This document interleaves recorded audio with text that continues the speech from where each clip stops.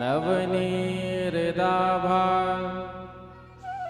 पीताम्बरादरुणबिम्बफलाधरुष्ठा पूर्णेन्दु सुंदर मुखादरविंद नेत्रा कृष्णात् परं किमपि तत्त्वमहं न जाने। श्री बांके बिहारी तेरी आरती गाऊं, बांके बिहारी तेरी आरती गाऊं। हे गिरधर तेरी आरती गाऊं, हे गिरधर तेरी आरती गाऊं। आरती गाऊं प्यारे आपको रिझाऊं, आरती गाऊं प्यारे आपको रिझाऊं। मैं आरती गाऊं प्यारे आपको मनाऊं, आरती गाऊं प्यारे आपको मनाऊं। श्याम सुंदर तेरी आरती गाऊं, श्याम सुंदर तेरी आरती गाऊं। मोर मुकुट तेरे शीश पे सोहे, मोर मुकुट तेरे शीश पे सोहे। प्यारी बंसी मेरो मन मोहे, प्यारी बंसी मेरो मन मोहे। देख छवि बलिहारी में जाऊं, देख छवि बलिहारी में जाऊं। चरणों से निकले हैं गंगा प्यारी, चरणों से निकली है गंगा प्यारी। जिसने सारी दुनिया तारी, जिसने सारी दुनिया है तारी। उन चरणों के मैं दर्शन पाऊं, उन चरणों की मैं दर्शन पाऊं। श्री हरिदास के प्यारे तुम हो, श्री हरिदास के प्यारे तुम हो। मेरे मोहन जीवन धन हो, मेरे मोहन जीवन धन हो। प्यारी छवि मैं तो मन में बसाऊं, प्यारी छवि मैं तो मन में बसाऊं। श्री बांके बिहारी तेरे आरती गाऊं, बांके बिहारी तेरी आरती गाऊं। हे गिरधर तेरी आरती गाऊं, हे गिरधर तेरी आरती गाऊं। बोलिए बाल कृष्ण लाल की, श्री वृंदावन बिहारी लाल की, जय हो, श्रीमद् भागवत महापुराण की, जय हो, श्री हनुमान जी महाराज की जय। जय श्री राधे, जय जय श्री राधे, जय जय श्री राधे। पुराण पुरुषोत्तमाय नमः। आरार्धक्यं समर्पयामि जलेन शीतलीकरणं हस्तप्रक्षाल्य हस्ते त्वामन्त्रपुष्पाञ्जलिः। हरि ओं जतनेन तन्मय चन्द्र देवस्थान धर्मान् प्रथमान्यासन्ना ते अनाकमहिमानः ससन्त चतुर्पूर्वे साध्याः सन्ति देवाः। हरि ओं तदपुरुषाय विद्महे महादेवाय धीमहि तन्नो रुद्रः प्रचोदयात्। हरि ओं अंजनानन्दनाय विद्महे वायुपुत्राय धीमहि तन्नो श्री हनुमत प्रचोदयात्। हरि ओम तत्पुरुषाय एकदन्ताय विद्महे वक्रतुण्डाय धीमहि तन्नो दन्ति प्रचोदयात्। श्रीवन्तिकावकुलचम्पकपाटलभुजे पुन्नागजातिकरवीरदशालपुष्पै बिल्वप्रवालतुलसीतलमञ्जरीभिस्त्वां पूजयामि जगदीश्वर मे प्रसीद। नानासुगन्धिपुष्पाणि तथा कालध्रुवाणि च पुष्पाञ्जलिर्मया दत्तगृहाण परमेश्वर। मन्त्रपुष्पाञ्जलि समर्पयामि पुराणपुरुषोत्तमाय नमः। बोले श्रीमद्भागवत भगवान की जय। हनुमान जी महाराज की जय। परम पूज्य व्यास जी महाराज की जय। श्री सद्गुरुदेव भगवान की जय। जय जय श्री सीताराम। जय जय श्री राधे श्याम। श्री राधे। सभी लोग अपने अपने यथोचित स्थान पर विराजमान हो जाएं।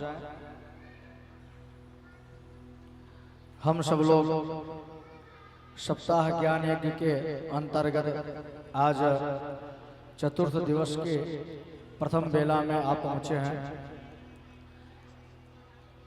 मंच पे विराजमान परम पूज्य व्यास जी महाराज जी अपने श्रीमुख से आपको, आप सब लोगों को, जो भक्तगण यहाँ पे विराजमान हैं, बहुत ही सरल शब्दों में आपके हृदय अंतर्गत प्रवेश करा रहे हैं। यह ठाकुर जी की कथा। तो आप सब लोगों ने कल सुंदर ध्रुव जी का चरित्र आप सुने, किस प्रकार से गुरु का आश्रय लेकर के ध्रुव जी महाराज जी ने भगवत प्राप्ति की। आज हम सब लोग सुंदर यहाँ पे ठाकुर जी का जन्मोत्सव मनाएंगे और जहाँ तक हमारी आवाज जा रही हो, सभी भक्तगण से निवेदन है कि आज सुंदर भवन में जन्मोत्सव ठाकुर जी का मनाया जाएगा। आप सब लोग अवश्य पधारें। अपने घर के काम को त्याग करके, गृह कार्य को निवृत्त करके अतिशीघ्र आवें और कथा का लाभ प्राप्त करें। आइए हम सब लोग हाथ जोड़ करके मैं अपने परम पूज्य व्यास जी महाराज जी से निवेदन करते हैं। हे व्यास जी महाराज जी, आज के कथा का जो सार है उसे सुना करके हमारे जीवन को कृतार्थ करें, हमारे जीवन को धन्य करें। इस तरह से भाव करते हुए और अपने मन को एकाग्र करते हुए आइए हम सब विनय करते हैं। जय जय श्री सीताराम। जय श्री राधे श्याम। माताओं से विशेष निवेदन है, वो कथा के बीच में बातें न किया करें, अभी भी बातें ना करें, क्योंकि श्री महाराज जी जब प्रसंग बोला करते हैं, जब कथा श्रवण आपको करा रहे होते हैं, तो श्री महाराज जी का जो एकाग्रचित करके आपको जो कथा श्रवण कराते हैं उसमें भंग होता है। इसलिए माताओं से विशेष निवेदन है कि बीच में कोई वार्तालाप नहीं करें, मन को एकाग्र करके केवल कथा ही रसपान करें। जय सीताराम। गुरुर्ब्रह्मा गुरुर्विष्णु गुरुर्देवो महेश्वर। गुरु साक्षात् परब्रह्म तस्मै श्री गुरवे नमः। बर्हापीडं नटवरवपुः कर्णयो कर्णिकारं। विप्रदवासः कनककपिशं वैजयन्तीं शमालां। रन्ध्रान्वेणोरधरसुधया पूरयन् गोपवृन्दैर्वृन्दारण्यं स्वपदरमणं प्राविशद्गीतकीर्तिः। नारायणं नमस्कृत्य नरं चैव नरोत्तमं देवीं सरस्वतीं व्यासं ततो जयमुदीरये। ध्येयं सदा परिभवग्नमभीष्टदोहं तीर्थास्पदं शिवविरञ्चिनुतं शरण्यं। प्रीत्यार्तिहं प्रणतबालभवाब्धिपोतं वन्दे महापुरुषते चरणारविंदम कृष्ण त्वदीय पद पंकज पंजरांत अद्दैव में विसतो मानस राजहंस प्राण प्रयाण समय कफवात पित्त कंठावरोधन विधौ स्मरणं कुतस्ते अतुलित बलधामं हेमशैलाभदेहं धनुज्वन कृशानुं ज्ञानिनाम् अग्रगण्यं सकल गुणनिधानं वानराणामधीशं रघुपति प्रिय भक्तं वातिजातं नमामि। प्रणवो पवन कुमार खलबन पावक ज्ञान घन जासु हृदय आगार बसहि राम सर चापधर। श्री सीतानाथ समारंभं श्री रामानंदार्य मध्यमां अस्मदाचार्य पर्यन्तां वंदे श्री गुरु परंपरां। भक्त भक्ति भगवंत गुरु चतुर्नाम बपु एक इनके पद वंदन किए तो नासत विघ्न अनेक। श्री राधे मेरी स्वामिनी मैं राधे जुको दास जन्म जन्म मोहि दीजियो श्री वृंदावन को वास। सब द्वारन को छाड़ के निम आयो तेरे द्वार अहो वृषभानु के लाडले निक मेरी ओर निहार निक मेरी ओर निहार निक मेरी ओर निहार। बोलिए बाल कृष्ण लाल की श्री वृंदावन बिहारी लाल की श्रीमद् भागवत महापुराण की श्री हनुमान जी महाराज की जय जय श्री राधे जय जय श्री राधे जय जय श्री राधे। आइए चतुर्थ दिवस की कथा में प्रवेश करें। उससे पूर्व कुछ क्षणों के लिए बड़े प्रेम से भाव से अपने मन और वाणी को पवित्र करते हुए आज हम उन्हें ठाकुर जी को पुकारें जो आज हम सबके मध्य में प्रकट होकर के दर्शन देने वाले हैं। आओ है ना आओ नंद नंदना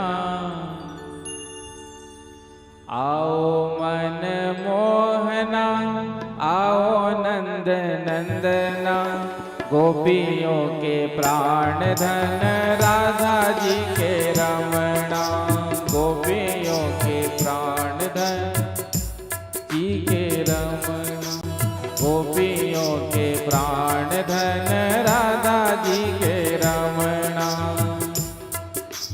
प्राण धन राधा जी के रमणा। आओ मन मोहना आओ नंद नंदना आओ मन मोहना आओ नंद नंदना गोपियों के प्राण धन राधा जी के रमणा गोपियों के प्राण धन राधा जी के रमणा गोपियों के प्राण धन राधा जी के रमणा गोपियों के प्राण धन। दोनों हाथ में ताली सेवा करते हुए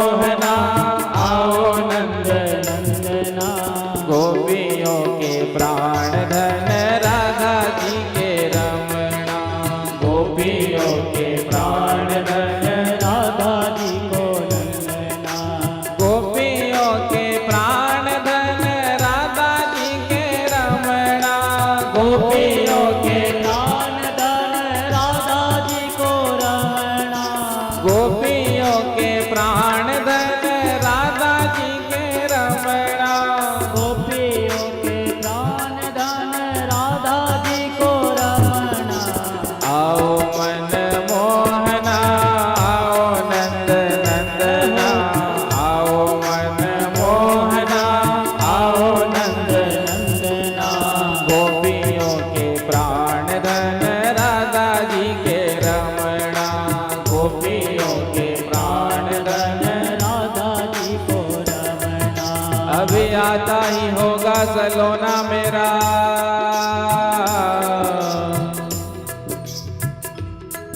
अभी आता ही होगा सलोना मेरा, हम राह उसी की तका करते हैं, अभी आता ही होगा सलोना मेरा, हम राह उसी की तका करते हैं, कविता सविता नहीं जानते हैं, मन में जो आया सो बका करते हैं, मन में जो आया सो बका करते हैं,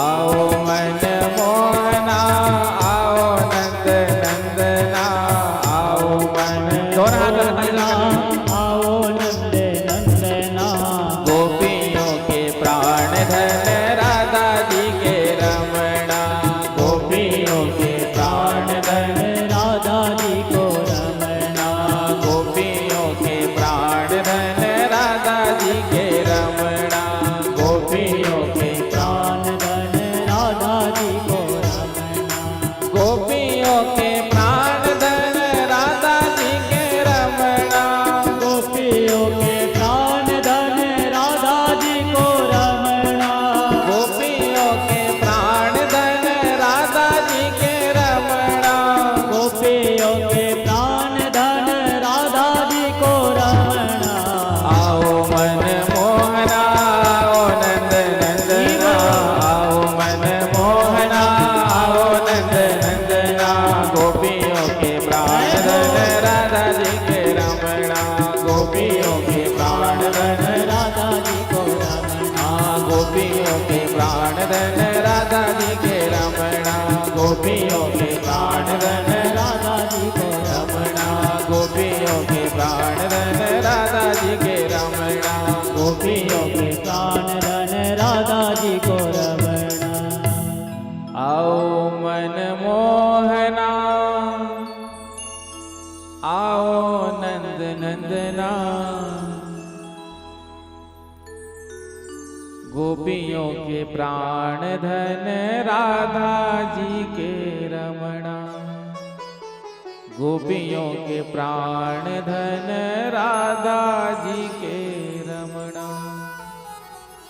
बोलिए बाल कृष्ण लाल की जय हो, श्री वृंदावन बिहारी लाल की जय हो, श्रीमद् भागवत महापुराण की जय हो, श्री हनुमान जी महाराज की जय हो, श्री सीतारामचंद्र भगवान की जय हो, श्री राधा कृष्ण भगवान की जय हो, श्री गौरी शंकर भगवान की जय हो, श्री लक्ष्मी नारायण भगवान की जय हो, अम्बे मैया की जय हो, दंतेश्वरी मैया की जय हो, बालाजी भगवान की जय हो, श्री सद्गुरुदेव भगवान की जय हो, जय जय श्री राधे, जय जय श्री राधे, जय जय श्री राधे।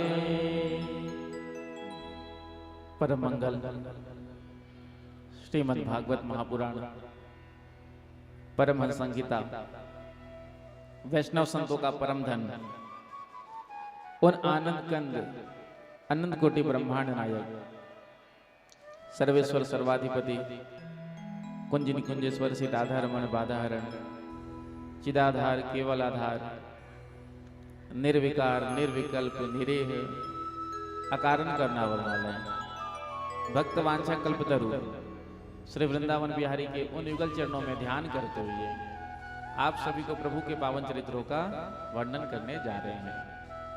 कथा में उपस्थित समस्त भक्तवृंद, स्नेहमयी वात्सलमयी माताएं, आप सबके हृदय में विराजमान उन प्रभु को प्रणाम करते हुए सभी को सादर सप्रेम जय श्री कृष्णा, जय श्री राम, श्री राधे राधे राधे। श्री बांके बिहारी जी महाराज की असीम अनुकंपा से मानव जीवन का सर्वोत्कृष्ट साधन फल सत्संग, जो हम सबको श्रीमद् भागवत कथा के रूप में सुलभ हो रहा है। सुंदर श्री श्री श्री बालाजी कल्याण मंडप में बैठ करके बालाजी भगवान के सानिध्य में, और बालाजी भगवान तो हैं ही, हनुमान जी महाराज भी हैं और गायत्री मैया भी सम्मुख सामने, तो चारों दिशाओं में तो मंदिर देवालय और सभी देवी देवता विराजमान हैं। तो सबके सानिध्य में बैठ करके हमको कथा सुनने का सौभाग्य मिल रहा है। यदि किसी मंदिर में देव स्थान में कथा सुनने को मिल जाए तो ये भी भगवान की बड़ी कृपा होती है, क्योंकि वहां तो पहले से ही भगवान विराजमान ही रहते हैं। और कहीं आप कथा का आयोजन करते हैं, किसी भवन में करते हैं, धर्मशाला में करते हैं, तो सभी देवी देवताओं को आवाहन करना पड़ता है, बुलाना पड़ता है।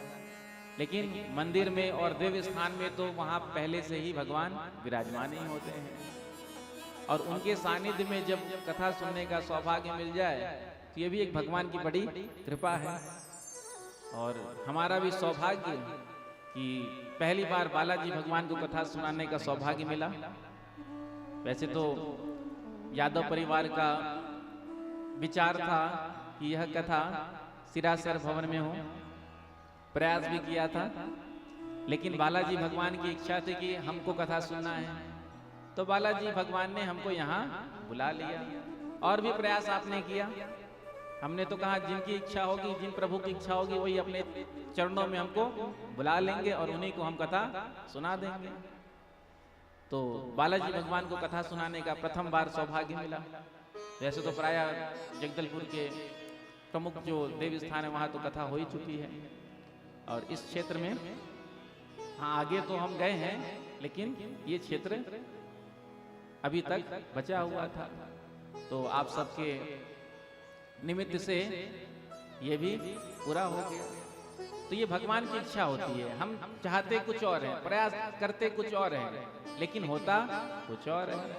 आप इसी बात से अनुभव कर सकते हैं कि हम चाह क्या रहे थे, हमने सोचा क्या था, लेकिन हुआ क्या। तो व्यक्ति केवल विचार कर सकता है, प्रयत्न कर सकता है, प्रयास कर सकता है, और होना ना होना, क्या होना, ये सब ठाकुर जी पर ही निर्भर करता है। जो भगवान चाहेंगे वही होता है, हमारे चाहने से कुछ नहीं होता। कितना भी आप मन में विचार कर लीजिए, क्योंकि तो जब व्यक्ति बेड पर जाता है रात्रि में सोने के लिए, तो सोने से पहले जब आंख बंद होता है तो बहुत विचार करता है, मैं सुबह ये कर लूंगा, मैं जीवन में ये कर लूंगा, ऐसा करूंगा, वो करूंगा, इतना बड़ा बड़ा काम करूंगा। तो सोते समय तो बहुत बड़ा विचार करता है कि मैं इस लक्ष्य को प्राप्त करूंगा, मेहनत करूंगा, परिश्रम करूंगा। लेकिन फिर जब प्रातः काल उठता है तो फिर ज्यों का त्यों, वो जो सारा सोच था, जो संकल्प शक्ति थी, हाँ मैं कल से अपने एम को पूरा करने के लिए मेहनत करूंगा, परिश्रम करूंगा, दिन रात लगा रहूंगा, तो वो केवल रात्रि में सोने से पहले तक ही विचार मन में आता है। जो आंख लग गई, नींद लग गई, दूसरे दिन नींद खुली, उसके बाद फिर वो विचार सुबह से लेकर शाम तक नहीं आता है। फिर जब हम बेड पर जाते हैं, बिस्तर पर जाते हैं, तभी वो विचार फिर से आता है कि हाँ मैं तो ऐसा करूंगा, वो करूंगा। होता है ना, आपने भी अनुभव किया होगा। क्योंकि आज जब हम जाते हैं बेड पर तो नींद तो आती है नहीं। प्रायः हम सबका दिनचर्या बिगड़ गया है, गड़बड़ा गया है। पहले ब्रह्म मुहूर्त में उठते थे और जल्दी सो जाते थे, अब लेट से जागते हैं और लेट से ही सोते हैं।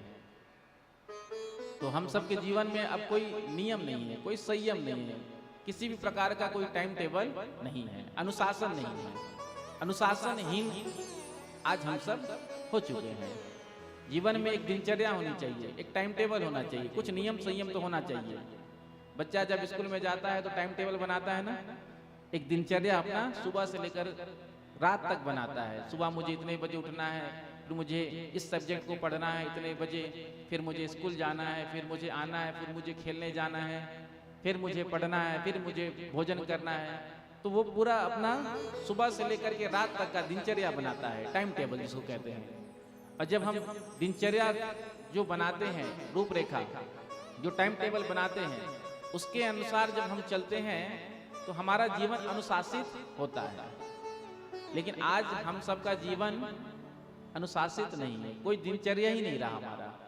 जब मन चाहे तब सो रहे हैं, जब मन चाहे तो उठ रहे हैं, जब मन चाहे तो खा रहे हैं। अरे कोई ना कोई टाइम टेबल तो होना चाहिए। इतने बजे हम सोएंगे, इतने बजे जागेंगे, इतने बजे भोजन करेंगे, इतने बजे ब्रेकफास्ट करेंगे, इतने बजे लंच, इतने बजे डिनर, कुछ तो होना चाहिए। लेकिन कुछ है ही नहीं। जब मन चाह रहा है, और फिर जब टाइम टेबल गड़बड़ा जाता है, दिनचर्या गड़बड़ा जाता है, तो उसका प्रभाव शरीर पर भी पड़ता है।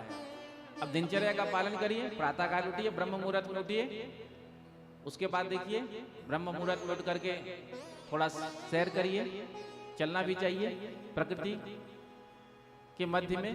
जब हम प्रातःकाल मॉर्निंग वॉक करते हैं जिसको हम कहते हैं, तो उससे भी शरीर स्वस्थ रहता है। अब जब उठने का प्रातःकाल अभ्यास रहेगा नहीं ब्रह्म मुहूर्त में, फिर जब कोई बीमारी हो जाती है, डायबिटीज आदि हो जाती है ना, फिर डॉक्टर साहब कहते हैं सुबह 1 घंटा चलो, कम से कम 2 घंटा चलो, 10 किलोमीटर चलो, फिर तो चलना ही पड़ता है। तो वही दिनचर्या हम पहले से क्यों नहीं अपने जीवन में लाते हैं? डॉक्टर साहब के कहने के बाद तो फिर मजबूरी में भी उठना ही पड़ता है, फिर चलना ही पड़ता है। क्या करें, शरीर के लिए तो करना ही पड़ेगा। तो जीवन में दिनचर्या कुछ ना कुछ तो होनी चाहिए, कुछ ना कुछ तो नियम होना चाहिए, संयम होना चाहिए। देखो, एक मनुष्य ही तो दिनचर्या का पालन कर सकता है, टाइम टेबल का पालन कर सकता है। मनुष्य अनुशासन में रह सकता है। क्या आप पशु से अपेक्षा करेंगे कि वो दिनचर्या का पालन करें? क्या आप उससे आशा कर सकते हैं कि वो दिनचर्या का पालन करे, टाइम टेबल का पालन करे? तो एक केवल 84 लाख योनि में एक मनुष्य ऐसा है जो दिनचर्या का, नियम संयम का और पालन कर सकता है, अनुशासन का। बाकी किसी से अपेक्षा हम कर ही नहीं सकते। तो हम सबको भी जीवन में कुछ नियम संयम का पालन करना चाहिए। आज हमारा जीवन आचार विचार शून्य होता जा रहा है। पवित्रता का पहले लोग कितना ध्यान रखते थे। जब घर से बाहर जाते थे तो बाहर से जब घर आते थे तो जूते चप्पल बाहर उतार करके आते थे, हाथ मुंह धो करके फिर घर में प्रवेश करते थे। लेकिन अब दिनचर्या ऐसी रह गई ना। अब घर के अंदर तक जूते चप्पल चले जाते हैं। कहाँ तक कहें, रसोई घर में भी माताएं जो हैं आजकल चप्पल पहनकर ही और जूती पहनकर ही भोजन बनाती हैं। जबकि रसोई घर में तो जूते चप्पल का प्रवेश होना ही नहीं चाहिए। रसोई घर की छोड़ो, घर में भी प्रवेश नहीं होना चाहिए। इसलिए तो पहले घर के बाहर जूते चप्पल हम सब उतारा करते थे, और जूते चप्पल उतार करके हाथ पैर धो करके, मुंह हाथ धो करके हम अंदर जाते थे।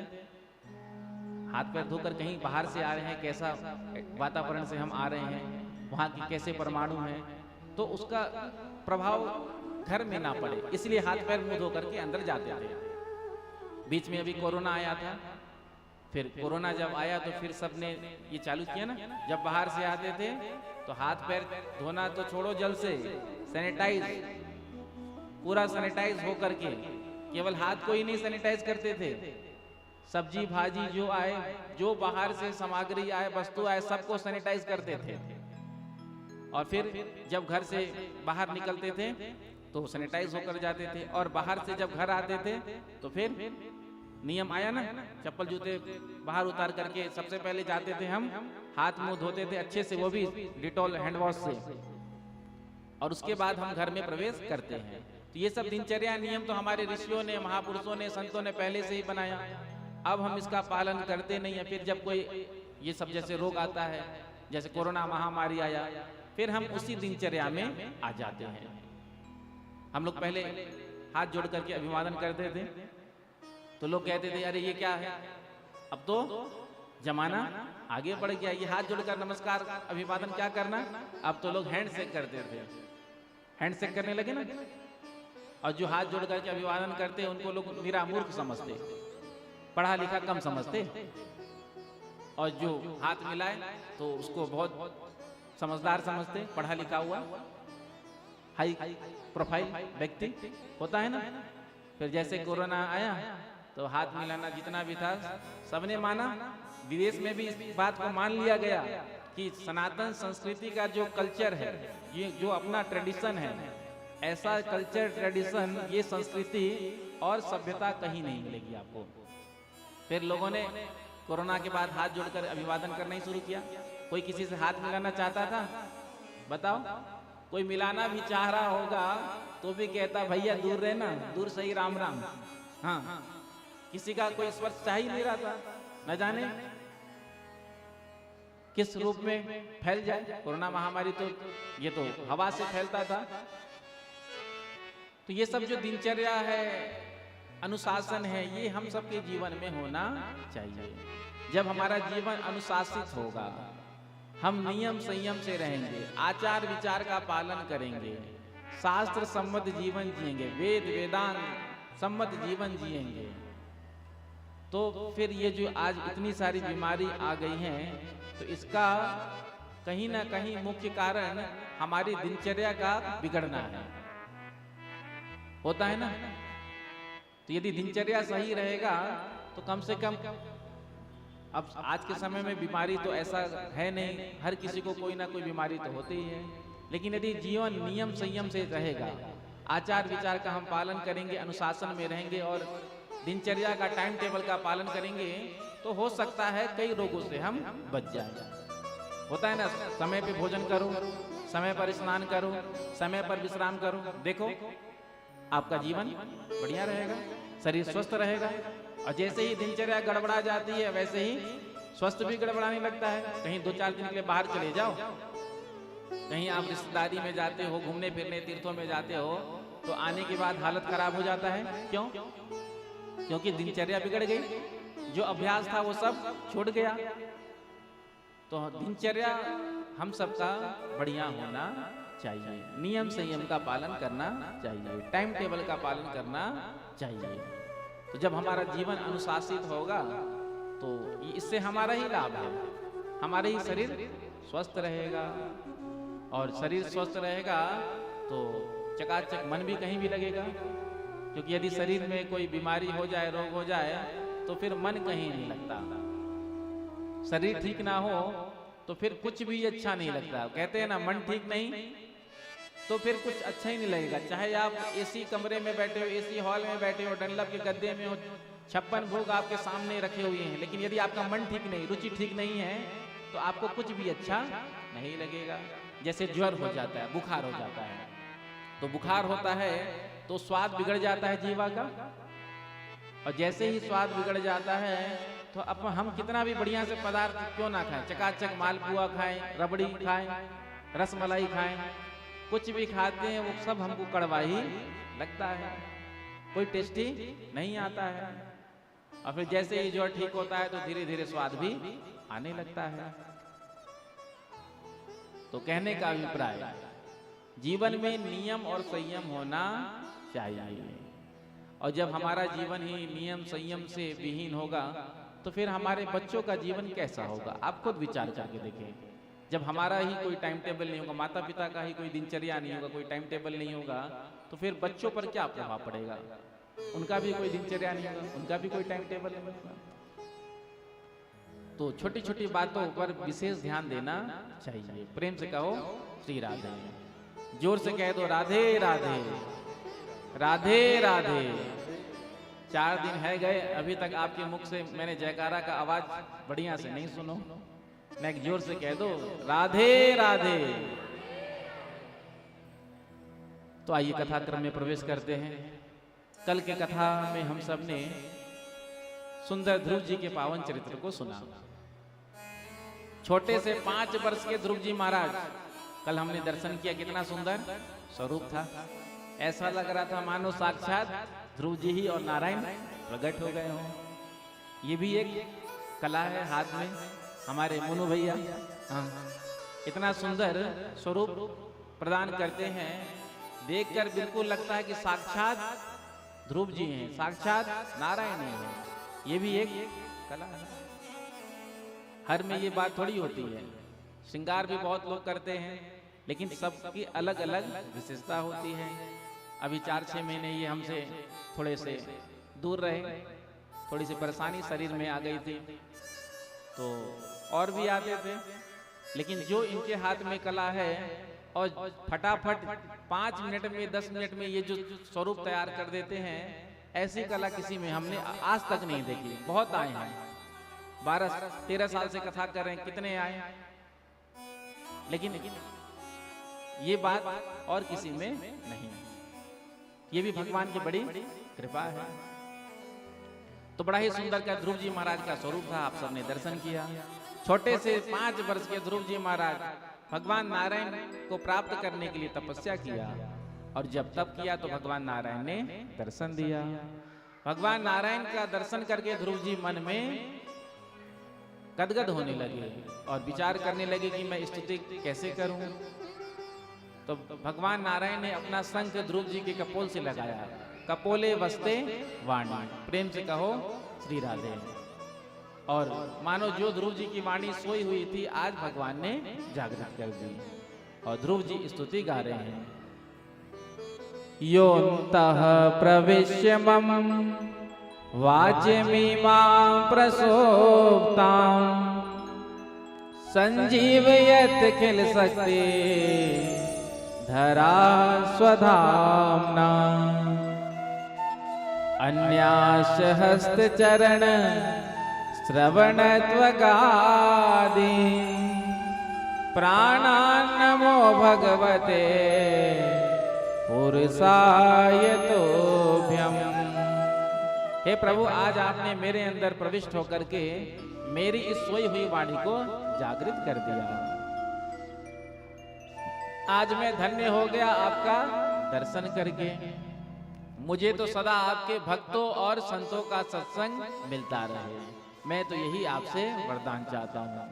भगवान नारायण ने कहा, बेटा तुम्हारे मन में पिता के गोद में राजगद्दी में बैठने की इच्छा थी ना, तो आज से वो गद्दी मैं तुम्हें 36,000 वर्ष तक के लिए प्रदान करता हूँ। जाओ जा करके राज सिंहासन संभालो और अंत में तुम मेरे धाम आओगे। ध्रुव जी महाराज को वरदान देकर भगवान अंतर्ध्यान हो गए, ताकि ये मैंने भगवान से क्या मांग लिया, ठगा ठगा अपने आप को महसूस करने लगे। इधर नारद जी ने उत्तानपाद से जाकर कह दिया कि आपका पुत्र भगवान नारायण का दर्शन करके वापस आ रहा है। जो सुना, आज उत्तानपाद ने अपनी दोनों रानियों को साथ में लिया और महल के द्वार में आकर के खड़े हो गए। पूरे नगरी को आज दुल्हन की तरह सजाया गया। ध्रुव जी महाराज आए हैं और आके ध्रुव जी महाराज ने आज सबसे पहले अपनी विमाता के चरणों में प्रणाम किया, उसके बाद अपनी माता के चरणों में, उसके बाद पिता के चरणों में प्रणाम किया। पिता ने राज सिंहासन ध्रुव जी को प्रदान किया और स्वयं तो भजन करने के लिए वन में चले गए। पहले के जितने भी राजा महाराजा होते थे, वो अपने संतानों को राजभार सौंप करके भजन करने के लिए वन में चले जाते थे, जिम्मेदारी से मुक्त होकर के। लेकिन आज हम सब जिम्मेदारी से मुक्त होना भी नहीं चाहते। घर में बहू रानी आ जाए ना, तो तिजोरी का चाबी निकाल करके दे दो, सारी व्यवस्था उसको सौंप दो और अपना घर में रहकर ही तटस्थ होकर के भजन करो। अब कितने दिन आप माथे पर टेंशन लेकर घूमोगी? भाई जिसके हाथ में हिसाब किताब होता है, सबसे ज्यादा चिंता उसी को होता है, टेंशन उसी को होता है। बच्चों को थोड़ा शांत कराना, बच्चों को बिठाना, प्रेम से कहो श्री राधे, जोर से कह दो राधे राधे। तो सबसे ज्यादा टेंशन घर में किसको होता है? जो सबसे ज्यादा बड़ा बुजुर्ग घर में होता है। तो घर गृहस्थी का बोझा लादे रहते हैं हम, और अधिकार छोड़ना चाहते नहीं है। कितने दिन आप चलाओगे? आगे चल करके तो बहू रानी को ही सब संभालना है, तो पहले ही सौंप दो और घर में रहकर तटस्थ होकर भगवान का भजन करो। लेकिन अधिकार छोड़ना माताएं चाहती नहीं। प्रेम से कहो श्री राधे। होता है ना, यदि चाबी छूट जाएगा तो हमारे घर में कद्र कैसे पूछेगा हमसे कौन? जब तक तिजोरी की चाबी हाथ में है, जब तक सर्व अधिकार अपने हाथ में है, तब तक तो पूछ रहा है कोई, और जैसे ही सौंप दिया तो फिर कोई पूछेगा भी नहीं। तो जब विवाह हो जाए बेटे का, तो बेटे बहू पर घर का भार सौंप देना चाहिए और घर में ही रहकर तटस्थ होकर भजन करना चाहिए। भजन मतलब ये नहीं कि आप सब कुछ छोड़ करके दिन रात भजन में माला ही जप रहे हैं। जो भी आपका कर्तव्य कर्म है, उस कर्म को करते हुए फिर जो समय बचे उसमें भगवान का भजन करना चाहिए। माताओं का सबसे बड़ा धर्म क्या है? अपने पति की सेवा करना, अपने बच्चे का लालन पालन करना, सास ससुर की सेवा करना। अब माता जी सुबह उठ करके उनका नियम है कि मैं तो बिना 25 माला जपे हुए मैं तो कोई काम ही नहीं करूंगी। अब 25 माला जपने में घंटा लग गया, इतने में पतिदेव को ऑफिस जाना है, बच्चों को स्कूल जाना है, वो कहती है मैं तो जब तक माला नहीं करूंगी तब तक उठूंगी नहीं। तो ऐसे भजन से भगवान प्रसन्न नहीं होते हैं। तो माता का क्या सबसे बड़ा धर्म है? सबसे पहले तो अपने पतिदेव को ऑफिस भेज दे, बच्चों को स्कूल भेज दे, घर का काम कर ले, उसके बाद भजन करें। अब नहीं, मैं तो जब तक माला इतना जपूंगी नहीं तब तक मैं भजन से उठूंगी ही नहीं। तो ये धर्म नहीं है। धर्म यही है कि अपना जो कर्तव्य कर्म है उसको करने के बाद जो समय बचे उसमें भगवान का भजन करना चाहिए। तो आज उत्तानपाद चले गए, ध्रुव जी राजगद्दी पर बैठे। ध्रुव जी के भाई उत्तम शिकार खेलने के लिए वन में गए। यक्षों से युद्ध हुआ, यक्षों ने मार दिया। ध्रुव जी को जब समाचार मिला तो ध्रुव जी ने लाखों यक्षों को मार दिया। मनु जी महाराज ने आकर के समझाया, बेटा ये तुम क्या कर रहे हो? ये साधुओं का मार्ग नहीं है। तुम्हारे भाई को एक यक्ष ने मारा, बदले में तुमने लाखों को मार दिया। कब तक हिंसा करोगे? अपने क्रोध को शांत करो। तो मनु जी के कहने पर ध्रुव जी ने क्रोध को शांत किया। यक्षों के राजा कुबेर प्रसन्न हो गए, वरदान मांगने को कहा। तो ध्रुव जी ने भगवान की अखंड भक्ति मांगी। 36,000 वर्ष तक राज सुख होगा। उसके बाद अंतिम समय में आज भगवत धाम से विमान आया और विमान से पार्षद उतरे और ध्रुव जी के चरणों में प्रणाम करके कहा कि महाराज प्रवेश करिए विमान में। तो मृत्यु के सिर पर पांव रख करके आज विमान में ध्रुव जी ने प्रवेश किया। जब विमान चला तो ध्रुव जी को लगा कि हम तो अपनी माँ को भूल आए। तो पार्षदों ने विमान की खिड़की को खोल करके कहा कि आप देखो आगे एक विमान जा रहा है, उसमें आपकी माता जी जा रही हैं। तो ध्रुव जी मन में आज संतुष्ट हुए और आज भी ध्रुव जी महाराज आकाश में ध्रुव तारा बन करके चमचमा रहे हैं। ये है भगवान की भक्ति का प्रभाव। ताज सिंहासन तो भगवान ने दिया ही, लेकिन आज भी ध्रुव तारा कहते हैं ना, तो वही ध्रुव जी महाराज है। आज भी हम सबको दृश्यमान दिखाई पड़ते हैं। तो भगवान का भजन कभी व्यर्थ नहीं जाता है। आगे इन्हीं के वंश में एक बड़े धर्मात्मा राजा हुए जिनका नाम था अंग। कोई पुत्र नहीं था, यज्ञ करवाया, एक पुत्र हुआ, नाम रखा वेन। अब पुत्र ऐसा नास्तिक निकला कि पिता को ही अपना महल छोड़ करके गुफा में छुपना पड़ा। तो जब देखा सिंहासन विहीन, राजा नहीं है सिंहासन पर, तो फिर वहां पर चोर लुटेरे डाकुओं का साम्राज्य हो जाता है। मौका, ये लोग मौका के तलाश में रहते हैं। जैसे ही सत्ता खाली हुई, सिंहासन खाली हुई कि अब सिंहासन पर आक्रमण करो। तो जब सिंहासन खाली हो गया तो अब चोर डाकू लुटेरों का साम्राज्य हो गया। तो आज संतों ने आकर के विचार किया, देखो गद्दी कभी सुनी रहनी नहीं चाहिए। जब कार्यकाल पूरा हो जाता है, चाहे मुख्यमंत्री का हो चाहे प्रधानमंत्री का हो जाए, चुनाव के बाद 10-15 दिन बाद शपथ होता है, महीने दिन बाद शपथ होता है, तब तक के लिए कार्यवाहक मुख्यमंत्री प्रधानमंत्री बनाया जाता है, क्योंकि गद्दी कभी सुनी रहती ही नहीं है। तो आज गद्दी सुनी थी तो पुत्र को ही गद्दी पर बिठा दिया बारिश से। अब इसने बैठते ही घोषणा कर दिया, ना तो मेरे राज्य में कोई यज्ञ करेगा, ना यष्टव्यम ना दातव्यम, ना कोई दान करेगा, ना होतव्यम, ना कोई हवन करेगा। धर्म निरपेक्ष का बोर्ड लगा दिया, हमारा राज्य बिल्कुल धर्म निरपेक्षता का पालन करेगा। संतों ने आकर के कहा, अरे ये भारत भूमि है, यहाँ धर्म निरपेक्षता नहीं चलेगा, यहाँ तो धर्म सापेक्षता चलेगा। संतों को ही डांटने लगा, कहता है कि तुम कैसे हो? अरे एक राजा में सभी देवी देवताओं का निवास होता है, यदि तुमको पूजा करनी हो तो मेरे नाम से करो। जो संतों को डांटने लगा, संतों ने कहा देखो ये हमको ही डांट रहा है। तो संतों के क्रोध में धड़ाम से ये समाप्त हो गया, मर गया। अब इसकी माँ ने इसके शरीर को एक तेल के द्रोण में संभाल कर रख लिया। पहले किसी के शरीर को सुरक्षित रखना होता था तो तेल के द्रोण आदि कढ़ाई वगैरह में सुरक्षित रखा जाता था। अब तो किसी के बॉडी को जब प्राण निकल जाते हैं, बॉडी को सुरक्षित रखना होता है तो मरचुरी आता है, उसमें रखा जाता है, लेकिन पहले तेल के द्रोण में रखा जाता था। तो अब सिंहासन खाली, संतों ने विचार किया क्या किया जाए, तो वेन के शरीर का मंथन किया। जब भुजाओं का मंथन किया तो एक ओर से पृथु जी महाराज प्रकट हुए और एक ओर से अर्ची महारानी। सुंदर जोड़ी देखा, संतों ने पानी ग्रहण करा दिया।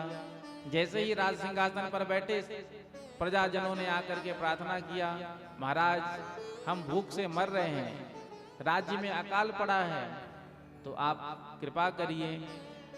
महाराज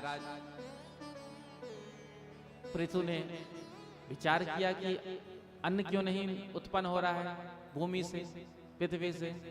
तो पता चला कि पृथ्वी ने अन्न देना बंद कर दिया। बीज तो देते हैं, डालते हैं, लेकिन फसल ही नहीं होता है। अब पृथ्वी का काम क्या है, कुछ बीज लेकर के बहुत सारा फसल वापस करना, लेकिन बीज तो पृथ्वी ले लेती है, फसल देती ही नहीं है। तो पृथ्वी पर क्रोध किया और मारने के लिए धनुष बाण निकाल लिया। पृथ्वी गौ माता का रूप धारण करके आई और कहा, महाराज मुझ अबला पर आप क्यों प्रहार कर रहे हो, इसमें मेरा क्या दोष है? अरे आपके पूर्वज राजाओं ने मेरे ऊपर इतना अत्याचार किया, पाप किया, तो जो अन्न देने की क्षमता थी, शक्ति थी, उर्वरक, वो समाप्त हो गई। जब पृथ्वी पर पापाचार बढ़ता है, पाप होने लगता है, तो पृथ्वी जो है बंजर होने लगती है। और जब पृथ्वी पर धार्मिक अनुष्ठान होता है, यज्ञ होता है, सत्कर्म होता है, तो पृथ्वी भी चकाचक फसल देती है। तो आप अलग अलग पदार्थ बनाइए, वस्त्र बनाइए और अभिष्ट पदार्थों का दूहन करिए। तो पृथु जी ने सभी अभिष्ट पदार्थों का दूहन किया था। पृथु जी ने ही बड़े बड़े पहाड़ों को फोड़ करके आज समतल नगर और ग्राम की व्यवस्था बनाई थी। इसलिए तो हम इसको पृथ्वी कहते हैं, पृथु की पुत्री के रूप में, क्योंकि नगर ग्राम की व्यवस्था पृथु जी महाराज ने ही की थी। तो पृथु जी ने मन में संकल्प किया कि मैं यज्ञ करूं। 100 अश्वमेध यज्ञ का संकल्प लिया। 99 यज्ञ तो पूर्ण हो गया, 100वां यज्ञ जब चल रहा था तो इंद्र ने आकर के जो यज्ञ का पशु था उसका ही हरण कर लिया, घोड़े का ले जा करके कहीं छुपा दिया। जब पृथु जी के पुत्र विजितास को पता चला तो विजितास ने जाकर के उस पशु को वापस लाया, फिर लेकर के आए विजितास। फिर इंद्र आता है, हरण करके ले जाता है, पाखंड फैला करके। जो पता चला पृथु जी को कि इंद्र हमारे यज्ञ में विघ्न उत्पन्न कर रहा है, तो आज पृथु जी ने कहा मंत्री से, लाओ हमारा धनुष बाण। अभी हम उस इंद्र को देखते हैं जो ब्राह्मण देवता ऋत्विज यज्ञ करा रहे थे। उन्होंने कहा, महाराज आप क्रोध मत करिए, आपको कष्ट करने का जरूरत नहीं, अभी उस इंद्र को हम यज्ञ कुंड में बुला करके यहीं समाप्त कर देंगे। इतने में ही ब्राह्मणों ने मंत्र पढ़ना शुरू कर दिया, और जैसे ही मंत्र पढ़ना ब्राह्मणों ने शुरू किया, इंद्र का सिंहासन डगमगा गया, डोलने लगा, हिलने लगा। इंद्र समझ गया। इंद्र सीधे ब्रह्मा जी की शरण में गया, महाराज बचा लीजिए। तो ब्रह्मा जी इंद्र को लेकर के पृथु के यज्ञ में प्रकट हुए और ब्रह्मा जी ने पृथु से कहा, पृथु तुम इस यज्ञ को यहीं पर रोक दो। तो ब्रह्मा जी के बात का सम्मान करते हुए आज पृथु जी ने उस यज्ञ को वहीं रोक दिया। तो जब हम बड़े बुजुर्ग का सम्मान करते हैं, उनके बात को मानते हैं, तो भगवान हम पर प्रसन्न हो जाते हैं। तो आज भगवान नारायण प्रकट हो गए यज्ञ में और सबको भगवान ने दर्शन दिया। प्रेम से कहो श्री राधे। इसलिए हम सबको भी बड़े बुजुर्गों के बातों का सम्मान करना चाहिए। अब एक बिटिया का विवाह तय हुआ और विवाह तय हुआ तो लड़की वालों ने एक प्रस्ताव रखा कि बारात में कोई बूढ़ा नहीं आएगा। यदि बारात में कोई बूढ़ा आएगा तो फिर विवाह हम कैंसिल कर देंगे। अब लड़के के दादाजी की तो बड़ी इच्छा होती है कब पोते का विवाह हो, हम विवाह अपने आंखों से देखें। तो जब प्रस्ताव के बारे में पता चला तो दादाजी ने कहा कि हमारी तो बड़ी तमन्ना थी, बड़ी इच्छा थी कि पोते का विवाह हम अपने आंखों से देखें। अब देखो हमारा कितना बड़ा दुर्भाग्य, पोते का विवाह हो रहा है लेकिन हम देख ही नहीं सकते। तो दादाजी ने कहा कि कोई नहीं, चोरी से हमको ले चलो अपने साथ, छिपा करके, जैसे सामान जाता है ना, तो बहुरानी के लिए सामान जाता है, दुल्हन के लिए, तो किसी संदूक में हमको भी छिपा कर ले चलो, हम छिप कर ही देख लेंगे। बारात लेकर के पहुंचा गया। अब जब बारात पहुंच गया तो लड़की वालों ने कहा ये जो हमारे गांव में नदी बह रही है तो इसमें जब दूध की धारा तुम बहा दोगे, लड़कों वालों से कहा, तब हम अपनी बिटिया का विवाह आपसे करेंगे, आपके परिवार से करेंगे। अब सबने सोचा कि दूध की नदी कैसे बहाएं। दूध की नदियां बहाना आसान है, वैसे भी आजकल दूध मिलता है नहीं, जो भी मिलता है केवल केमिकल युक्त पानी ही है।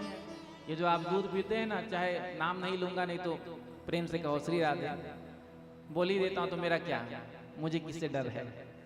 जैसे सांची दूध है, चाहे अमूल दूध है, कोई भी दूध है, ये दूध है ही नहीं, ये केवल केमिकल है। इससे तो अच्छा है कि घर में लाल चाय पी लो, लेकिन इन दूधों का उपयोग मत करो। लेकिन हम सब स्वयं तो उपयोग करते ही हैं, और भगवान की सेवा में भी, पूजा पाठ में भी, यदि शिव जी को दूध से अभिषेक करना है तो अमूल का दूध ला करके पैकेट फाड़ कर ही भोलेनाथ पर चढ़ा देते हैं। एक जगह तो हमने देखा, अपने नेत्रों से देखा, ये फरसागुड़ा है ना, तो वहीं शिव मंदिर जो है, तो वहीं पर दर्शन करने गए थे। शिवरात्रि का दिन था, चित्रकूट में कथा थी, तो बस उधर से निकले तो दर्शन करने पहुंचे। तो एक व्यक्ति वो दूध पैकेट वाला अमूल दूध जो 1 लीटर का आता है ना, जो 3 महीने तक खराब नहीं होता है, वो वाला अमूल दूध भी 2 प्रकार का आता है ना आजकल, तो पैकेट वाला भी आता है जो 2 दिन में खराब हो जाए, तो वो वाला दूध, वो पैकेट वाला। अब उसी पैकेट को खोल करके भगवान भोलेनाथ पर चढ़ा रहा था। तो हमने कहा भैया, भगवान की सेवा में, पूजा में तो गाय के दूध का ही उपयोग करना चाहिए।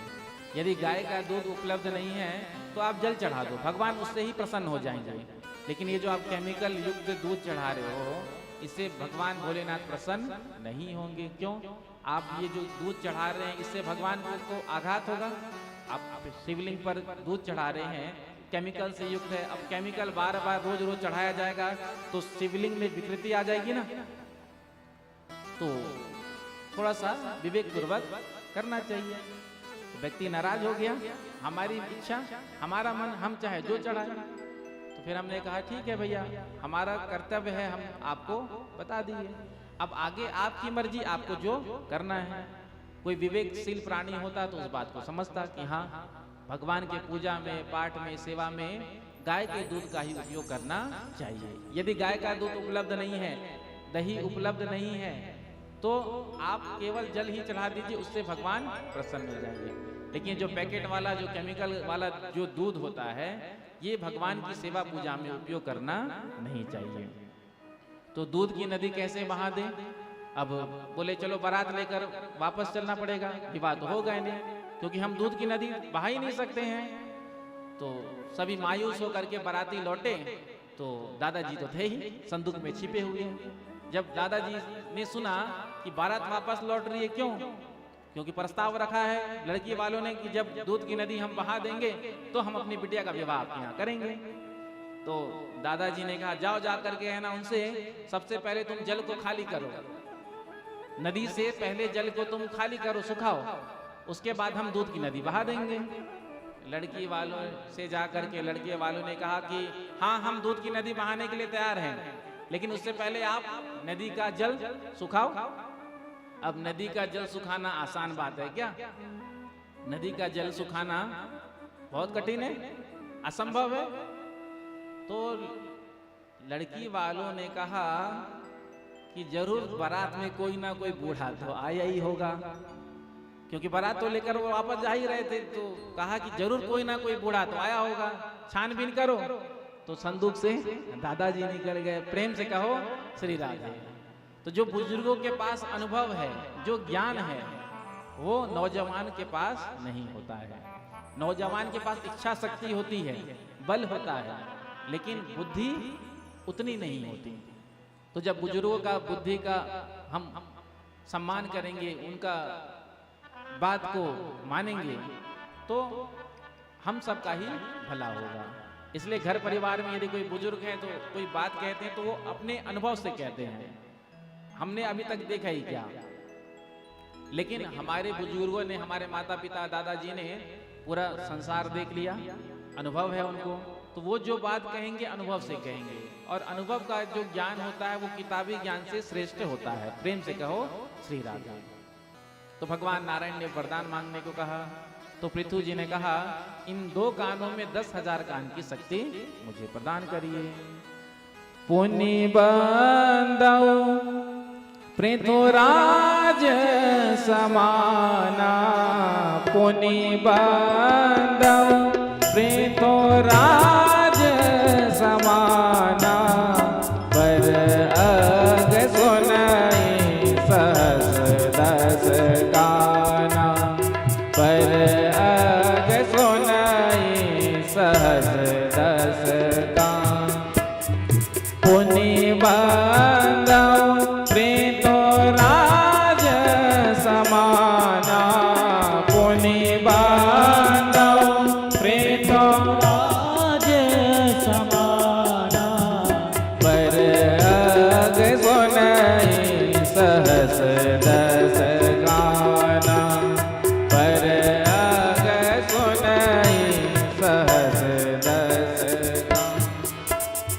तो 10,000 कान की शक्ति इन 2 कानों में मांगी।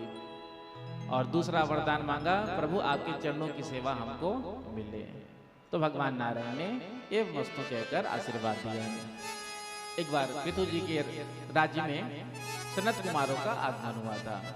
जो सनत कुमारों को देखा तो आज सनत कुमारों के चरणों में प्रणाम करके कहा कि आप जैसे महात्माओं का, संतों का घर में आगमन हो जाए तो वो गृहस्थी तो बड़ा धन्य होता है। जिसके घर में आप जैसे संतों का चरणोदक पड़ जाए, वही गृहस्थी धन्य होता है। जिसके घर में साधु संत ब्राह्मणों के चरणोदक पढ़ते रहते हैं और साधु संतों का भोजन होता है, ब्राह्मणों का भोजन होता है, सेवा पूजा होती है, हवन होता है, कीर्तन होता है, तो वही घर धन्य होता है। इसलिए हम सबको भी घर परिवार में कम से कम ज्यादा नहीं तो वर्ष में एक ना एक दिन तो पूजा पाठ, हवन आदि करना चाहिए, सत्संग करना चाहिए। क्यों? जब हम पूजा पाठ, हवन आदि करते हैं तो उससे हमारे घर का जो वातावरण रहता है, जो नेगेटिविटी होती है, वो पूजा पाठ हवन से, जब देवताओं का आह्वान होगा, पूजन होगा, हवन होगा, ब्राह्मणों का भोजन होगा, तो वो नेगेटिविटी जो है वो बाहर चले जाती है। अब कितना भी आप प्रयास करो नकारात्मकता से बचने का, लेकिन नकारात्मकता तो आ ही जाती है। तो जब हम पूजा पाठ ठाकुर जी की सेवा करते हैं, यज्ञ हवन करते हैं, ब्राह्मणों को भोजन कराते हैं, तो हम सबके घर का जो वातावरण है वो पवित्र हो जाता है। तो इसीलिए जब बच्चे का जन्म दिवस हो, चाहे विवाह की वर्षगांठ हो, कोई भी शुभ उत्सव हो, तो एक दिन कम से कम वर्ष में पूजा पाठ हवन आदि करना चाहिए, ब्राह्मण को भोजन कराना चाहिए। प्रेम से कहो श्री राधे। तो आज बड़े प्रसन्न हुए सनत कुमारों को देख करके कि भगवान ने कृपा करके आपको भेज दिया और घर बैठे संत दर्शन देने के लिए आ जाए, इससे बड़ी कृपा क्या होगी। पुण्य पुंज बिनु मिल ही न संता, और बिनु हरि कृपा मिल ही नहीं संता। तो विभीषण जी ने कहा ना, बिनु हरि कृपा मिल ही नहीं संता, बिनु हरि कृपा मिल ही नहीं संता। अब मोहि भरोसा हनुमंता, अब मोहि भरोसा हनुमंता, बिनु हरि कृपा मिलहि नहीं संता, बिनु हरि कृपा मिलहि नहीं संता। तो विभीषण जी कहते हैं हनुमान जी महाराज से, अब मोहि भरोस हनुमंता, बिनु हरि कृपा मिलहि नहीं संता। जब भगवान की कृपा होती है, हरि की कृपा होती है, तो संत घर बैठे दर्शन देने के लिए आ जाते हैं। एक तो ये है, और दूसरा रामचरितमानस में ही कहा गया, पुण्य पुंज बिनु मिलहि न संता। जब हमारे पुण्य इकट्ठे होते हैं तो हमको जा करके संतों का दर्शन करना पड़ता है। जैसे हम तीर्थों में गए, धाम में गए, चाहे अपने नगर में ही कोई साधु संत महापुरुष आए, तो हम जाकर उनका दर्शन करते हैं। तो उनका दर्शन कैसे होता है, हमारे पुंज का जब पुण्य, जब हमारा पुंज इकट्ठा होता है तो हम उनका जाकर दर्शन करते हैं। और जब भगवान की कृपा हो जाती है तो घर बैठे संत दर्शन देने के लिए आ जाते हैं। होता है ना कभी कभी अनायास ही। प्रेम से कहो श्री राधे, जोर से कह दो राधे राधे, राधे राधे। तो पुण्य पुंज बिनु मिलहि नहीं संता। जब हम संतों के पास जाते हैं तो हमारे पुण्य जब इकट्ठे होते हैं, जागृत होते हैं, तब हम उन तक जाते हैं। और जब भगवान की कृपा हो जाती है तो घर बैठे संत दर्शन देने के लिए आ जाते हैं। प्रेम से कहो श्री राधे। आगे विजतासु के पुत्र हुए, आगे इन्हीं के वंश में प्राचीन भरी हुई है, प्राचीन भरी के प्रचेता। और प्रचेता जब नारायण सरोवर पर गए तो आज उस सरोवर से भगवान भोलेनाथ निकल रहे थे। भोलेनाथ को देख करके प्रणाम किया। सुंदर रुद्र गीता का उपदेश भगवान भोलेनाथ ने प्रचेताओं को दिया था। अधना क्षणार्धे ना पेतुल्ये ना स्वर्गम ना पुनर्भवम, भगवत संगे संगस्य मर्त्यानाम कीमो तासीसा। एक क्षण का भी जो सत्संग है वो स्वर्ग और मोक्ष के सुख से बढ़कर है। इसीलिए सत्संग और भजन करना चाहिए। केवल पूजा पाठ करना, माला जपना, कथा में जाना, मंदिर में जाना, यही भजन नहीं होता है। भजन दूसरे की सेवा करना भी होता है। भजन शब्द निष्पन्न होता है भज सेवायाम धातु से। भजन का अर्थ होता है सेवा करना। केवल पूजा पाठ मंदिर जाना ही ये भजन नहीं होता है। दूसरे की सेवा करना, किसी रोते हुए को हंसाना, किसी के दुख को दूर करना, ये भी भजन होता है। और अपनी आदत को सुधारना, ये भी भजन होता है। प्रेम से कहो श्री राधे। आदत बुरी सुधार लो, बस हो गया भजन। आदत बुरी सुधार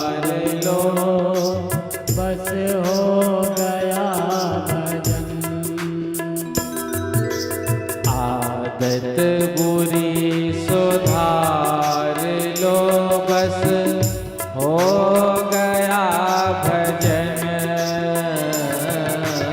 आदत बुरी सुधार लो बस हो गया भजन। बस हो गया भजन। बस हो गया भजन। बस हो गया भजन। बस हो गया भजन। आदत बुरी सुधार लो बस हो गया भजन। आदत बुरी सुधार लो बस हो गया भजन। दृष्टि में तेरी खोट है दुनिया निहार के। दृष्टि में तेरी खोट है दुनिया निहार ले। दृष्टि में तेरी खोट है दुनिया निहार के। दृष्टि में तेरी खोट है दुनिया निहार ले। गुरु ज्ञान अंजन सार लो बस हो गया भजन। गुरु ज्ञान अंजन सार लो बस हो गया भजन। दोनों हाथ लगातार इस तरह करेंगे। हरि बोल।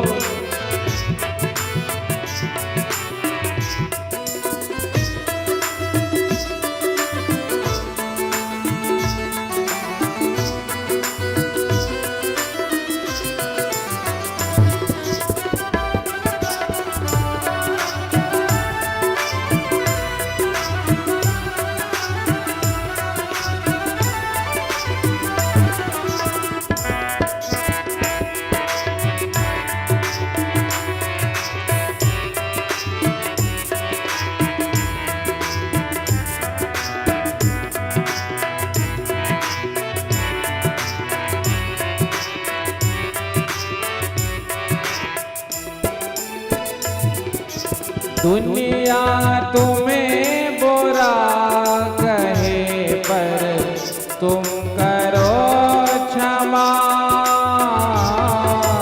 दुनिया तुम्हें बुरा कहे पर तुम करो क्षमा।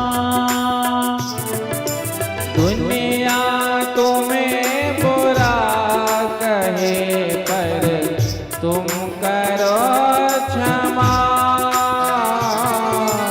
दुनिया तुम्हें बुरा कहे पर तुम करो क्षमा। वाणी को तुम संभाल लो बस हो गया भजन। वाणी को तुम संभाल लो बस हो गया भजन। वाणी को तुम सुधार लो बस हो गया भजन। वाणी को तुम सुधार लो बस हो गया विषयों की तीव्र आग में जलता ही जा रहा। विषयों के तीव्र आग में जलता ही जा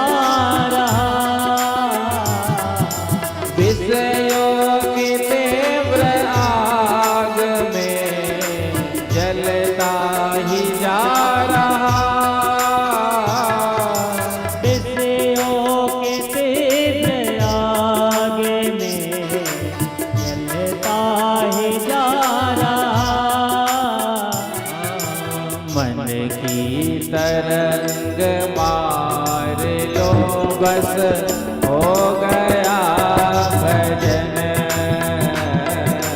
मन की तरंग मान लो बस हो गया भजन। हरि बोल। से बुरी सुधार लो बस हो गया भजन। दोनों हाथ रखा ताली सेवा करते हुए।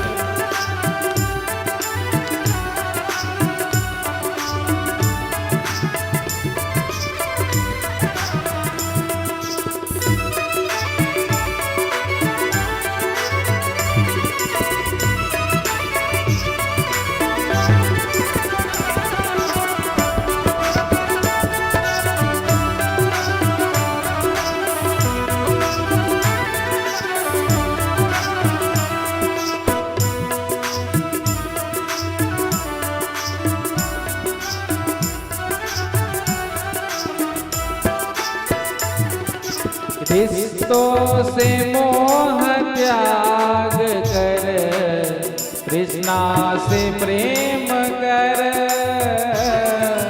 रिश्तों से मोह त्याग कर, कृष्णा से प्रेम कर। रिश्तों से मोह त्याग कर, कृष्णा से प्रेम कर।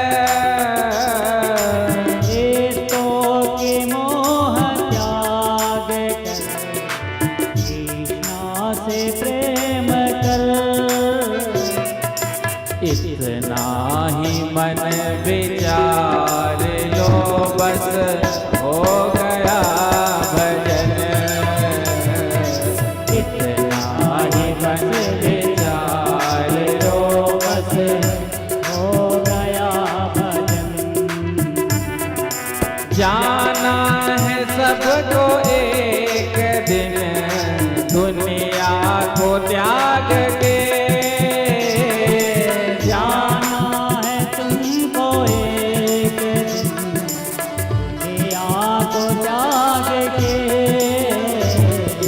जाना है सबको एक दिन दुनिया को छोड़ कर। जाना है तुमको एक दिन दुनिया को छोड़ कर। जीवन को तुम सवार लो बस हो गया भजन। तुम सवार लो बस हो गया भजन। आदत बुरी सुधार लो बस हो गया भजन। आदत बुरी सुधार लो बस हो गया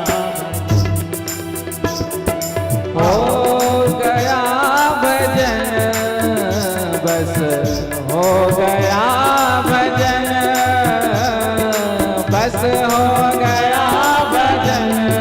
गाइए। बस हो गया भजन। बस हो गया भजन। बस हो गया भजन। बस हो गया भजन। अंत में दोनों हाथ में हो गया भजन। आदत बुरी सुधार लो बस हो गया भजन। आदत बुरी सुधार लो बस हो गया भजन। आदत बुरी सुधार लो बस हो गया भजन। आदत बुरी सुधार लो बस हो गया बस हो गया भजन। बस हो गया भजन। कहिए बस हो गया भजन। बस हो गया भजन। आदत बुरी सुधार लो बस हो गया भजन। वाणी का स्वर सुधार लो बस हो गया भजन। तो जो बुरी आदत है उसका भी यदि हमने त्याग कर दिया तो वो भी भजन से कम नहीं। किसी को हम कड़वा बोल देते हैं, जब मन चाहे जिसको जो चाहा बोल दिया, किसी के दिल को ठेस पहुंचा दिया। तो वाणी का स्वर सुधार लो तो ये भी भजन ही है। मन की तरंग मार लो, ये जो मन इधर उधर भटक रहा है तो मन की तरंग यदि हमने मार लिया तो ये भी भजन है। प्रेम से कहो श्री राधे। केवल मंदिर जाना, पूजा पाठ करना यही भजन नहीं होता। भजन का अर्थ सेवा करना होता है। परहित सरिस धर्म नहीं भाई, पर पीड़ा सम नहीं अजमाई। दूसरे की भला करने से बड़ा कोई धर्म संसार में है ही नहीं, और दूसरे का अहित करने से बड़ा अधर्म कोई संसार में नहीं है। इसलिए प्रयास यही करना चाहिए जितना हो सके अपने शरीर से, तन मन धन से दूसरे का हम भला करें। अपने लिए तो हम सब सोचते हैं, लेकिन जो दूसरे के बारे में सोचते हैं भगवान भी उन्हीं के बारे में फिर सोचते हैं। प्रेम से कहो श्री राधे। आगे पुरंजन उपाख्यान सुना करके आज प्राचीन बरही को नारद जी ने निज आत्मस्वरूप का दर्शन कराया था। मनु जी महाराज के जो दूसरे पुत्र प्रियव्रत गंधमादन पर्वत पर ब्रह्म विद्या नारद जी से सीख रहे थे। मनु जी ने आकर के कहा बेटा गृहस्थाश्रम में प्रवेश करो, मना कर दिया, हम तो भजन करेंगे। ब्रह्मा जी ने आकर के कहा बेटा हमको सृष्टि का विस्तार करना है, और सृष्टि का तो विस्तार तब होगा जब गृहस्थाश्रम में तुम प्रवेश करोगे। ऐसा नहीं है कि केवल वन में जाने पर ही भजन होता है, तीर्थों में जाने पर ही भजन होता है, धाम में जाने पर ही भजन होता है। यदि मन को वन बना लिया जाए तो घर में भी बैठ करके भजन हो सकता है। तो आज ब्रह्मा जी के कहने पर प्रियव्रत जी ने विश्वकर्मा की पुत्री बृहस्पति से विवाह किया और अग्निध्र आदि 10 पुत्रों को उत्पन्न किया। दूसरी रानी से 3 पुत्र हुए जो आगे चलकर मनवंतरों के अधिपति हुए। एक बार प्रियव्रत जी ने मन में संकल्प किया कि मैं रात्रि होने नहीं दूंगा। दिव्य तेजो में रथ पर बैठ करके पृथ्वी की 7 परिक्रमा कर दी। अब पृथ्वी की 7 परिक्रमा जब प्रियव्रत जी ने की तो 7 दिन तक रात्रि हुआ नहीं। ब्रह्मा जी ने आकर के समझाया बेटा ये तुम क्या कर रहे हो, इससे तो सृष्टि का क्रम बिगड़ जाएगा।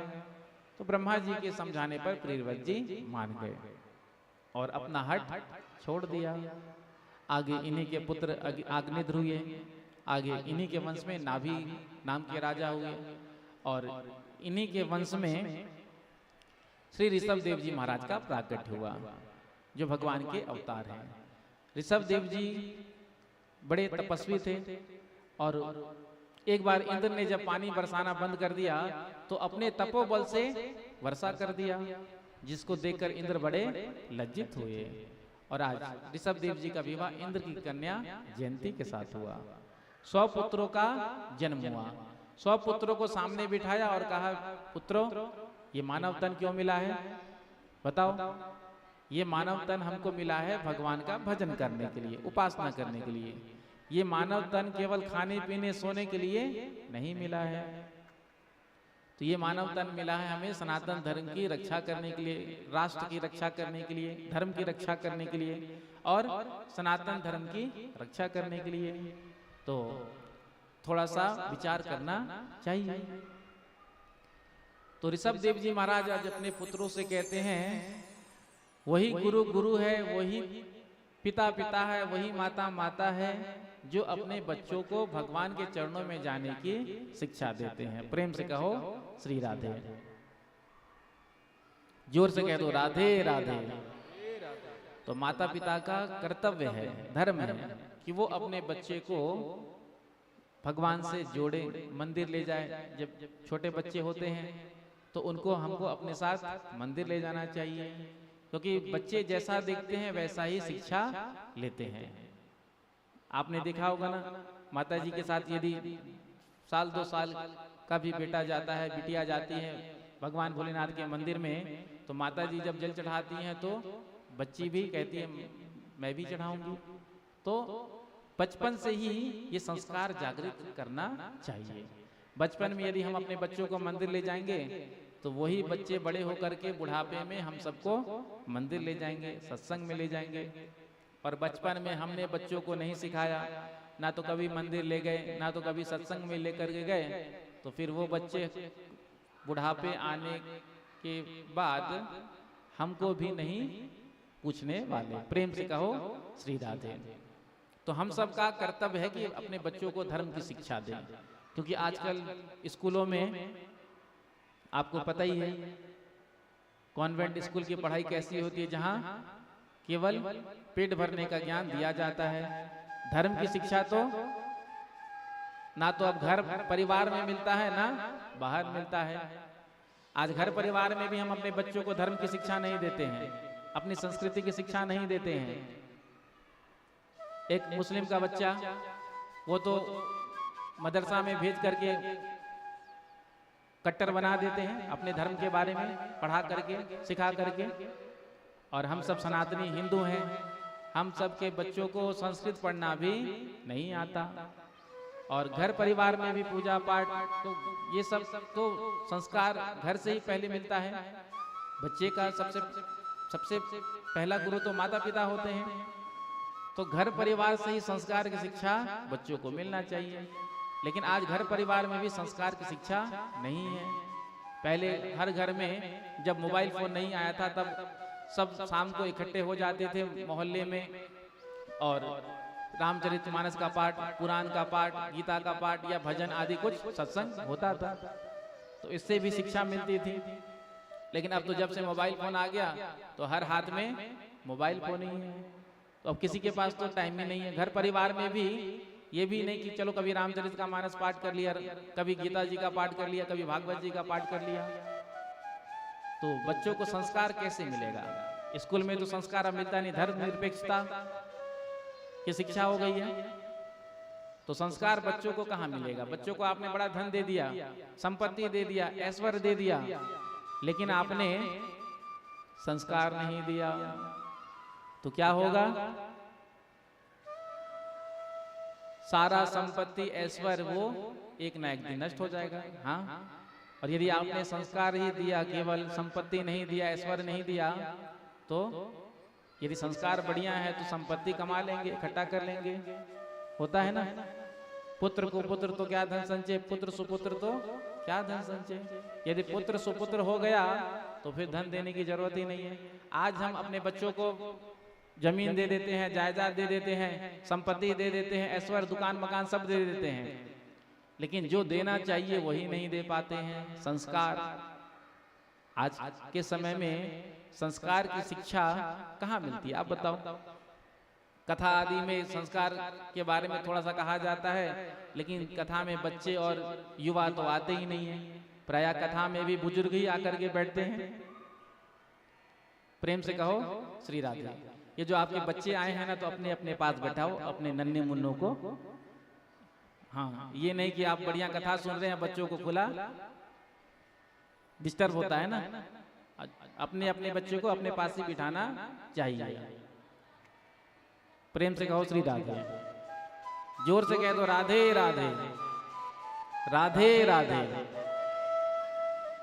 क्योंकि सिक्का जो होता है बड़ा खुनखुनाता है ना, आवाज बहुत करता है, तो इसीलिए सिक्काओं को थोड़ा समेट करके रखना चाहिए। तो क्या कह रहे थे? संस्कार की शिक्षा तो आज के समय में केवल मंदिरों में भी हम जाते नहीं हैं, मंदिरों में भी हम जाते नहीं। जहाँ सत्संग हो रहा हो वहाँ जाकर बैठे तो थोड़ा संस्कार आ जाए, तो मंदिर जाते नहीं, कथा में आते नहीं, घर परिवार में कोई चर्चा होती नहीं संस्कार की, तो संस्कार कहाँ से आएगा? तो इस पर बहुत ध्यान देना पड़ेगा, क्योंकि जब तक बच्चों में संस्कार नहीं होगा तो फिर आपने कितनी भी संपत्ति ऐश्वर्य दे दिया तो वो सब एक न एक दिन नष्ट ही हो जाएगा। और आपने संस्कार दिया, संपत्ति नहीं भी दिया तो संस्कार के बल पर संपत्ति इकट्ठा कर लेंगे। तो बच्चों के हृदय में बचपन से ही सत्संग के प्रति, साधु संतों के प्रति, भगवान के प्रति भाव प्रकट करना चाहिए। और ये कर्तव्य किसका है? माँ का। लेकिन हम सब उल्टा करते हैं। हम सब क्या करते हैं, जब बच्चा डरता है ना, बदमाशी करता है बच्चा, तो क्या कहते हैं, बेटा चुप हो जा, बदमाशी मत कर, नहीं तो बाबा जी पकड़ कर ले जाएंगे दाढ़ी वाले। अब बचपन से ही हमने कह दिया बच्चे से कि बाबा जी दाढ़ी वाले पकड़ करके ले जाएंगे। फिर कभी कोई साधु संत दाढ़ी वाले आ जाते हैं घर पर, तो माता पिता कहते हैं प्रणाम करो, आशीर्वाद लो। अब वो बच्चा घबराता है, डरता है, कहीं बाबा जी मुझे पकड़ कर ही ना ले जाएं। तो संस्कार तो आपने बिगाड़ दिया बचपन से ही। हाँ, आपने देखा ही होगा हरिद्वार में बच्चा भोजन कर नहीं रहा था, आंखों देखी घटना। तो माँ ने कहा बच्चे से भोजन कर ले बेटा, कर ले भोजन। बच्चों का स्वभाव होता है नहीं करना है, नहीं करना है। तो माँ ने बच्चे की उसके बाप से कहा, पिता से कहा, जाओ जी वो जो संत है ना लंबे दाढ़ी वाले, जाओ उनका चरण पकड़ लेना।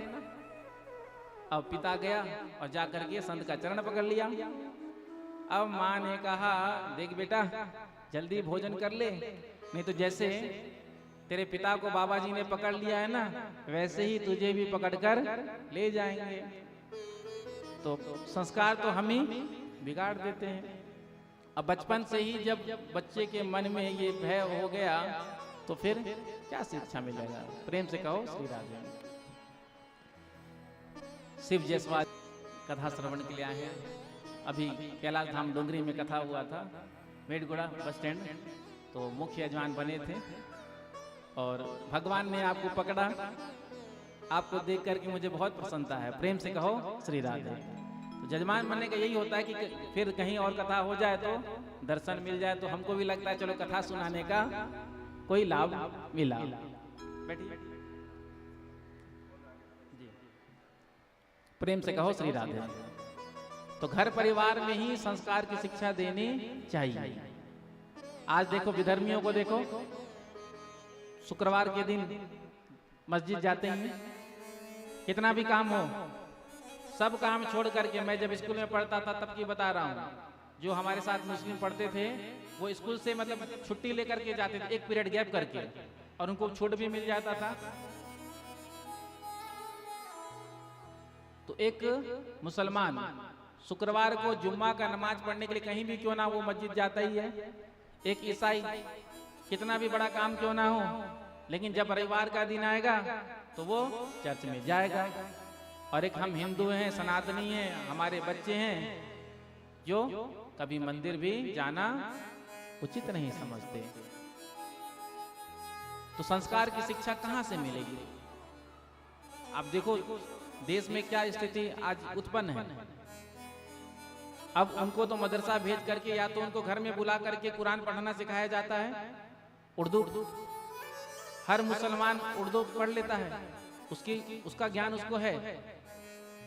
क्रिश्चियन निरामूर्ख भी क्यों ना हो लेकिन बाइबल पढ़ लेता है, बाइबल इंग्लिश में है। और हम हिंदुओं के बच्चे हैं जो ठीक से हिंदी भी नहीं पढ़ पाते हैं। संस्कृत की तो बात छोड़ दो, हिंदी भी ठीक से नहीं पढ़ पाते। हिंदी की गिनती आपका हो ना तो कहेंगे हमको नहीं आता, इंग्लिश में थोड़ा बोलना तो। और इंग्लिश बोलने में तो अपने आप को इतना गौरवान्वित महसूस करते हैं। माता पिता भी बड़े खुश होते हैं जब बच्चा पोयम कहने लगता है, जॉनी जॉनी यस पापा, हाँ ट्विंकल ट्विंकल लिटिल स्टार, तो माता पिता बड़े खुश होते हैं। हाँ देखो, लेकिन संस्कृत नहीं पढ़ पाता, हिंदी नहीं पढ़ पाता है, तो इसका कोई वो नहीं होता है मलाल। तो हम सब की भी कर्तव्य है, जैसे विधर्मी अपने अपने बच्चों को शिक्षा देते हैं तो हम सबको भी अपने बच्चों को शिक्षा देना है। क्योंकि हमारे यहाँ जितने भी वेद है, पुराण है, शास्त्र है, सब संस्कृत में ही है। अब जब संस्कृत पढ़ना ही नहीं आएगा तो फिर आगे वेद पुराण को समझेगा कौन, सुनेगा कौन, पढ़ेगा कौन? कभी सोचा है? लोग कहते हैं संस्कृत इज डेड लैंग्वेज। हाँ, लेकिन संस्कृत डेड लैंग्वेज नहीं, संस्कृत इज डिवाइन लैंग्वेज। देव भाषा है। संस्कृत में जब हम स्तुति करते हैं, संस्कृत में जब हम पाठ करते हैं तो भगवान बहुत जल्दी प्रसन्न हो जाते हैं। इसलिए हम सबको भी संस्कृत पढ़ने का अभ्यास करना चाहिए और अपने बच्चों को भी शिक्षा देना चाहिए। सबसे बड़े पुत्र थे भरत जी। भरत जी राजगद्दी पर बैठे और राज सुख होगा, उसके बाद वैराग हुआ तो सीधे नेपाल गए, गंडकी नदी के तट पर जा करके वहीं कुटिया बनाया, भजन करने लगे। एक गर्भवती हिरणी जल पीने के लिए आई, जल पी रही थी, इतने में उसने सिंह के दहाड़ने की आवाज को सुना, छलांग लगा दिया, बच्चा नदी में गिर गया। जो भरत जी ने देखा बच्चे को डूबते हुए हिरण के, जा करके बचाया और ला करके अपने पास ही कुटिया में रख लिया। अब धीरे धीरे धीरे जो मन भगवान में लगा हुआ था भरत जी का, आज वो मन हिरण के बच्चे में लग गया। एक दिन वो हिरण का बच्चा कहीं चला गया अन्य हिरण के साथ मिलकर के, तो जब भरत जी ने हिरण के बच्चे को नहीं देखा तो विरह में आ गए। सूर्य चंद्रमा से पूछ रहे कहाँ गया, तो पास में पड़े एक हिरण को देखते हुए शरीर को छोड़ दिया। तो शास्त्रों में कहा है अंतिम यामति सागति, अंतिम समय में जिसका भी स्मरण होगा वही शरीर मिलेगा। तो अंतिम समय में किसका स्मरण किया भरत जी ने? हिरण का। तो अगला शरीर कौन सा मिला? हिरण का। इसीलिए अंतिम समय में सावधान हो जाना चाहिए। यदि अंतिम समय में हमारा बिगड़ गया ध्यान तो फिर गया काम से, सारा जीवन बिगड़ जाता है। एक देवी जी 2 घंटे घर में सज सवर करके फोटो खिंचाने के लिए स्टूडियो गई। घर में 2 घंटे तैयार हुई। उस समय ब्यूटी पार्लर नहीं था। प्रेम से कहो श्री राधे। आजकल तो माताएं सीधे ब्यूटी पार्लर ही चली जाती हैं, नहीं तो आजकल तो सुविधा भी है, ब्यूटी पार्लर वाली को ही घर में बुला लेती हैं। लेकिन पुराना जमाना, उस समय ना तो ब्यूटी पार्लर था, गांव की घटना है। तो 2 घंटे घर में देवी जी खूब सजी सवरी और फोटो खिंचाने के लिए स्टूडियो गई। अब गांव से स्टूडियो जो है वो 5 किलोमीटर दूरी पर था। बैसाख का महीना था, उस समय तो साधन भी इतने होते नहीं, तो बेचारी पैदल ही चल करके गई। अब पैदल चल करके गई, स्टूडियो पहुंची और पहुंचते ही उसने कहा भैया जल्दी से मेरी फोटो निकाल। फोटोग्राफर ने कहा बहन जी थोड़ा सा आप आईने में अपने सूरत को देख लो, सवार लो थोड़ा सा। सोई गर्म हो गई, लाल पीली हो गई। 2 घंटे घर में सज कर आई हूँ, 2 घंटे से तो मैं सजी रही थी, चल तू फोटो निकाल। अब फोटोग्राफर ने बिठाया और फोटो क्लिक कर दिया। जैसे ही फोटो निकाल करके दिया, जैसे ही देवी जी ने फोटो को देखा तो लाल पीली हो गई, भड़क गई, क्या मैं ऐसी दिखती हूँ? तो फोटोग्राफर ने कहा बहन जी आप घर में 2 घंटे सजी या 4 घंटे सजी, उससे मुझे कोई फर्क नहीं पड़ता। मुझे तो फर्क उस समय से पड़ता है जब आप मेरे कैमरे के सामने आकर के खड़ी हुई। जैसे आप मेरे कैमरे के सामने खड़ी हुई, मैंने फोटो निकाल कर आपको दे दिया। उसी प्रकार से अंतिम क्षण फोटो खींच रहा हो तो सावधान हो जाना चाहिए, क्योंकि एक बार यदि क्लिक हो गया, एक बार यदि क्लिक हो गया तो फिर एडिट नहीं किया जा सकता। आजकल तो मोबाइल में अच्छे अच्छे उपकरण आ गए हैं कि एडिट भी कर लिया जाता है, लेकिन एक बार यदि फोटो खींच करके आ गया, प्रिंट निकल करके, तो फिर उसको बदला नहीं जा सकता है। तो अंतिम समय में सावधान हो जाना चाहिए। प्रेम से कहो श्री राधे।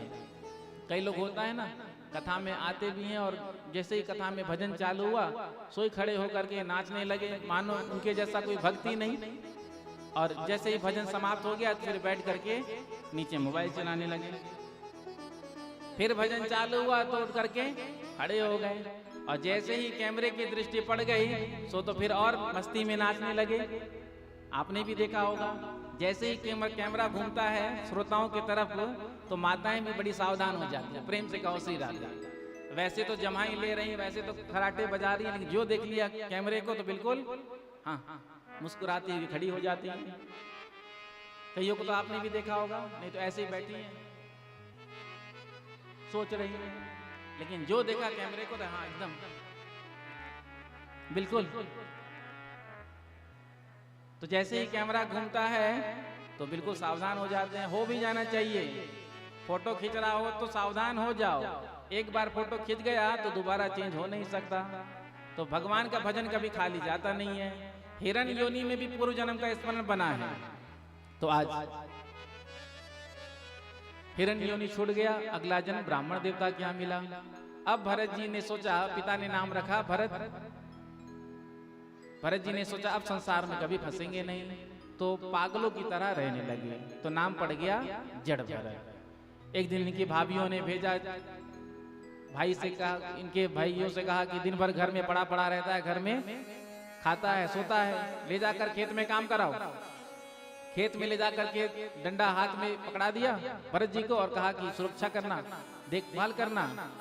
अब भाई लोग तो चले गए, भरत जी बुला बुला कर खेत खिलाने लगे। राम जी की चिड़िया, राम जी रा खेत, खाओ मेरी चिड़िया भर भर पेट। पड़ोस के किसानों ने जब देखा तो जाकर इनके भाइयों से कहा, अरे आपका भाई तो पागल हो गया है, आपने खेत की रक्षा करने के लिए, सुरक्षा करने के लिए उसको वहां खड़ा किया था, वो तो बुला बुला करके खिला रहा है। भाइयों ने आकर के धक्का मार करके भगा दिया। इधर कुछ डाकुओं ने भरत जी को पकड़ लिया था, बलि देना चाहा था, लेकिन भद्रकाली मैया ने डाकुओं का उद्धार करके उनका ही काम तमाम करके भरत जी की रक्षा की थी। और आगे भरत जी जब जा रहे थे तो राजा रहुगण, जो कपिल भगवान से ज्ञान प्राप्त करने के लिए जा रहा था, तो भरत जी को अपने पालकी में लगवा दिया था।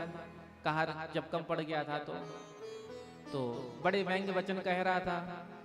तो भरत जी ने सोचा राजा कहीं नरक में ना चला जाए मेरा अपमान करने के चलते। तो आज पहली बार भरत जी महाराज बोले थे और ऐसा उपदेश राजा रहुगण को दिए थे। जो राजा रहुगण जा रहा था कपिल भगवान के चरणों में गंगा सागर ज्ञान लेने के लिए, वो वहीं से वापस लौट गया। पंचम स्कंद के अंतिम अध्याय में नरकों की कथा का वर्णन किया, कौन सा पाप करने से जीव कौन से नरक में जाते हैं। जब नरकों की कथा का वर्णन किया तो परीक्षित सुन करके घबरा गए और कहा महाराज यदि जीव से अज्ञानवश भूलवश कोई पाप हो जाए और जीव नरक से बचना चाहे तो क्या कोई साधन उपाय है। तो श्री सुखदेव जी कहते हैं देखो भगवान ने हमको सुंदर वस्त्र दिया, अब वस्त्र पहनते हैं तो गंदे तो हो ही जाते हैं। अब वस्त्र जब गंदे हो जाएं तो घर में ही बढ़िया सफाई कर लेनी चाहिए अपने हाथों से ही। यदि घर में साफ सफाई नहीं किया वस्त्रों का बढ़िया से, तो फिर जिन वस्त्रों का साफ सफाई घर में नहीं होता है तो एक और स्थान बनाया गया है जहाँ पर कपड़े को भेजा जाता है, उसको कहते हैं धोबी घाट, ड्राई क्लीन करने। और धोबी घाट में जो कपड़े जाते हैं उनकी क्या दुर्गति होती है ये तो आप जानते ही हैं। हम जब अपने वस्त्र पहनते हैं अपने हाथों से धोते हैं, थोड़ा संभाल करके धोते हैं कि हाँ थोड़ा सा कहीं क्वालिटी इसका कम ना हो जाए, थोड़ा सावधान होकर के धोते हैं ना। बहुत जैसे कपड़े भी डुबाते हैं तो रंगीन वाला अलग डुबाएंगे, व्हाइट वाला अलग डुबाएंगे, कहीं रंग नहीं दूसरा आ जाए इसमें। लेकिन जो धोबी घाट में कपड़ा जाता है वो तो बस धोबी घाट में एक साथ पड़ा, और जो कुटाई कपड़े की होती है सो तो आप देखते ही हैं। तो यदि वस्त्र में हमने पाप के दाग लगा लिए हैं तो समझदारी इसी में है कि स्वयं से हम बढ़िया सा साबुन लेकर के अपने वस्त्र को धो लें। और यदि हमने घर में वस्त्र को नहीं धोया तो फिर भगवान ने नरकों की व्यवस्था की है। फिर नरकों में जब जीव जाते हैं तो वो कुटाई होती है, वो मार लगती है कि कहना ही क्या। आपने सुना ही होगा 28 प्रकार के नरक के बारे में तो भागवत में बताया गया है। तो परीक्षित ने पूछा कोई बढ़िया साबुन बता दो, बढ़िया साबुन का नाम बता दो जो कि एक बार लगाते ही चकाचक साफ हो जाए, नीट एंड क्लीन हो जाए। तो सुखदेव जी ने कहा नोट करो साबुन का नाम। सुखदेव जी कहते हैं केचित केवल या भक्त्या वासुदेव परायण अघम गुणवंती कार्ष्णेन निहारामिव भास्करः। जो एक बार भी अपने मुख से भगवान का नाम ले लेते हैं उनके जन्म जन्मांतर के पाप नष्ट हो जाते हैं। जैसे सूर्य के उदय होते ही अंधकार नष्ट हो जाता है, उसी प्रकार से भगवान का नाम लेते ही जीव के सारे पाप समाप्त हो जाते हैं। क्या ऐसा पहले कभी हुआ? परीक्षित ने पूछा। तो अजामिल उपाख्यान सुनाया। एक अजामिल नाम के ब्राह्मण रहते थे। कान्य कुब्जे द्विजा कश्चित् दासीपति रजामिलः नामना नष्ट सदाचारो दास्याः संसर्ग दूषितः। वेद पाठी ब्राह्मण थे अजामिल। एक दिन हवन के लिए लकड़ी लेने के लिए वन में जा रहे थे। सोई एक वैश्या को देख लिया, क्रीड़ा करते हुए, विहार करते हुए जो देखा तो आज अजामिल का मन बिगड़ गया। आज धन था, सारा ले जाकर के उसको ही दे दिया और अपने माता पिता पत्नी पुत्र का त्याग कर दिया और उसी के साथ रहने लगा। 10 पुत्र इसके हुए। एक बार संतों की मंडली जो अयोध्या से वृंदावन की ओर जा रहे थे, जब अजामिल का गांव कन्नौज पड़ा। कन्नौज का रहने वाला अजामिल था। कन्नौज आप जानते होंगे, जहां पर अभी 6 महीना साल भर पहले जहां छापा पड़ा था तो बंडल का बंडल, ट्रक का ट्रक रुपया निकला था। तो कन्नौज में ही अजामिल रहता था। तो जब अयोध्या से जा रहे थे, संध्या का समय हो गया, कन्नौज पहुंचे थे, तो सबने आपस में विचार किया कि क्यों ना आज यहीं हम विश्राम करें, इसी गांव में रुक जाते हैं, प्रातः काल आगे की यात्रा करेंगे। तो कुछ बच्चे खेल रहे थे, उनसे पूछ लिया, भैया इस गांव में कोई भक्त रहते हैं क्या? तो बच्चों ने कहा, हमारे गांव में तो एक ही भक्त है जिसका नाम है अजामिल। संतों से मजाक करने लगे। तो आज संतों ने अजामिल के यहाँ आकर के आवाज लगाया, भक्त अजामिल, भक्त अजामिल, भक्त अजामिल। अब अजामिल तो घर पर था नहीं, डाका डालने के लिए गया था। अब इसकी पत्नी थी, बाहर निकल करके आई और जैसे ही निकल करके आई तो संतों को देखा। जो संतों का दर्शन किया, चरणों में गिर करके प्रणाम किया और कहा, महाराज ये आप क्या कह रहे हैं? भक्त अजामिल, मेरे स्वामी, मेरे पति कोई भक्त नहीं है, जो का जो कह दिया। तो संतों ने कहा, बेटी हमने तो समझा कि ये भक्त का घर है, बच्चों ने हमसे कह दिया, हम यहाँ आ गए, हमको क्या पता, ठीक है हम अब कहीं और चले जाते हैं। तो आज जाने लगे तो वो वैश्या गणिका संतों के चरणों में गिर गई, प्रणाम करके कहने लगी, महाराज देखो मैं तो आपको भोजन नहीं करा सकती, लेकिन मैं आपको सूखा सामग्री दे देती हूँ, आप आंगन में बैठ करके भोजन प्रसादी बनाइए, वहीं विश्राम करिए।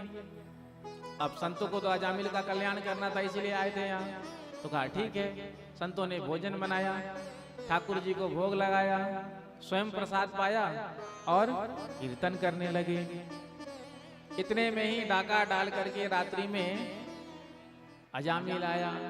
जो अपने घर के आंगन में संतों को कीर्तन करते हुए देखा, तो कई ऐसे भी हमारे यहाँ होते हैं नास्तिक लोग, जो राम नाम सुन करके भड़क जाते हैं, करंट लग जाता है जिनको। कहीं सुंदर कीर्तन हो रहा हो, सत्संग हो रहा हो, तो जैसे ही कान में शब्द पड़ता है तो उनको करंट लग जाता है। तो देखा मेरे घर में, मेरे आंगन में ये भजन कर रहे हैं, कीर्तन कर रहे हैं, आज आ करके संतों को ही डांटने लगा, तुम्हारी इतनी हिम्मत, मेरे घर में तुम कीर्तन कर रहे हो, भजन कर रहे हो, किससे पूछ कर यहाँ आए, चलो निकलो यहाँ से। जो इतना कहा, आज अजामिल की पत्नी निकल कर के आई, वही वैश्या, और जब पट्टी को डांटते हुए देखा तो अपने पति से कहा कि देखो जी मैंने ही इनको यहाँ रहने के लिए कहा है। तो अजामिल अपनी पत्नी से बहुत डरता था, प्रेम से कहो श्री राधे, तो जो कहती वो वही करता। और डरना भी चाहिए, प्रेम से कहो श्री राधे। यदि पत्नी से आज के समय में पति डर के नहीं रहेगा तो भोजन भी नसीब नहीं होगा। एक बाबा जी कथा सुना रहे थे, तो कथा सुनाते सुनाते बीच में उन्होंने कहा कि जो अपनी पत्नी से नहीं डरता है वो अपने दोनों हाथ उठाए। जितने भी पुरुष श्रोता थे, एक व्यक्ति को छोड़ करके जो सामने बैठा था, उसने हाथ नहीं उठाया। बाकी जितने भी पुरुष श्रोता थे सबने दोनों हाथ उठा दिया कि हम अपनी पत्नी से नहीं डरते। बाबा जी ने कहा कि तू ही एक सच्चा लगता है जिसने हाथ, बाकी तो सब अब होता है ना, जब हाथ उठ रहा हो तो हम भी हाथ उठा देते हैं, नहीं तो लोग क्या समझेंगे कि हम अपनी पत्नी से डरते हैं। बगल वाले ने उठा दिया, हमने नहीं उठाया तो बेइज्जती हो जाएगी, इसको लगेगा कि हम अपनी पत्नी से डरते हैं। वैसे तो सब डरते हैं लेकिन दिखाना कोई नहीं चाहता। तो बाबा जी ने कहा एक तो ही सच्चा, बाकी सब झूठे। तो उस व्यक्ति ने कहा जैसा आप समझ रहे हैं वैसा कुछ नहीं है। तो बाबा जी ने कहा कि तो क्या है, तुमने हाथ क्यों नहीं उठाया? तो उस व्यक्ति ने कहा कि मैं अपनी पत्नी से बिना पूछे दोनों हाथ भी नहीं उठा सकता। जिन्होंने अपने दोनों हाथ को उठाया है उनकी क्या दुर्दशा होगी घर जाने के बाद, ये तो वही जाने। आप कह रहे हैं तो ठीक है, आज हम घर जाएंगे तो अपनी पत्नी से पूछेंगे। बाबा जी बीच बीच में हाथ उठाते हैं, तो यदि पत्नी ने कह दिया कि तुम कल से हाथ उठा लेना तो हम भी कल से हाथ उठाने लगेंगे। प्रेम से कहो श्री राधे। तो अजामिल अपनी पत्नी से बहुत डरता था। जैसे ही पत्नी ने डांटा कि मैंने कहा है, तुम कौन होते हो डांटने वाले, क्षमा मांगो। अजामिल हाथ जोड़कर क्षमा मांगने लगा, महाराज क्षमा करना। इतने में संतों ने कहा देखो हमने आपके यहाँ भोजन किया है, अब साधु संत ब्राह्मण को भोजन कराने के बाद लिफाफा भी देना चाहिए, दक्षिणा देना चाहिए। तो भोजन तो हो गया, अब जजमान जी आप ही का हम इंतजार कर रहे थे, जजमान जी आएंगे तो चकाचक लिफाफा दक्षिणा देंगे, तो नेक दक्षिणा कुछ मिल जाए। जो दक्षिणा का नाम सुना अजामिल भड़क गया। मैंने आपका लोटा लंगोटा सोटा नहीं चुराया, ये क्या कम बड़ी दक्षिणा है? मेरे सामने कोई खड़े नहीं हो सकता, इतना बड़ा दुष्ट था, और मेरे से दक्षिणा मांग रहे हो, मेरे घर में खड़े होकर के मांग रहे हो। पत्नी ने कहा चलो दो, डांट करके कहा। तो अजामिल हाथ जोड़कर कहता महाराज बताइए क्या दूं, क्या चाहिए आपको? तो संतों ने कहा कि अब की बार जो तुम्हारी संतान हो ना तो उसका नाम तुम रखना नारायण। तो अजामिल ने कहा ठीक है। संत तो चले गए। इधर जब पुत्र का जन्म हुआ संतों के आशीर्वाद से तो नाम रखा नारायण। अब छोटे पुत्र में बड़ी आसक्ति, सुबह उठता ही कहता आओ नारायण मेरे साथ खेलो, आओ नारायण मेरे साथ चलो, आओ नारायण मेरे साथ भोजन करो। 88 वर्ष की आयु इसकी हो गई थी और अंतिम समय में 3 यमदूत पकड़ने के लिए आए। जो यमदूतों का शरीर अजामिल ने देखा, लंबा लंबा काला काला बड़े बड़े दांत, देख करके घबरा गया, डर गया और मुख से निकल गया बेटा नारायण मेरी रक्षा करो। तो आज बेटा नारायण तो नहीं आया, भगवान के 4 पार्षद प्रकट हो गए और तीनों यमदूत को धक्का मार करके गिरा दिया। यमदूतों ने देखा ये 4-4 चमकीले कहां से आ गए, जिन्होंने हमको ये धक्का मार के 4 फीट पीछे फेंक दिया। तो यमदूतों ने थोड़ा संभला और संभल करके कहा कि आप 4-4 चमकीले कहां से आ गए और आपने हमें क्यों धक्का मारा? भगवान के पार्षदों ने कहा कि तुमने सुना नहीं, मरने से पहले इसने क्या कहा? नारायण। तो मरने से पहले जो हमारे स्वामी का नाम लेता है उसको लेने के लिए हम आते हैं, इसलिए हमने आकर के तुमको धक्का दिया। यमदूतों ने कहा महाराज आपको पता नहीं, अरे इसने आपके स्वामी को नहीं पुकारा, इसने तो अपने पुत्र को पुकारा, इसके बेटे का नाम नारायण है। पागल आप किसी और को बनाना। अरे हम पापियों को लेने के लिए आते हैं, यमराज ने हमको ये जिम्मेदारी सौंपी है, जो भी पापी होगा जाओ जाकर उसको लेकर आओ हमारे पास। और आज हम इस पापी को लेने के लिए आए तो आपने हमको ही गिरा दिया धक्का मार करके। ये कहाँ का न्याय है? सबको अपनी अपनी मर्यादा का पालन करना चाहिए। भगवान के पार्षदों ने कहा देखो तुम भगवान के नाम की महिमा को जानते नहीं, मरने से पहले इसने क्या कहा था? नारायण। तो नारायण नाम सबसे पहले किसका हुआ? इसके पुत्र का या हमारे स्वामी का? अनादिकाल से हमारे स्वामी का नाम नारायण है। देखो तुम अभी भगवान के नाम की महिमा को नहीं जानते हो।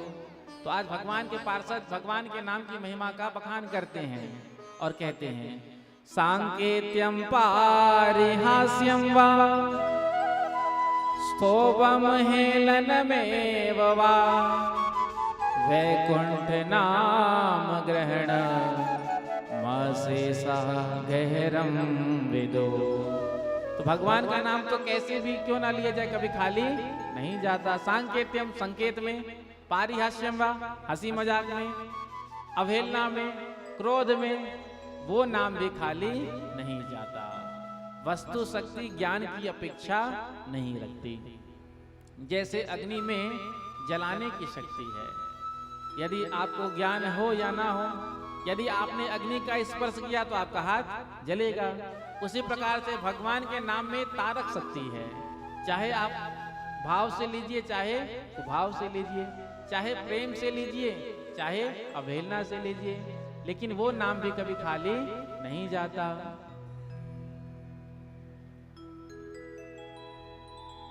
भाय को भाय अनख आलस हो, नाम जपत मंगल दिस दस हो।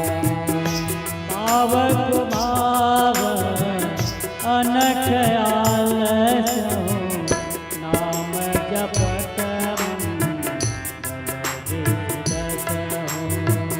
भाव को भाव अनख आलस हो, नाम जपत मंगल दिस दस हो। नाम जपत मंगल दिस दस हो। प्रेम से कहो श्री राधे। अब आपने हमारे कहने से राधे राधे कहा, भले भले ही बिना भाव के कहा, लेकिन यदि आपने राधे राधे कह दिया तो वही पुण्य मिलेगा जो एक भाव से नाम ले रहा है, वही पुण्य आपको मिल जाएगा। भले आपने भाव से नाम नहीं लिया, हमने कहा आपने ले लिया। तो इसी प्रकार से भगवान के नाम की महिमा का वर्णन करने लगे। जब यमदूत नहीं माने तो यमदूतों को आज भगवान के पार्षदों ने मार मार करके भगा दिया। यमदूतों ने जाकर के यमराज से कहा, महाराज हमको आपकी ड्यूटी नहीं करनी, नौकरी नहीं करनी। क्यों? आज हम एक पापी को पकड़ने के लिए गए, लेकिन भगवान के 4 पार्षद वहां प्रकट हो गए, हमको ही मार करके भगा दिया। बताइए। हाँ, मरने से पहले उसने नारायण कहा था। तो यमराज ने कहा, देखो दोबारा ये शब्द यहाँ मत कहना, क्योंकि नारायण शब्द यदि नरक में जो जीव हैं उनके कान में पड़ जाएगा तो सारे के सारे सीधे स्वर्ग पहुंच जाएंगे। ये भगवान के नाम की महिमा है। देखो, तुम भगवान के नाम की महिमा को नहीं जानते हो। जिनके मुख से भगवान का नाम निकलता है, जो भगवान की कथा सुनते हैं, जो भगवान के चरणों में प्रणाम करते हैं, जिनके गले में तुलसी की माला है, भूल कर भी कभी उनके पास तुम मत जाना। क्यों? क्योंकि भगवान नारायण की गदा उनकी रक्षा करती है। तो यमदूतों ने कहा, आप साफ साफ बताइए किसको लेकर के आना है। तो भगवान की जो भक्ति नहीं करते हैं, भगवान की कथा का जो श्रवण नहीं करते, जो भगवान के चरणों में प्रणाम नहीं करते, ना भगवान की कथा का श्रवण करते हैं, ऐसे भगवत विमुख पापियों को तुम मेरे पास लेकर के आना।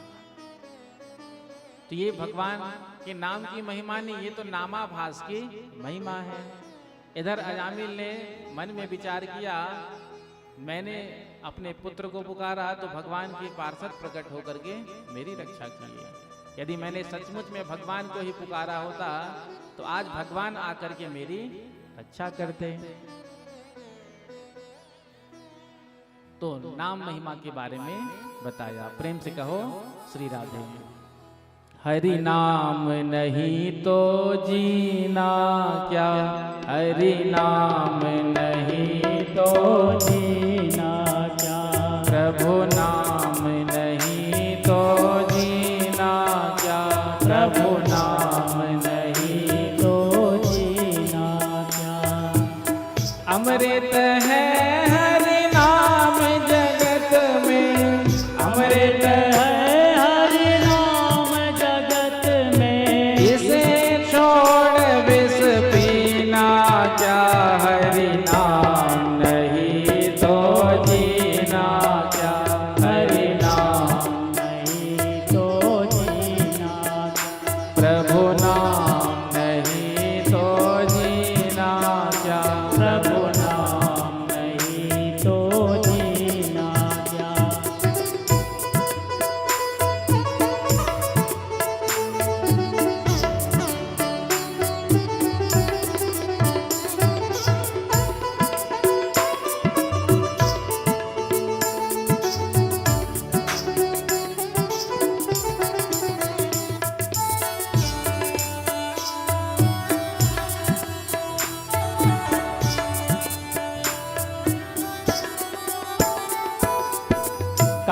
सदा अपने रस डोले, ना जाने कब सिर चढ़ बोले। काल सदा अपने रस डोले, ना जाने कब अपने बोले। ना जाने कब सिर चढ़ बोले, ना जाने कब चढ़ कर बोले। काल सदा अपने रस डोले, ना जाने कब सिर चढ़ बोले। ना जाने कब हंस कर बोले। हरि का नाम जपो निशिवासर, हरि का नाम जपो निस्वासर। हरि का नाम जपो निशिवासर। हरि का नाम जपो निस्वासर। अब इसमें बरस महीना, क्या हरि नाम नहीं तो जीना, क्या हरि नाम नहीं तो जीना क्या। प्रभु नाम नहीं तो जीना, क्या प्रभु नाम नहीं तो जीना क्या। हरि बोल। दोनों हाथ में ताली से करते हुए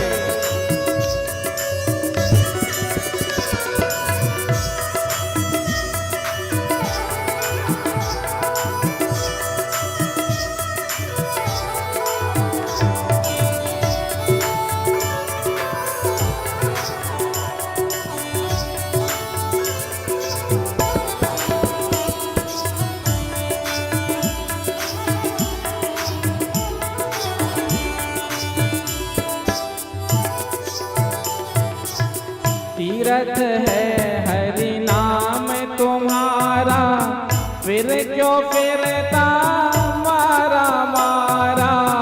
फिर क्यों फिरता मारा मारा। फिर क्यों फिरता मारा मारा। तीरथ है हरि नाम तुम्हारा, फिर क्यों फिरता मारा मारा। फिर क्यों फिरता मारा मारा। फिर क्यों फिरता मारा मारा। अंत समय हरि नाम गावे, अंत समय हरि नाम कहावे। अजामिल ने अंतिम समय में नारायण कहा तो अजामिल का उद्धार हो गया। तो जब हमारा अभ्यास बचपन से भगवान के नाम को लेने का होगा, तो ही हमारे मुख से अंतिम समय में भगवान का नाम निकलेगा। एक चौपाई है ना, अंत राम मुख आवत नहीं, जन्म जन्म मुनि जतन कराए। अंत राम कहीं आवत नहीं। जो मुनि महात्मा ऋषि संत सब कुछ छोड़ करके केवल भगवान का भजन करते हैं, तो उनके मुख से भी कभी कभी ऐसा होता है कि अंतिम समय में भगवान का नाम नहीं निकलता है। और हम सब कथा वार्ता को सुनकर सोचते हैं कि अंतिम समय में नाम ले लेंगे राम जी का, नारायण का नाम कह लेंगे और हम मुक्त हो जाएंगे। तो क्या संभव है? जिसका अभ्यास होता है ना, अंतिम समय में वही ध्यान में आता है। तो अंत राम कहीं आवत नहीं। एक बुढ़िया थी, बच्चे कथा सुन करके आए, नाम की महिमा सुन करके आए। अंत समय में जो अपने मुख से भगवान का नाम कह लेता है वो भव सागर पार हो जाता है, मोक्ष मिल जाता है। तो बच्चे ने देखा दादी माता जी अंतिम समय में सांस उखड़ रही है, तो बच्चों ने कहा दादी अम्मा राम राम कहो, राम राम कहो। तो दादी अम्मा जैसे तैसे ले दे करके कहा कि मैं ना बोल सकूं। बच्चों ने कहा दादी अम्मा राम राम कहो, उद्धार हो जाएगा। अंतिम समय में जो नाम लेता है भगवान का उसका उद्धार हो जाता है। तो कहती है बेटा मैं ना बोल सकूं। तो बच्चों ने प्रयास किया, नहीं बोली दादी अम्मा। तो बच्चों का मित्र भी साथ में ही था, तो उसने कहा कि हम दूसरे प्रकार से बुलवाते हैं। जब हम कहेंगे दादी अम्मा आप क्या नहीं बोल सकती हो, तो कहेगी कि मैं राम राम ना बोल सकूं, तो नाम निकल जाएगा और उद्धार हो जाएगा। तो उसने कहा कि दादी अम्मा आप क्या नहीं बोल सकती हो? सोई बुढ़िया कहती है बेटा जो तू बुलवाना चाहे वही मैं ना बोल सकूं, और मुख से नाम नहीं निकला। बच्चों ने प्रयास किया, क्योंकि अंतिम समय में भगवान का नाम मुख से निकलना बड़ा कठिन है, क्योंकि जब बुढ़ापा आता है तो इंद्रियां कमजोर हो जाती है, मुख से आवाज नहीं निकलता, आंख से दिखाई नहीं देता, कान से सुनाई नहीं पड़ता। अब बच्चे कह रहे हैं राम राम का हो, लेकिन उसको सुनाई आ रहा है आम आम का हो, क्योंकि श्रवण शक्ति भी कमजोर हो जाती है, दिखाई भी कम देने लगता है। तो बच्चों ने प्रयास किया, लेकिन बुढ़िया ने कहा कि बेटा मैं राम राम ना कह सकूं, ये नहीं बोली। कहा कि जो तू कहवावो चाहे मैं वो नहीं बोल सकी, और वर गई, लेकिन राम नाम नहीं किया। तो जब बचपन से हमारा अभ्यास होगा तब जाकर के अंतिम समय में हमारे मुख से भगवान का नाम निकलेगा। तीर्थ है हरि नाम तुम्हारा, फिर क्यों फिरता मारा मारा, फिर क्यों फिरता मारा मारा, फिर क्यों फिरता मारा मारा। अंत समय हरि नाम नावे, अंत समय हरि नाम न आवे, अंत समय हरि नाम नावे, अंत समय हरि नाम न आवे। काशी और मदीना क्या हरि नाम नहीं तो जीना, क्या हरि नाम नहीं तो जीना, क्या प्रभु नाम नहीं तो जीना, क्या प्रभु नाम नहीं तो जीना। दोनों हाथ लगा ताली दोनों करते हुए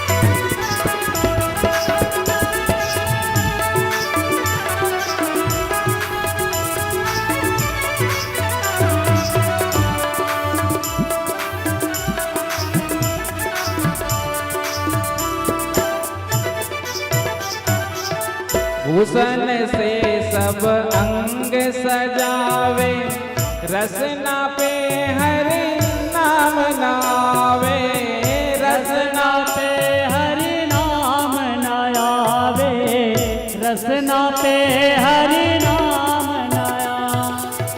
भूषण से सब अंग सजावे, रसना पे हरि नाम नावे, रसना पे हरि नाम न आवे, रसना पे हरि नाम न आवे। चाहे हम अपने शरीर को कितने भी आभूषण से क्यों ना सजा लें, भूषण से सब अंग सजायो, रसना पे हरि नाम नायो। कई लोग 10 उंगली में अंगूठी पहनते हैं, आपने भी देखा होगा, और 2-4 किलो सोना तो लादे ही रहते हैं, क्योंकि आभूषण का माताओं को बड़ा पहनने का शौक होता है। तो कहीं भी जाती हैं तो अच्छा हैवी नेकलेस पहन कर जाते हैं। अब आपके गले में कितना भी कीमती हार क्यों ना पड़ा हो, लेकिन उसकी कोई वैल्यू नहीं है। यदि आपके गले में तुलसी की माला है ना, 10 रुपए की तुलसी की माला है, तो वो करोड़ों की हारों से ज़्यादा महत्वपूर्ण है। आप कितना भी सोना ला दे रहे हैं, यमराज जब लेने के लिए आएगा, यमदूत जब लेने के लिए आएगा, तो सोने का हार देखकर, हीरे का हार देख करके आपको छोड़ेगा नहीं। लेकिन जब यमदूत ने, यमराज ने आपके गले में तुलसी का माला देख लिया, तो यमराज की हिम्मत नहीं कि आपको हाथ लगा ले। जिसके गले में तुलसी की माला होती है, सबसे कीमती कोहिनूर हीरा होता है। कोहिनूर हीरा से भी कीमती कुछ और होता है नहीं। लेकिन उस कोहिनूर हीरा को भी हम अपने गले में धारण करें तो भी कोई महत्व नहीं है। और एक 10 रुपए की 5 रुपए की हमने तुलसी की माला अपने गले में धारण कर लिया है, तो यमदूत की क्या, यमराज की हिम्मत नहीं कि हमको आंख उठा करके देख ले। तो कई लोग पूरे अंगों में आभूषण ही सजाए रहते हैं, लेकिन यदि अपने मुख से भगवान का नाम नहीं गाते हैं तो फिर कहते हैं भूषण से सब अंग सजावे, रसना पे हरे नाम नावे, रसना पे हरि नाम नयावे, रसना पे हरि नाम नयावे। देह पड़ी रह जाए यहाँ पर, देह पड़ी रह जाए यहाँ पर, देह पड़ी रह जाए यहाँ पर, देह पड़ी रह जाए यहाँ पर।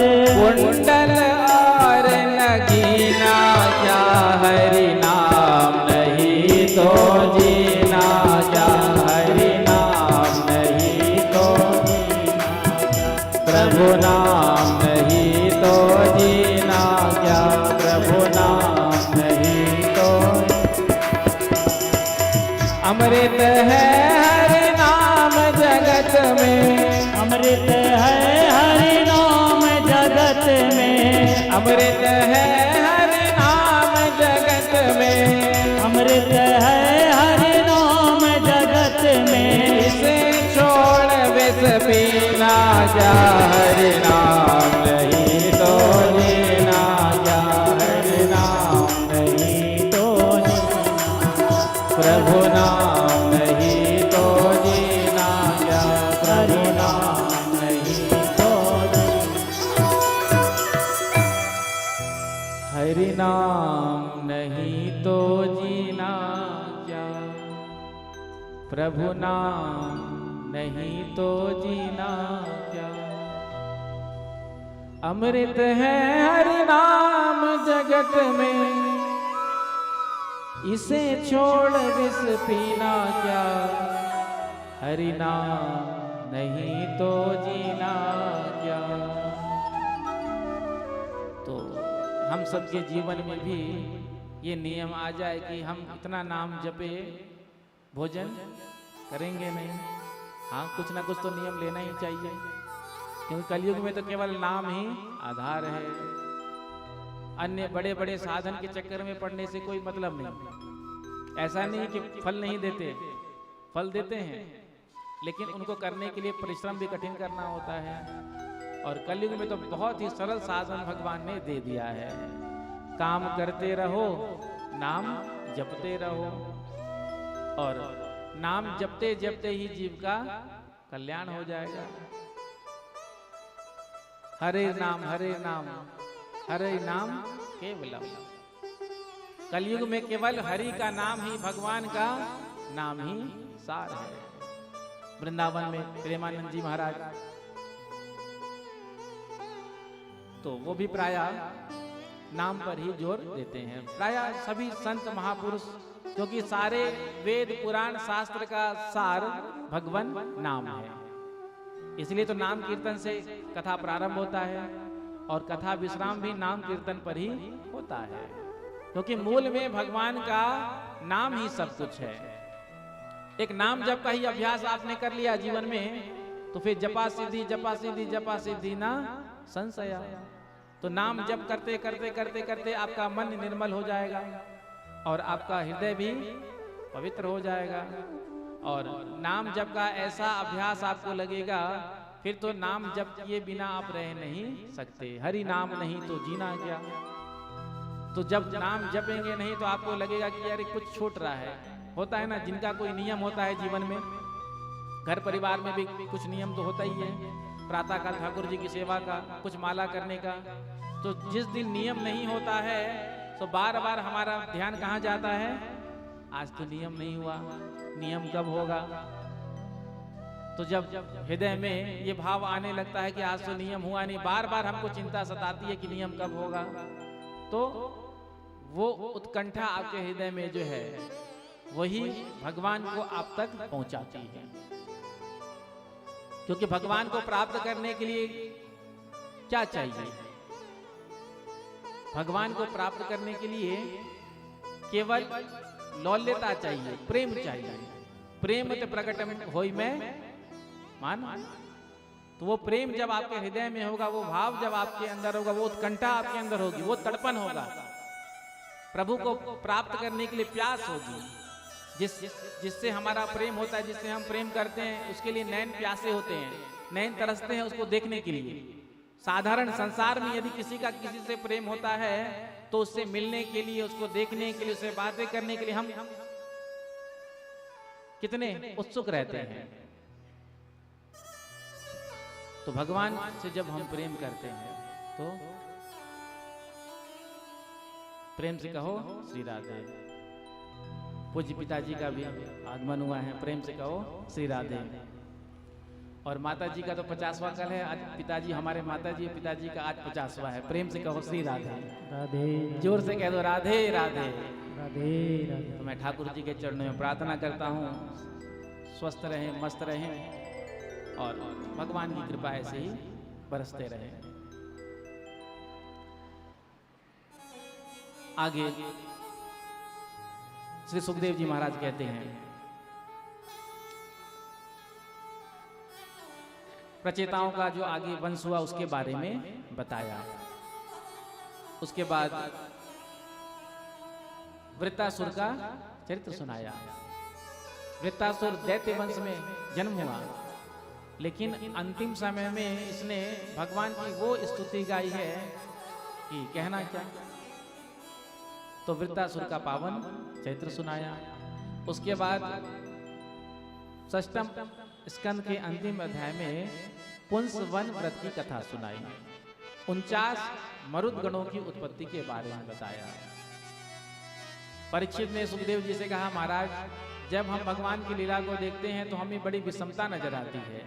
भगवान समदर्शी कहे जाते हैं, तो भगवान पक्षपात क्यों करते हैं, भेदभाव क्यों करते हैं? जब भी हम भगवान की लीलाओं को देखते हैं, सुनते हैं, तो भगवान बार बार देवताओं की ही रक्षा करते हैं, देवताओं को बचाते हैं हर संकट से और दैत्यों को मार देते हैं। तो जब भगवान समदर्शी हैं तो भगवान दैत्यों को क्यों मारते हैं, देवताओं को क्यों बचाते हैं? सुखदेव जी कहते हैं, देखो ऐसा नहीं है कि भगवान दैत्यों को ही मारते हैं। जो भगवान की शरण में आता है भगवान उसकी रक्षा करते हैं। देखो दैत्य वंश में हिरण्यकशिपु का जन्म हुआ, तो हिरण्यकशिपु को तो भगवान ने मारा, लेकिन उसी दैत्य वंश में हिरण्यकशिपु का बेटा बनकर प्रहलाद आया, तो भगवान ने प्रहलाद जी की रक्षा की। तो यदि भगवान भेदभाव करते, पक्षपात करते, तो फिर भगवान ने प्रहलाद जी की रक्षा क्यों की? जब वराह भगवान ने हिरण्याक्ष का उद्धार कर दिया, तो आज हिरण्यकशिपु ने जब सुना कि मेरे भाई को नारायण ने मार दिया, विष्णु ने मार दिया, तो अपने भाई के मृत्यु का बदला लेने के लिए आज मंदराचल पर्वत पर आया और मंदराचल पर्वत पर आकर के तपस्या करने लगा। बड़ा घोर तपस्या किया इसने, जिस तपस्या से प्रसन्न होकर के ब्रह्मा जी ने दर्शन दिया। वरम ब्रूयात, वर मांगो। तो हिरण्यकशिपु ने मांगा कि मैं अमर हो जाऊं। ब्रह्मा जी ने कहा, देखो अमर तो हम भी नहीं है। फिर वरदान मांगने लगा कि मैं दिन में मरूं ना रात में मरूं, ना घर में मरूं ना बाहर मरूं, ना अस्त्र से मरूं ना शस्त्र से मरूं, ना पृथ्वी में मरूं ना आकाश में मरूं। जितना भी इसका बुद्धि ने काम किया, इसने सब कुछ मांग लिया। तो ब्रह्मा जी ने कहा, देख ये वर तो बड़ा दुर्लभ है, लेकिन ऐसा तब भी आज तक किसी ने नहीं किया, तेरे जैसा तब। तो अत्यंत दुर्लभ होने के बाद भी ये वरदान मैं तुमको देता हूं। जो वरदान मिला तो सीधे स्वर्ग पर आक्रमण कर दिया।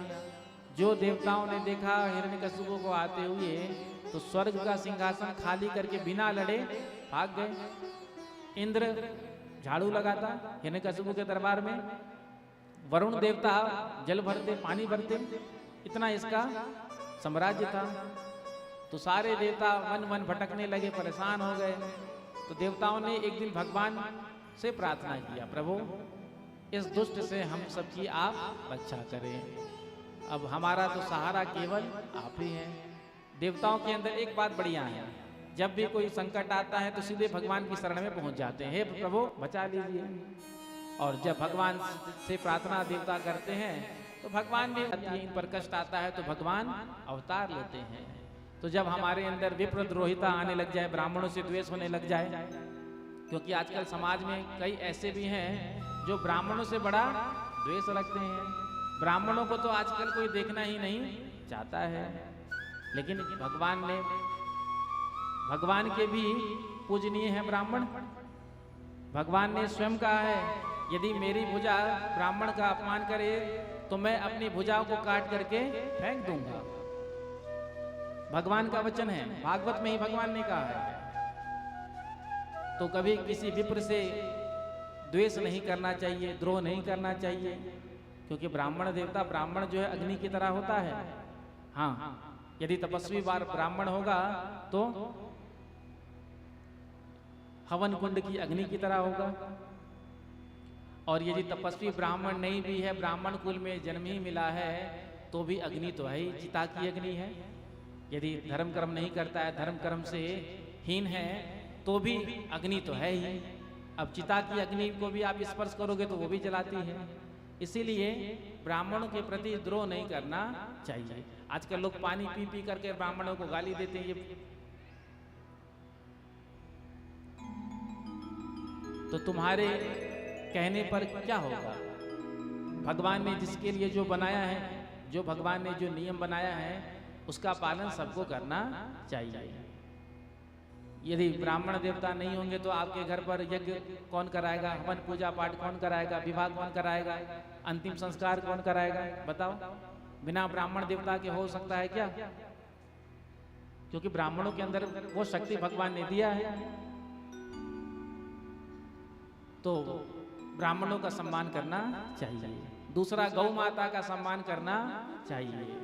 आज भारतवर्ष में गौएं काटी जा रही है, लाखों गायों को रोजाना काटा जा रहा है। और जिस भारतवर्ष में गौ हत्या हो रही है, तो गौ हत्या के अपराध से, पाप से ही ये जो इतने सारे आपको वितंडतावाद का दृश्यमान हो रहा है, ये जो इतना दुराचार, पापाचार, भ्रष्टाचार बढ़ रहा है, तो कहीं ना कहीं इसका कारण गौ हत्या है। तो भारतवर्ष में गौ हत्या पर प्रतिबंध तो होना चाहिए। गाय हमारी माता है और आज गाय को काटा जा रहा है। तो जब गौ माता सुखी होंगी, सुरक्षित होंगी, गौ का संरक्षण होगा, संवर्धन होगा, तब तो भगवान भी प्रसन्न होंगे। तो गौ माता के लिए भगवान अवतार लेते हैं। विप्र, धेनु, सुर, देवताओं के लिए जब जब देवताओं पर कष्ट आता है तो भगवान अवतार लेते हैं। और साधुओं के लिए भगवान अवतार लेते हैं जब साधु पुरुषों पर संकट आता है। तो भगवान ने कहा, आप सब बिल्कुल चिंता मत करो, जब ये मेरे भक्त प्रहलाद से द्रोह करेगा तो वरदान होने के बाद मैं इसका उद्धार कर दूंगा। तो हिरण्यकशिपु के 4 पुत्र थे, लाद, अनुलाद, संगलाद, प्रहलाद। सबसे छोटे प्रहलाद जी महाराज, और बचपन से ही प्रहलाद जी महाराज भगवान की भक्ति में रमे हुए थे। न्यस्त क्रीडन को बालो जड़वतन मनस्तया, कृष्ण ग्रह गृहीतात्मा नवेद जगदीदृशम। कृष्ण रूपी ग्रह ने प्रहलाद जी को पकड़ रखा था। और एक ग्रह यदि राशि पर आ जाता है तो जितना भी वर्ष होता है उतने वर्ष तक तो परेशान करता ही है। लेकिन वो ग्रह जब आपको परेशान करने लगे तो उस ग्रह से बचने के लिए उपाय है, ब्राह्मणों के द्वारा मंत्र का जप करा लो। जो भी ग्रह आपको परेशान कर रहा है, या तो कोई अंगूठी आदि, रत्न आदि धारण कर लो, जो ग्रह का कोप है वो शांत हो जाएगा। लेकिन ये जो कृष्ण रूपी ग्रह है, ये एक बार जिसको पकड़ लेता है तो फिर ये ग्रह कभी उतरता ही नहीं है। तो आज प्रहलाद जी महाराज को कृष्ण रूपी ग्रह ने पकड़ लिया। थोड़े बड़े हुए, पढ़ने के लिए गुरुकुल भेजा। जब पढ़ करके गुरुकुल से आए हैं तो पिता ने पूछा, बेटा तुमने क्या पढ़ा गुरुकुल में? जो सबसे सुंदर पाठ तुमको लगता है हमको बताना। तो प्रहलाद जी कहते हैं, पिताजी मैंने तो एक ही सुंदर पाठ पढ़ा, यदि जीव अपना कल्याण चाहे तो वन में जाकर के हरि नारायण का भजन करें। जो अपने पुत्र के मुख से अपने बैरी विष्णु का नाम सुना, नारायण का नाम सुना, तो बेटे से तो कुछ नहीं कहा। प्रहलाद से कहा बेटा जाओ जाकर अपने गुरुजी को भेजना। अब प्रहलाद जी ने जाकर संडामर्ग से कहा गुरुजी पिताजी ने आपको याद किया है। अब संडामर्ग घबराए, थर थर कांपे कि इसने हमको क्यों बुलाया। तो जैसे ही संडामर्ग आए हैं तो हिरण्यकशिपु ने कहा ये तुम मेरे बेटे को क्या पढ़ा रहे हो, क्या सिखा रहे हो।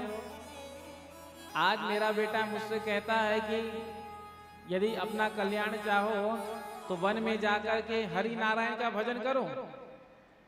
ये शिक्षा तुम मेरे पुत्र को दे रहे हो। संडामर्ग थर थर कांपे, हाथ जोड़ करके कहा महाराज ऐसी शिक्षा ना तो हमने दी ना किसी ने इसे दी, ना जाने ये कहां से पढ़ा के आया है। आपने जो शिक्षा नीति निर्धारित की है हम तो वही पढ़ाते हैं, ना जाने इसने कहां से सीख लिया।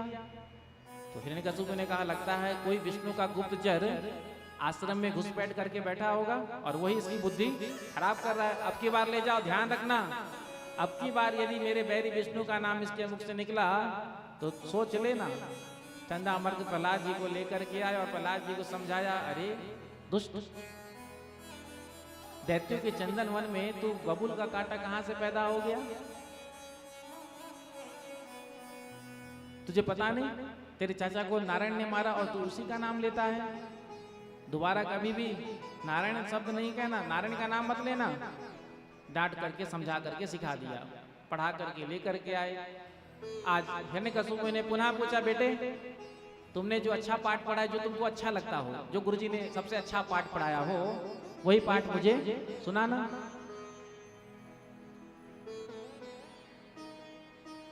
अब प्रहलाद जी देखें गुरुजी की ओर। गुरुजी पिताजी तो अच्छा पाठ पूछ रहे हैं, आप कहते हो बुरा पाठ सुनाना। अब तो हम अच्छे पाठ सुनाएंगे।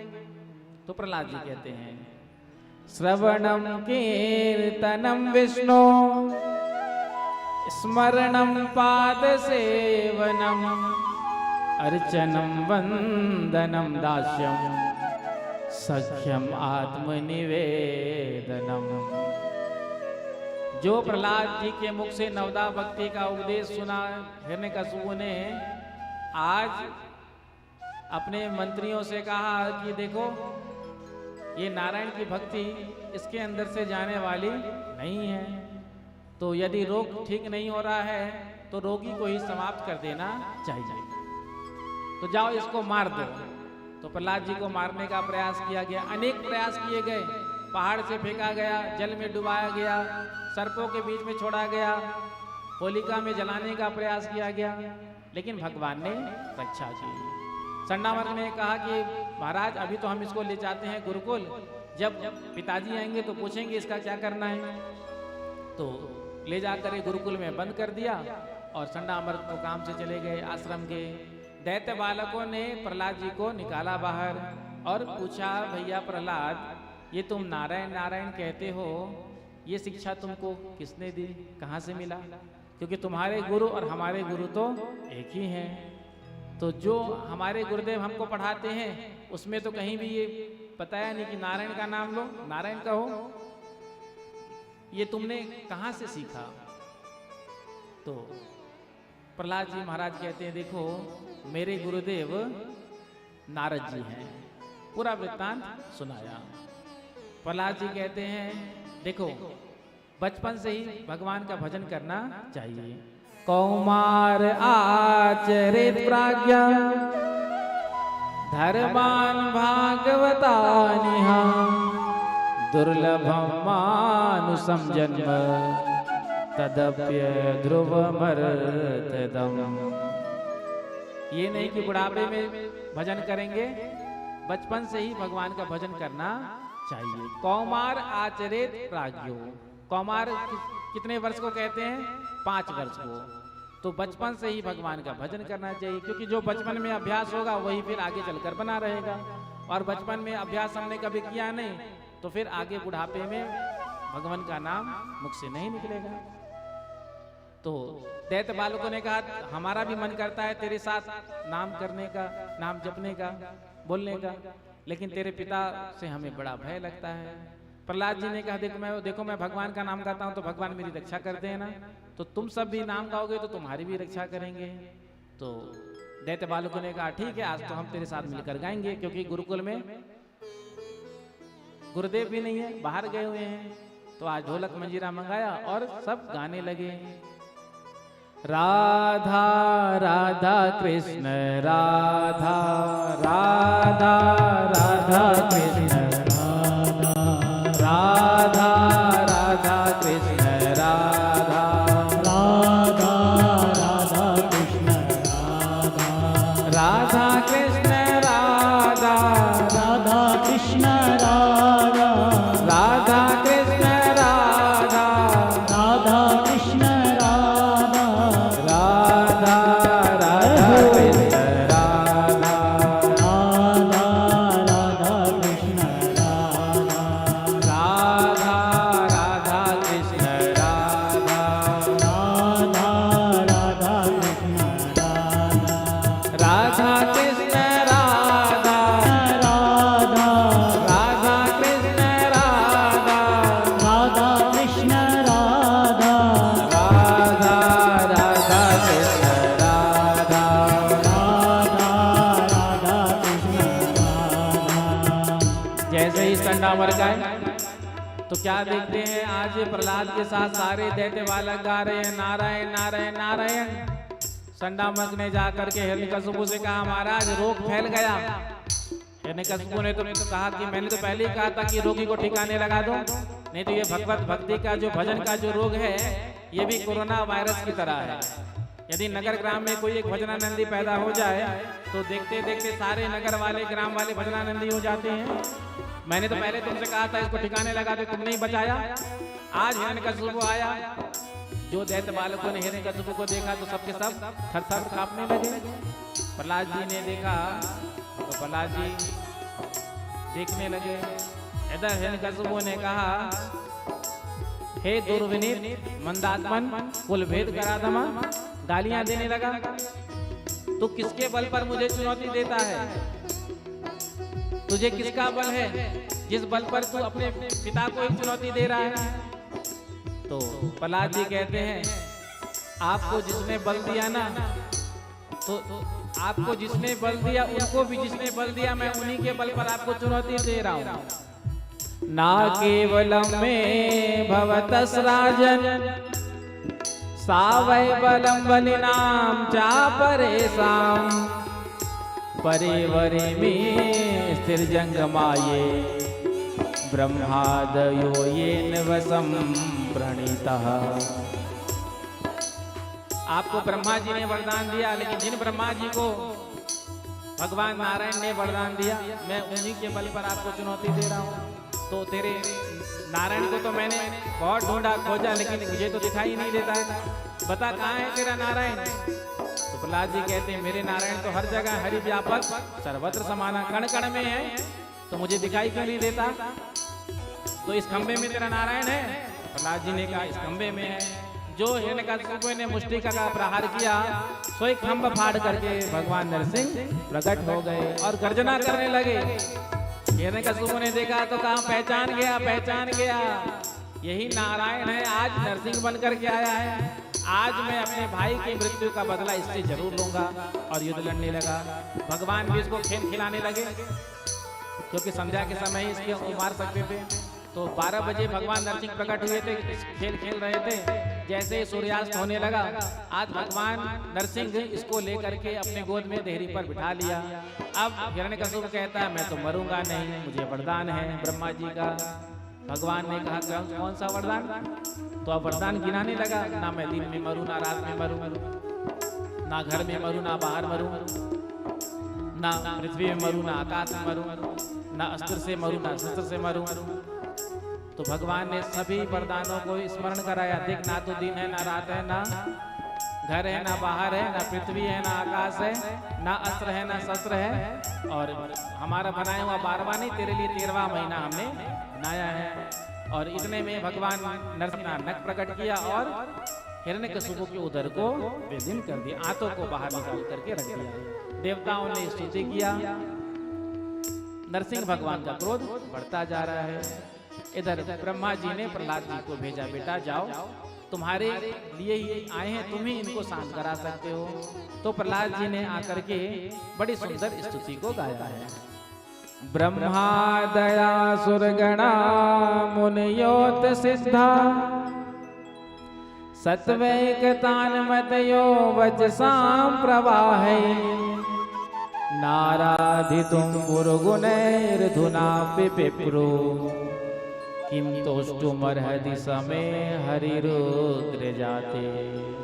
प्रहलाद जी कहते हैं, कहाँ तो बड़े बड़े देवता हुए, आपका क्रोध शांत नहीं हुआ, तो क्या मेरे प्रार्थना से, मेरे स्तुति से आपका क्रोध शांत हो जाएगा? प्रहलाद जी कहते हैं कि कोई ब्राह्मण हो, ब्राह्मण होने का उसके अंदर 12 गुण हो, लेकिन यदि उसके अंदर आपकी भक्ति नहीं होती है तो आप उससे रिझते नहीं, प्रसन्न नहीं होते। और दूसरा, कोई कितना भी बड़ा पापी क्यों ना हो, उसके अंदर भी आपकी भक्ति आ जाए तो आप उस पर रिझ जाते हैं। तो आज प्रहलाद जी बड़ी सुंदर स्तुति गा रहे हैं। आप तो केवल भक्ति से ही प्रसन्न हो जाते हैं। गजेंद्र ने क्या दिया था? केवल एक पुष्प चढ़ाया था, उसी पर रिझ गए भगवान। तो मैं तो केवल दोनों हाथ जुड़ करके आपको प्रणाम कर सकता हूँ। नरसिंह भगवान का क्रोध शांत हुआ और नरसिंह भगवान आज अपने भक्त प्रहलाद से क्षमा मांगते हैं।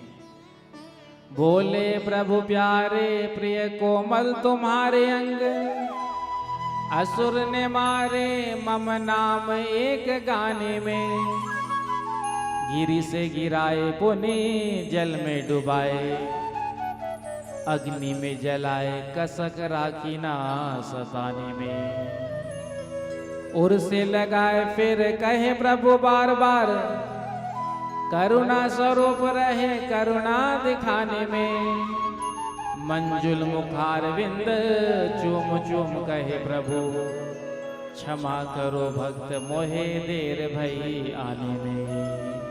संसार में ऐसा पहली बार हुआ होगा जिसको मेरे नाम लेने के चलते इतना कष्ट उठाना पड़ा, तो मुझे बेटा क्षमा करना। नरसिंह भगवान ने वरदान मांगने को कहा प्रहलाद जी से। प्रहलाद जी ने कहा, यदि कोई आपकी भक्ति कर रहा है कि आपसे कुछ मिल जाए तो वो भक्ति है ही नहीं, ये तो व्यापार हो गया। कोई आपकी भक्ति भी कर रहा है और आपसे कामना भी करता है कि ये मिल जाए तो हम भजन करेंगे, ये करेंगे, तो वो भक्ति नहीं, वो तो व्यापार है। वो तो बढ़िया है, जैसे बढ़िया होते हैं वो व्यापारी जो होते हैं वो अपना लाभ देखते हैं, और जहां अपना लाभ दिखता है वही काम करते हैं। तो मैं कोई बढ़िया तो हूँ नहीं, वणिक तो हूँ नहीं, और आपकी भक्ति मैं तो इसलिए नहीं कर रहा हूँ कि आपसे मुझे कुछ मिल जाए। भगवान ने कहा, बेटा मैं तुम पर प्रसन्न हूँ, कुछ मांग लो मुझसे। तो कहा, मेरे अंदर कोई कामना ही ना आए। कहा, ठीक है चलो इस गद्दी पर तुम बैठो। नरसिंह भगवान उठ गए, प्रहलाद जी को बिठाया। अब गद्दी पे बैठते ही प्रहलाद जी ने कहा, प्रभु एक वरदान दे दीजिए। तो गद्दी का भी प्रभाव होता है ना। अब तक भगवान नरसिंह कह रहे थे बेटा कुछ मांग लो, लेकिन कुछ नहीं मांगा, कुछ नहीं चाहिए। लेकिन जैसे ही गद्दी पर प्रहलाद जी बैठे तो कहा, प्रभु एक वरदान देते जाइए। नरसिंह भगवान ने कहा, बेटा हम तो तुमसे कब से कह रहे थे कुछ मांग लो। तो प्रहलाद जी ने कहा कि मेरे पिता ने इसी गद्दी पर बैठकर, इसी सिंहासन पर बैठकर आपको खूब गालियां दी और उस पाप से नरक में जाना पड़ेगा, तो मेरे पिता की अधोगति ना हो, वो मुक्त हो जाएगा। भगवान नरसिंह ने कहा, त्रिसप्त भी पिता पूतः पितृ भी सहते नग, यत् साधुष्य गृह जातो भवान वै कुल पावना। जिस कुल में तेरे जैसा भक्त उत्पन्न हो जाए उसकी 21 पीढ़ियां तर जाती है। तो तेरे पिता की क्या बात, तेरे पिता के पिता पिता के पिता पिता के पिता पिता के पिता पिता के पिता 7 पीढ़ियां तर गई।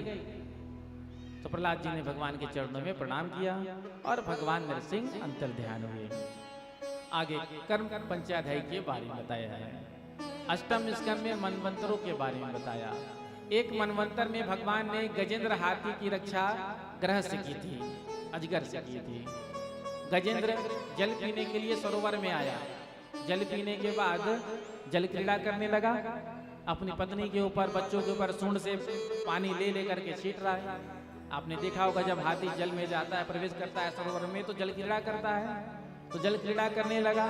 जब सरोवर का जल मटमैला हो गया तो उस सरोवर में एक ग्रह रहता था। आज ग्रह ने आकर के गजेंद्र के पैर को पकड़ लिया।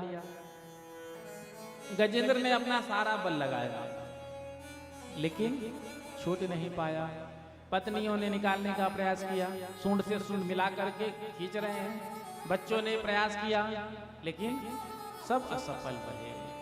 जब पत्नी बच्चों ने देखा ये तो निकल नहीं रहे यहाँ से, अब इनके चलते हम भी यहाँ भूखे तो मरेंगे नहीं, तो पत्नी और बच्चे छोड़कर गजेंद्र को चले गए। तो गजेंद्र को आज बड़ा दुख हुआ। जिस परिवार के पालन पोषण के लिए मैंने सारा जीवन लगा दिया, आज जब मेरे ऊपर विपत्ति आया, कष्ट आया, संकट आया, तो सबने मेरा त्याग कर दिया। प्रीतम जान लियो मन माही, अपने सुख से ही जग बांध्यो, को काहू को नाही। सुख में आन सभी मिल बैठत, रहत चहु दिस घेरे, विपत पड़ी सब ही संग छाड़त, को न आवत नेरे। जब सुख का समय होता है तो परिवार वाले, संबंधी, मित्र सब आकर के घेरे रहते हैं, हाँ जी हाँ जी हाँ जी करते हैं। और जब दुख का समय आता है तो परिवार, मित्र कोई काम नहीं आता, सब छोड़कर चले जाते हैं। अंतिम समय में तो भगवान ही काम आते हैं। तो आज गजेंद्र को एहसास हो गया, तो गजेंद्र ने प्रार्थना किया, स्तुति किया, ओम नमो भगवते तस्मै यत् एतच्चिदात्मकं पुरुषायादि बीजाय परेशायाभिधीमहि। जो इस सृष्टि को बनाते हैं, सृष्टि का पालन करते हैं और सृष्टि का संग्रहण करते हैं, मैं उनकी शरण में हूँ, वो आकर मेरी रक्षा करें। भगवान नारायण आए हैं और सुदर्शन चक्र से ग्रह का मस्तक धड़ से अलग किया और गजेंद्र की रक्षा की और पूर्व जन्म के बारे में बताया। पूर्व जन्म में ये जो ग्रह था, ये हुहु नाम का गंधर्व था, जो देवल ऋषि के शाप से अजगर बना था। गंधर्वों का काम होता है नाच गाना करके रिझाना। तो एक बार देवल ऋषि संध्या वंदन कर रहे थे सरोवर में खड़े होकर के, इतने में हुहु नाम का गंधर्व आया और सरोवर में प्रवेश करके चरण पकड़ करके हिला दिया।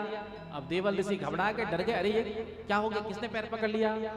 और जब घबरा गए, डर गए, तो हुहु नाम का गंधर्व सामने आकर के हंसने लगा, हा हा हा, डरा दिया ना मैंने आपको।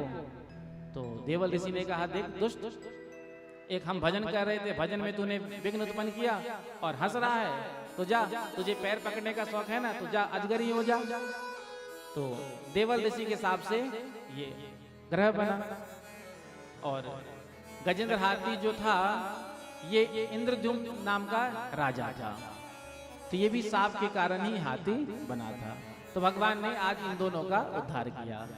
उसके बाद समुद्र मंथन की कथा का वर्णन किया। दुर्वासा जी ने इंद्र को शाप दे दिया, जा तेरा श्रीहीन हो जा। तो देवता श्रीहीन हो गए। को पता चला तो स्वर्ग पर आक्रमण कर दिया, देवता भाग गए स्वर्ग खाली करके। देवताओं ने जाकर भगवान से कहा, प्रभु दैत्यों ने हमारा राज्य छीन लिया, हमें वापस दिलवाइए। भगवान ने कहा, देखो जब देखो संतों ब्राह्मणों का अपमान करते हैं और मेरे पास आकर के फिर खड़े हो जाते हैं, तो बिना मेहनत के कोई वस्तु मिल जाए तो उसमें उतनी महत्ता नहीं रहती है। तो भगवान ने कहा, जाओ तुम्हारा जितना भी श्री था वो सब समुद्र में समा गया है, अब समुद्र मंथन करो तो उससे अमृत प्रकट होगा।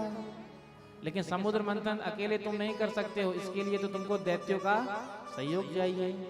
देवताओं ने कहा, दैत्य तो हमारे बैरी हैं, दुश्मन हैं, तो वो हमारा मदद क्यों करेंगे। तो भगवान ने कहा, जाओ ना उनसे प्रार्थना करो। तो देवताओं ने आज दैत्यों के पास आ करके कहा, भैया हम सब आपस में भाई हैं, क्योंकि पिता तो एक है, माता अलग अलग है। अदिति के देवता हैं और दिति के दैत्य हैं। तो हम सब आपस में सब भाई हैं, आपस में एक दूसरे से लड़ते हैं, झगड़ते हैं और मरते हैं। तो क्यों ना हम सब आपस में मिलकर के समुद्र मंथन करें, अमृत निकलेगा, अमृत का पान कर लेंगे। उसके बाद लाठी डंडा चले, तलवार चले, गोली बारूद चले, मरना तो किसी का होगा नहीं। तो दैत्यों ने कहा बात में तो तुम्हारी दम है। तो दैत्य भी एक ही बात में तैयार हो गए, चलो मंथन कैसे हो। तो सबसे पहले मंदराचल पर्वत, जब मंदराचल पर्वत लेने के लिए गए, उठाया तो गणेश जी का ध्यान नहीं किया तो विघ्न आ गया, पर्वत छूट गया और कई दैत्यों का पांव फ्रैक्चर हो गया। दैत्यों ने कहा पर्वत तो उठता नहीं, खाक करेंगे समुद्र मंथन। देवताओं ने भगवान का ध्यान किया तो भगवान ने आकर मंदराचल पर्वत को उठाया और लाकर के समुद्र में रखा। जब पर्वत को विराजमान किया तो नीचे कोई आधार नहीं था तो डूबने लगा। तो भगवान कच्छप बनकर जाकर के पर्वत के नीचे बैठे हैं। बोलो कि इधर दैत्य और देवता दोनों मिलकर के वासुकी नाग के पास गए। अब मंथन हो उसके लिए रस्सी चाहिए। तो वासुकी नाग के पास आकर के कहा कि भैया हम आपस में मिलकर के समुद्र मंथन कर रहे हैं, आप थोड़ा सहयोग करो। तो कहा कि हम सहयोग करें, जब समुद्र मंथन होगा, घर्षण होगा तो हमारा शरीर नष्ट होगा। इतने भी परोपकारी हम है नहीं जो तुमको अमृत पिलाने के लिए हम अपने शरीर को ही कष्ट दें।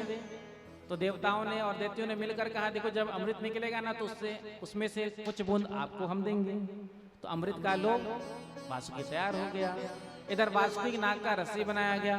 अब इधर भगवान ने कहा देखो देवताओं तुमने उच्च कुल में जन्म लिया है तो इसीलिए तुम सर्प के मुख भाग को पकड़ो। भगवान तो जानते ही थे ये दैत्य जो हैं ये उल्टे खोपड़ी के हैं, इनको कोई सीधा बात कहो तो इनको समझ में नहीं आता है। कुछ लोग होते हैं ना जो उल्टे खोपड़ी के होते हैं, सीधा बात उनसे कहो तो उनको समझ में नहीं आता है। एक पंडित जी थे, उनकी पत्नी विपरीत स्वभाव की। अब जो पंडित जी कहते हैं उसका उल्टा ही करती। तो पंडित जी ने सोचा कि अब हम उल्टा बोलना शुरू करते हैं, सीधा सीधा काम होने लगेगा। अब पंडित जी ने कहा कि देखो देवी महाकुंभ का पर्व है, 144 वर्ष में आया है, हम तो संगम स्नान करेंगे। अब पंडित जी ने सोचा यदि मैं ये कहूंगा तो पंडितानी कहेगी कि वाह महाराज इतना भीड़ होता है कुंभ में, 65 करोड़ लोग जाकर के स्नान कर रहे हैं, इतने भीड़ में धक्का मुक्की में इतना किलोमीटर चलना मेरे बस की बात नहीं है। पत्नी ये बोलती। तो पंडित जी ने उल्टा बोला और कहने लगे कि देखो 144 वर्ष में कुंभ आया लेकिन हम नहीं जाएंगे। अरे इतनी भीड़ में कौन जाएगा, 20-20 किलोमीटर 30-30 किलोमीटर चलना पड़ता है, तो हम नहीं जाएंगे। तो पत्नी ने कहा वाह महाराज 144 वर्ष के बाद महाकुंभ आया है और आप कहते हैं मैं नहीं जाऊंगा, मैं तो जाऊंगी। अब पंडित जी भी तो जाना ही चाहते थे। अब पंडित जी ऐसा कहते तो कहती कि मैं नहीं जाऊंगी, इसलिए पंडित जी ने उल्टा कहा। तो कहा ठीक है चलेंगे, लेकिन खाने पीने के लिए कुछ साथ में मत रखना, रास्ते में तमाम होटल है, कुछ भी ले लेंगे, खरीद लेंगे, खा लेंगे। पत्नी कहती वाह महाराज इतने दूर हम जाएंगे बिना कुछ भोजन लिए जाएंगे, मैं तो घर से भोजन बना कर लेके जाऊंगी। अब पंडित जी उल्टा उल्टा कहते सीधा सीधा होता। पहुंच गए संगम के तट पर प्रयागराज में। अब पंडित जी ने सोचा कि तीर्थ में झूठ क्यों बोलूं, उल्टा कैसे बोलूं। तो पंडित जी ने पंडितानी से कहा देवी ज्यादा बीच में जाकर के डुबकी मत लगाना। सोई पंडितानी जी कहती वाह महाराज इतनी दूर से मैं स्नान करने के लिए और क्या किनारे में ही नहा लो, मैं तो बीच में ही जाकर नहाऊंगी। और ऐसे बीच में गई कि बीच धारा में बही गई। पंडित जी चिल्लाए अरे जाल लाओ जाल लाओ जाल लाओ। मछुआरे जाल लेकर के आए। अब धारा इधर बह रही थी तो मछुआरों ने जाल इधर लगाया क्योंकि लाश इधर ही मिल जाएगा। लेकिन पंडित जी ने कहा देखो इधर जाल मत डालो, जाल इधर डालो। मछुआरों ने कहा पंडित जी धारा इधर बह रही है तो इधर ही मिलेगी। कहा नहीं, मरते मरते भी उल्टी चली है, इधर नहीं इधर ही मिलेगी। प्रेम से कहो श्री राम। तो ऐसे ही दैत्य उल्टे खोपड़ी के हैं। जैसे ही भगवान ने कहा कि तुम ऊंचे कुल में उत्पन्न हुए हो तो सर्प के मुख भाग को पकड़ो। सोई दैत्यों ने कहा मंथन हो या ना हो लेकिन सर्प के पुच्छ भाग को हम नहीं पकड़ेंगे। क्योंकि सर्प का पुच्छ भाग अमंगल होता है, हम नहीं छुएंगे, मंथन हो या ना हो। अब भगवान तो यही चाहते थे, क्योंकि जब घर्षण होता, मंथन होता, तो वासुकी नाग के मुख से ज्वालाएं निकलेंगी। अब जब ज्वाला निकलेंगी तो उसमें देवता जल जाते। तो भगवान ने कहा कि ठीक है, तुम ही बड़े बाप के बेटा बनो, जाओ तुम ही मुख पर लग जाओ। देवताओं ने आकर पूछ पकड़ा। जैसे ही समुद्र मंथन होने लगा, वासुकी नाग के मुख से ज्वाला निकलने लगी और दैत्य जलने लगे। तो भगवान ने कहा और बन लो बड़े बाप के बेटा। तो समुद्र मंथन हुआ, सबसे पहले कालकूट विष निकला, जिस विष को भगवान भोलेनाथ ने पान किया। उसके बाद उच्च सरवा घोड़ा निकला, आपस में लड़ने लगे कि हम लेंगे हम लेंगे। भगवान ने कहा चलो दैत्य को दे दो। फिर ऐरावत हाथी निकला तो उसको इंद्र ने लिया। उसके बाद गाय निकली कामधेनु, तो ब्राह्मणों को दान में दिया। उसके बाद कल्प वृक्ष निकला, स्वर्ग में भेज दिया। उसके बाद समुद्र मंथन से लक्ष्मी जी का प्रागट्य हुआ। अब भगवान ने कहा लक्ष्मी जी जिसको चुन ले वही उनकी। तो स्वयंवर का आयोजन हुआ और लक्ष्मी जी ने भगवान नारायण को चुना। बोलो लक्ष्मी नारायण भगवान की जय हो। उसके बाद समुद्र मंथन से वारुणी देवी प्रकट हुई। वारुणी देवी किसको कहते हैं पता है? किसको? मदिरा, शराब। मदिरा भी समुद्र मंथन से ही प्रकट हुआ है। तो मदिरा को दैत्य को दे दिया, तुम्हारे काम का है, हम लोग के काम का तो है नहीं। उसके बाद जब मंथन हुआ तो आज अमृत कलश लिए प्रकट हुए धन्वंतरी भगवान। जो धन्वंतरी भगवान के हाथ में अमृत का कलश देखा, सोए दैत्यों ने झपट्टा मारा, कहा इसी के लिए इतना मंथन किया, इतना मेहनत किया, मार झपट्टा लेकर 9 2 11। देवता रोने लगे, हाथ मलने लगे, इतना मेहनत किया, इतना परिश्रम किया, लेकिन जब अमृत पीने का समय आया तो दैत्य लेकर भाग गए। देवता भगवान चिंता मत करो, हम तुमको अमृत पिलाएंगे। इधर दैत्य आपस में ही लड़ने लगे, झगड़ने लगे। देखो मैं पहले पीऊंगा, दूसरा कहता है मैं बलवान हूं तो मैं पीऊंगा, तीसरा कहता है मैं उम्र में बड़ा हूं तो मैं पीऊंगा। इसी का फायदा उठा करके भगवान मोहिनी रूप लेकर के प्रकट हुए। छैल छबीली छोरी बन करके सुंदर हाथ में कमल का पुष्प घुमाते हुए भगवान प्रकट हो गए। जो दैत्य आपस में झगड़ रहे थे, जो देखा मोहिनी भगवान को सुंदर छोरी के रूप में, तो सब घेर कर खड़े हो गए। क्यों देवी जी, कहाँ से आई हो, कहाँ जा रही हो, नाम क्या है? मोहिनी भगवान ने कहा तुम कौन हो मेरा परिचय पूछने वाले, क्यों मुझे घेर कर खड़े हो गए हो? तो दैत्य कहते हैं हम भी कोई नीचे खानदान के नहीं है, गिरे खानदान के नहीं है देवी जी, हम कश्यप ऋषि की संतान हैं। अच्छा, तो तुम मुझे घेर कर तुम मेरा इंट्रोडक्शन लेने वाले तुम कौन होते हो? चलो जाओ यहाँ से। कहा देवी जी हम सब भाइयों के मध्य में आपस में झगड़ा चल रहा है इस अमृत को पीने के लिए, तो क्यों ना आप अपने हाथों से हम सबको अमृत पिला दें।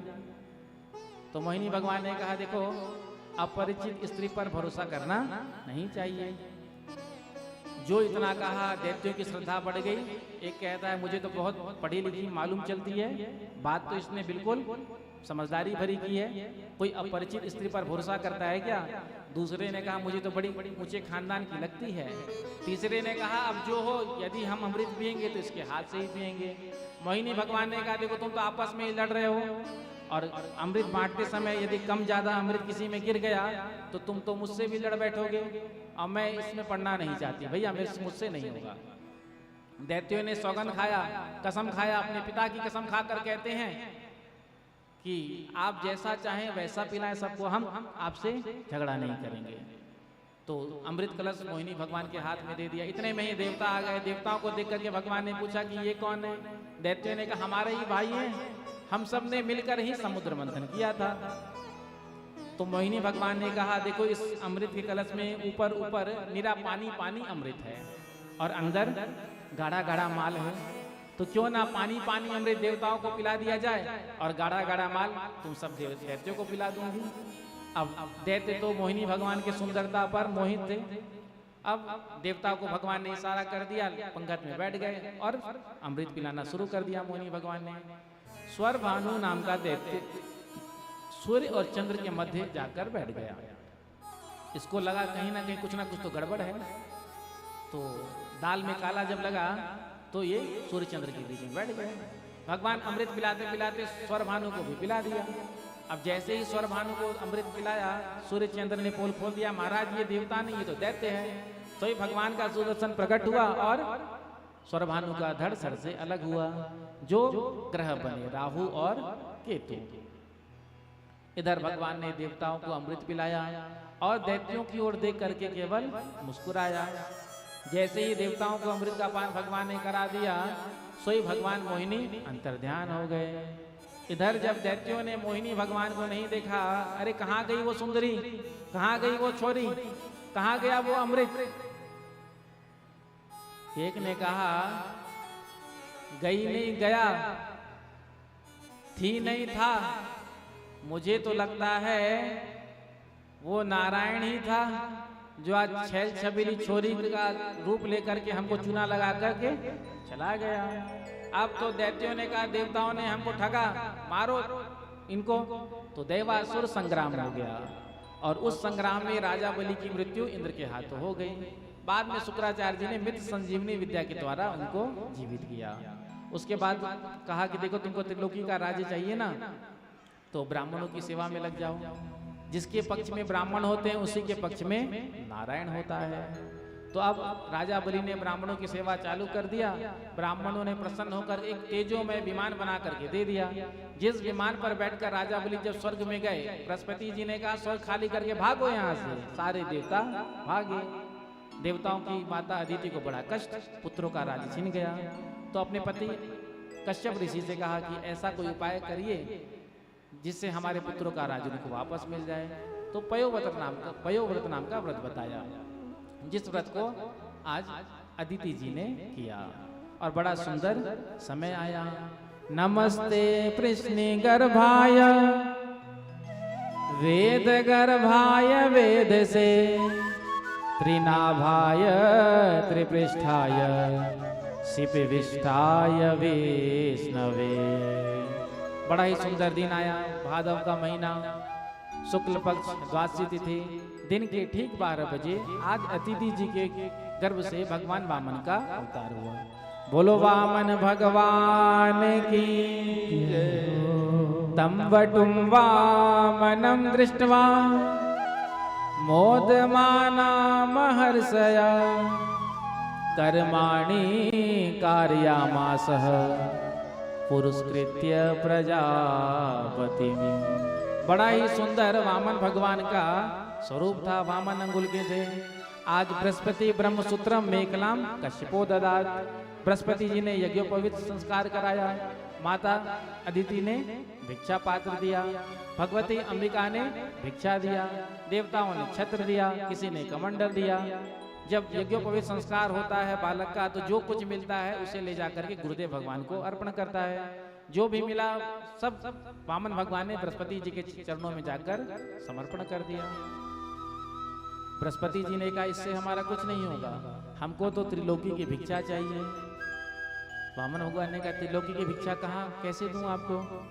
तो बृहस्पति जी ने कहा इस समय त्रिलोकी के राजा बलि हैं जो नर्मदा के तट पर यज्ञ कर रहे हैं। तो छोटे से वामन भगवान आज नर्मदा के तट की ओर जाने लगे। जो दूर से देखा आते हुए राजा बलि ने वामन भगवान को, तो जो ब्राह्मण ऋत्विज यज्ञ करा रहे थे उनको साथ में लिया, द्वार पर आकर खड़े हो गए और वामन भगवान का स्वागत करने लगे।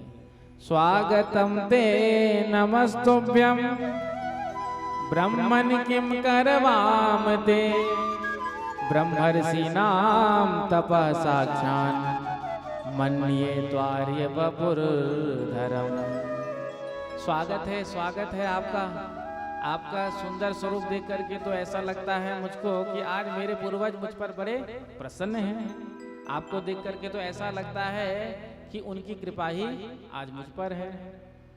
आप मेरे द्वार पर आए हैं तो मैं आपका स्वागत करता हूँ। कहिए मैं आपको क्या दूं, क्या चाहिए आपको?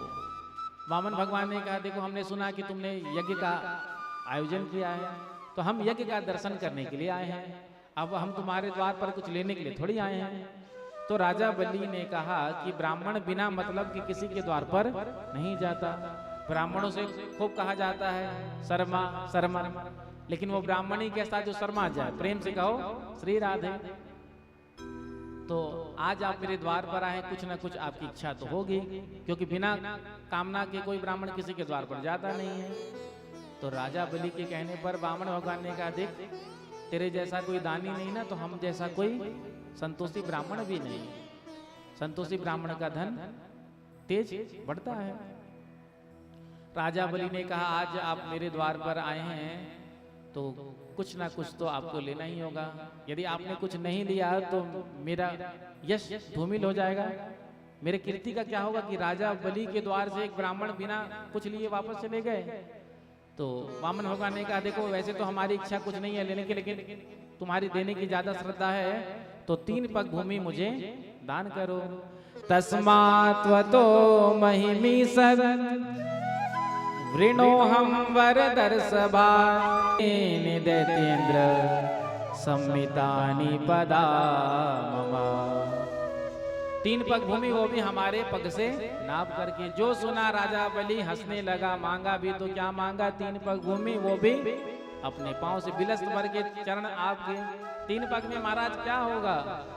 तो राजा बलि ने कहा, तो वामन भगवान ने कहा, देख तुझे देना है तो दे, नहीं तो अपने राम जी चले।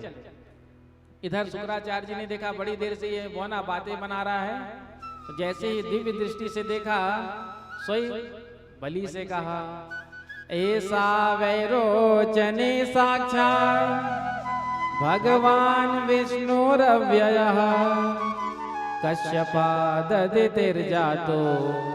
देवानां कार्य साधका। अरे ये ना तो वामन है ना तिरपन, ये तो साक्षात नारायण है, तो मना कर दे। राजा बलि ने कहा, गुरुजी मैंने एक बार कह दिया और आप कह रहे हैं कि मैं मना कर दूं, कैसे मना कर दूं। तो गुरुजी नाराज हो गए और कहा, जा तू श्रीहीन हो जा। वामन भगवान ने कहा, गुरु चला आपस में लड़ो मत, हम ही जा रहे हैं। राजा बलि ने कहा, महाराज ये क्या आप कह रहे हैं, गुरुजी को जाने दीजिए, आपने जो कहा उस संकल्प को मैं पूरा करूंगा। तो आज वामन भगवान को बुलाया और वामन भगवान के चरणों का प्रक्षालन किया। इधर राजा बलि ने कहा, नाप लीजिए जहां से नापना है। वामन भगवान ने कहा, ऐसे थोड़ी नापेंगे, सबसे पहले संकल्प होगा, संकल्प होने के बाद हम दान लेंगे। राजा बलि ने कहा, महाराज 3 पग भूमि के लिए क्या संकल्प करना, जहां से इच्छा हो ले लीजिए। बोलो वामन भगवान की। तो बिना संकल्प के हम दान नहीं लेंगे, वामन भगवान ने कहा। तो जब कमंडल से जल लेने लगे, तो कमंडल के टोटी में जाकर के बैठ गए शुक्राचार्य जी। ना जल गिरेगा, ना संकल्प होगा, ना यजमान लुटेगा। इतने में ही भगवान ने कहा, राजा बलि लगता है ये कमंडल बहुत पुराना हो गया है, जंग खा गया है, लाओ अभी हम इसे ठीक कर देते हैं। अपने आसन से गुस्सा निकाला और जैसे ही टोटी में मारा, शुक्राचार्य जी आंख लगा करके देख रहे थे, सोई शुक्राचार्य जी का एक आंख फूट गया। शुक्राचार्य जी वहां से भागे, कोई लेता है देता है, व्यर्थ में हमने अपनी आंख गंवा ली। इधर जल गिरा, संकल्प हुआ और संकल्प होते ही वामन भगवान आज विराट हो गए। एक पग में पृथ्वी लोक नापा, दूसरे में स्वर्ग लोक को नापा, तीसरे पग में जब कोई स्थान ही नहीं बचा तो राजा बलि को बांध दिया, बंधवा दिया और कहा, तूने कहा था ना 3 पग भूमि दान करूंगा, तीसरा पग भूमि दान कर, नहीं तो मैं तुझे नरक में डाल दूंगा।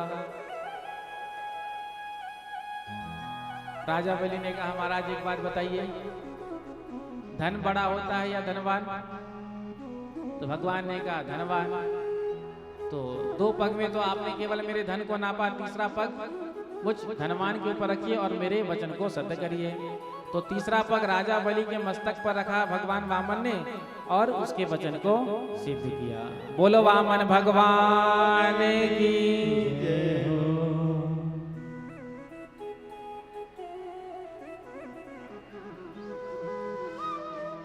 हरि वामन का भेष बनाए, बलि राजा के द्वारे आए। वामन का भेष बनाए बलि राजा के द्वारे आए।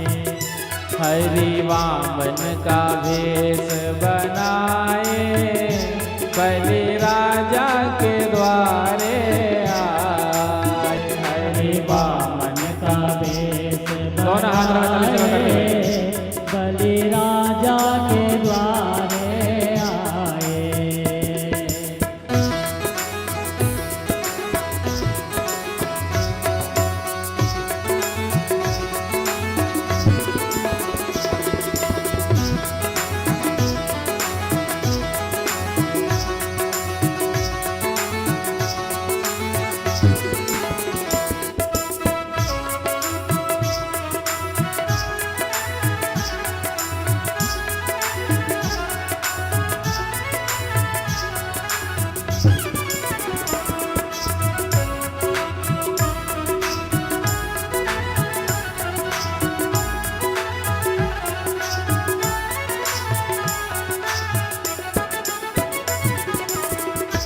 उनके छोटे छोटे हाथ, उनके छोटे छोटे पाँव, उनके छोटे छोटे हाथ, उनके छोटे छोटे बाल, उनके छोटे छोटे हाथ, उनके छोटे छोटे पाँव, उनके छोटे छोटे हाथ, उनके छोटे छोटे बाल, पैरों में खड़ा हो सोहाए सोहाए बलि राजा के द्वारे आए। हरि वामन का भेष बनाए बनाए राजा बोलो वामन बलि भगवान के। दोनों हाथ में ताली ताली करते हुए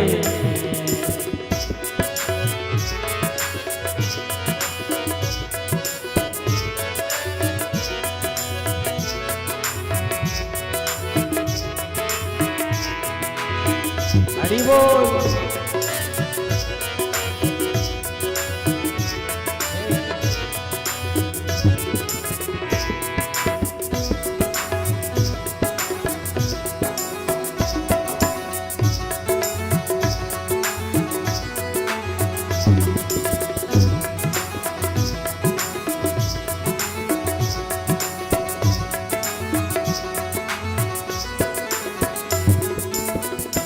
झोले कंधे पड़े गले माला पड़ी, झोले कंधे पड़ी गले माला पड़ी, झोले कंधे पड़े गले माला पड़ी, झोले कंधे पड़ी गले माला पड़ी, ब्रह्मचारी का भेष बनाए बनाए बलि राजा के द्वारे आए। हरि वामन का भेष बनाए बनाए राजा बलि को चलने आए।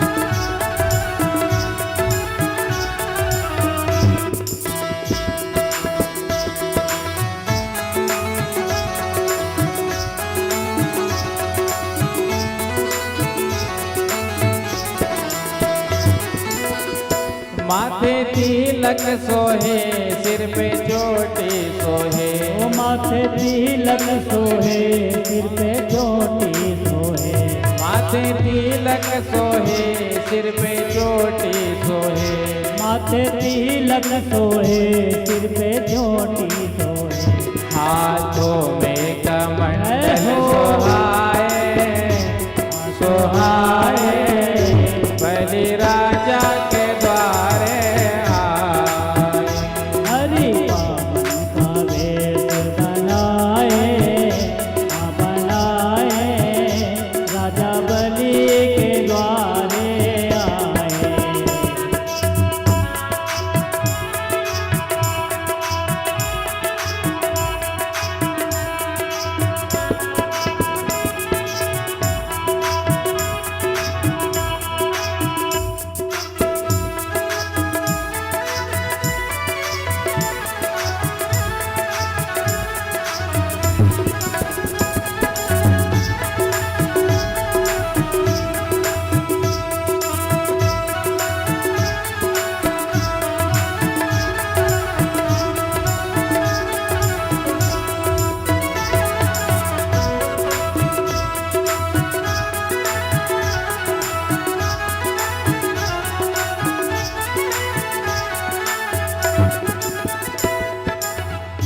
बोलो वामन भगवान की जय हो।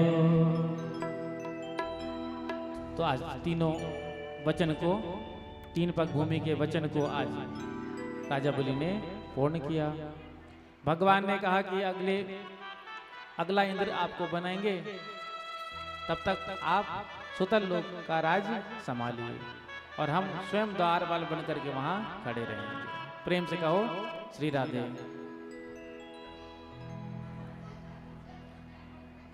नवम स्कंद में सूर्य वंश और चंद्र वंश के बारे में बताया।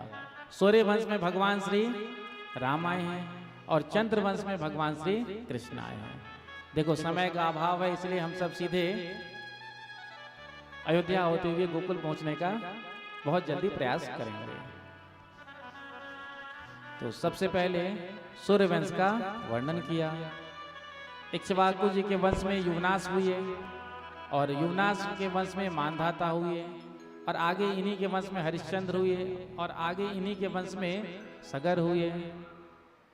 खटवांगा दीर्घ बाहुष्य रघुस्तस्मात् पृथोस्रवा अजस्ततो महाराजस तस्मात् दशरथो भवत्। तो आगे इन्हीं वंश में दशरथ जी हुए और जिन दशरथ जी के 4 पुत्र हुए, राम लक्ष्मण भरत शत्रुघ्न। और एक श्लोक में संक्षिप्त रूप से राम कथा श्री सुखदेव जी ने सुनाया। वैसे तो 2 अध्याय में सुनाया है, लेकिन एक श्लोक में संक्षिप्त रूप से भी सुनाया।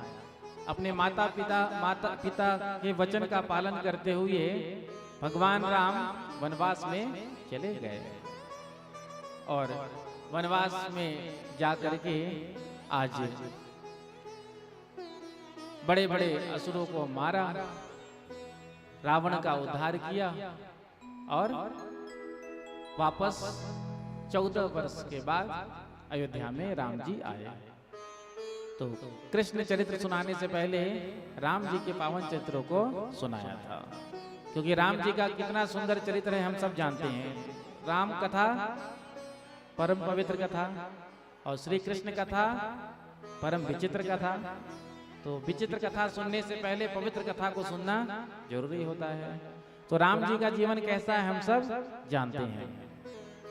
तो इधर चंद्र वंश में भगवान श्री कृष्ण का प्रागट्य हुआ था। यदु जी का वंश जो है परम पावन वंश है, इसी वंश में भगवान का प्रागट्य हुए थे। आगे चल करके देवमीर अजमेर नाम के राजा हुए थे। तो अंतिम अध्याय में 9वें स्कंद के भगवान श्री कृष्ण की कथा 2 श्लोक में संक्षिप्त रूप से सुखदेव जी ने परीक्षित को सुना दिया। भगवान श्री कृष्ण का जन्म कहाँ हुआ था? मथुरा के कारागार में। वहां से लेकर के वसुदेव जी गोकुल गए, गोकुल में रहे भगवान, फिर वृंदावन आए, वृंदावन से मथुरा आए, मथुरा में मामा कंस का उद्धार किया, फिर 14 वर्ष वहीं रहे, फिर द्वारिका आए, द्वारिका में आकर के 16,108 राजकन्याओं से विवाह किया, कौरव पांडव को निमित्त बना करके भूमि के भार का हरण किया और 125 वर्ष की आयु में स्वधाम गमन किया। 2 श्लोकों में संक्षिप्त रूप से जब कृष्ण कथा सुना दिया सुखदेव जी ने, तो परीक्षित ने कहा, कथितो वंश विस्तारो भवता सोम सूर्ययो राज्ञां चोभय वंश्यानां चरितम परमाद्भुतम। आपने सूर्य वंश का वर्णन विस्तार से किया, चंद्र वंश का वर्णन विस्तार से किया, लेकिन जब बंसी वाले की कथा कहने का समय आया तब आपने संक्षिप्त रूप से कह दिया, अरे मैं उन श्री कृष्ण की कथा को सुनने के लिए तो यहाँ बैठा हूँ जिन श्री कृष्ण ने मेरी रक्षा माँ के गर्भ में की थी, जिन श्री कृष्ण ने मेरे पितामहों को महाभारत युद्ध जिताया। जब महाभारत युद्ध प्रारंभ हुआ था तो कोई सोच सकता था कि पांडव विजय श्री को प्राप्त करेंगे, क्योंकि कौरव पक्ष में 11 अक्षौणी सेना और पांडव पक्ष में 7 अक्षौणी सेना। कौरव पक्ष में एक से एक बड़े बड़े वीर महारथी पितामह भीष्म, गुरु द्रोणाचार्य, कर्ण, एक से एक। तो क्या कोई सोच सकता था? लेकिन उन तिमंगिल मछलियों से आपने हमारे पितामहों को बचाया और महाभारत युद्ध जिताया। तो मैं उनकी ही कथा सुनने के लिए बैठा हूँ। सुखदेव जी ने कहा कुछ जलपान कर लो, बाल भोग कर लो। परीक्षित ने कहा आपके मुखारविंद से जो मैं कथामृत का पान कर रहा हूँ तो अब तो मुझे भूख और प्यास लगती ही नहीं, आप तो कथा सुनाइए। तो कृष्ण कथा में प्रवेश कराते हैं सुखदेव जी।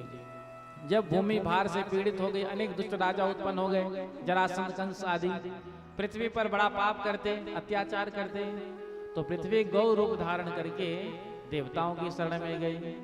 देवता पृथ्वी को लेकर के ब्रह्मा जी की शरण में गए और आज ब्रह्मा जी देवता पृथ्वी को लेकर के क्षीर सागर में आकर के आज ब्रह्मा जी स्तुति करते हैं। तत्र गत्वा जगन्नाथम देवदेवं वृषा कपिम पुरुषं पुरुष सुक्तेन उक्तस्ते समाहिता। तो पुरुष सूक्त के द्वारा स्तवन किया। तो आज भगवान की वाणी ब्रह्मा जी को सुनाई पड़ी। ब्रह्मा जी उसी का संबोधन करके सभी देवताओं और पृथ्वी से कहते हैं, वसुदेव गृहे साक्षात् भगवान पुरुषः परः जनिष्यते तत्प्रियार्थम संभवन्तु सुरस्त्रिया। हे पृथ्वी, हे देवताओं, अब आप बिल्कुल भी चिंता ना करें।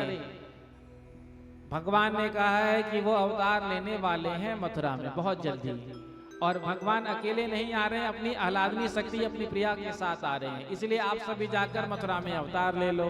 तो देवताओं का अवतार मथुरा में होने लगा। मथुरा के राजा उग्रसेन, उग्रसेन के पुत्र कंस, तो कंस ने अपने बाप को ही कारागार में बंद कर दिया, राजगद्दी में बैठ गया। अब जब प्रजाजनों ने देखा, देखो कैसा दुष्ट है, ऐसा पुत्र बाप को कारागार में बंद कर दिया, गद्दी पर स्वयं बैठ गया, तो हर कोई गालियां देता, कैसा बेटा है, इससे अच्छा तो बेटा ही नहीं होना चाहिए। जब कंस निकलता तो गालियां सुनता। तो कंस ने विचार किया कि क्यों ना ऐसा कुछ किया जाए जिससे प्रजा में मेरे लिए सम्मान हो, प्रेम हो। तो अपने चचेरी बहन देवकी का विवाह वसुदेव जी के साथ तय कर दिया। और जब विवाह संपन्न हुआ तो खूब सारा, और विदाई के समय कंस रोने लगा। जो कंस को रोते हुए देखा प्रजा ने तो सबके सब बड़े आश्चर्यचकित हुए थे। हम तो महाराज को कितना दुष्ट समझते थे, बताओ, पापी समझते थे, लेकिन महाराज कंस को देखो, अपनी चचेरी बहन के विदाई के समय इनकी आंखों में आंसू। महाराज तो बड़े सुकोमल हैं। जो देखा कंस ने एक नाटक काम कर रहा है तो सोचा थोड़ा और आगे बढ़ूं, तो सारथी को रथ से उतार दिया और स्वयं रथ पर बैठ गया और कहा मैं अपनी बहन को छोड़कर ससुराल आऊंगा। इतने में बीच राजपथ पर पहुंचा रथ, देवताओं ने पोल खोल दिया। अस्यास्त्वाम अष्टमो गर्भो हंतायाम वह से बुधा।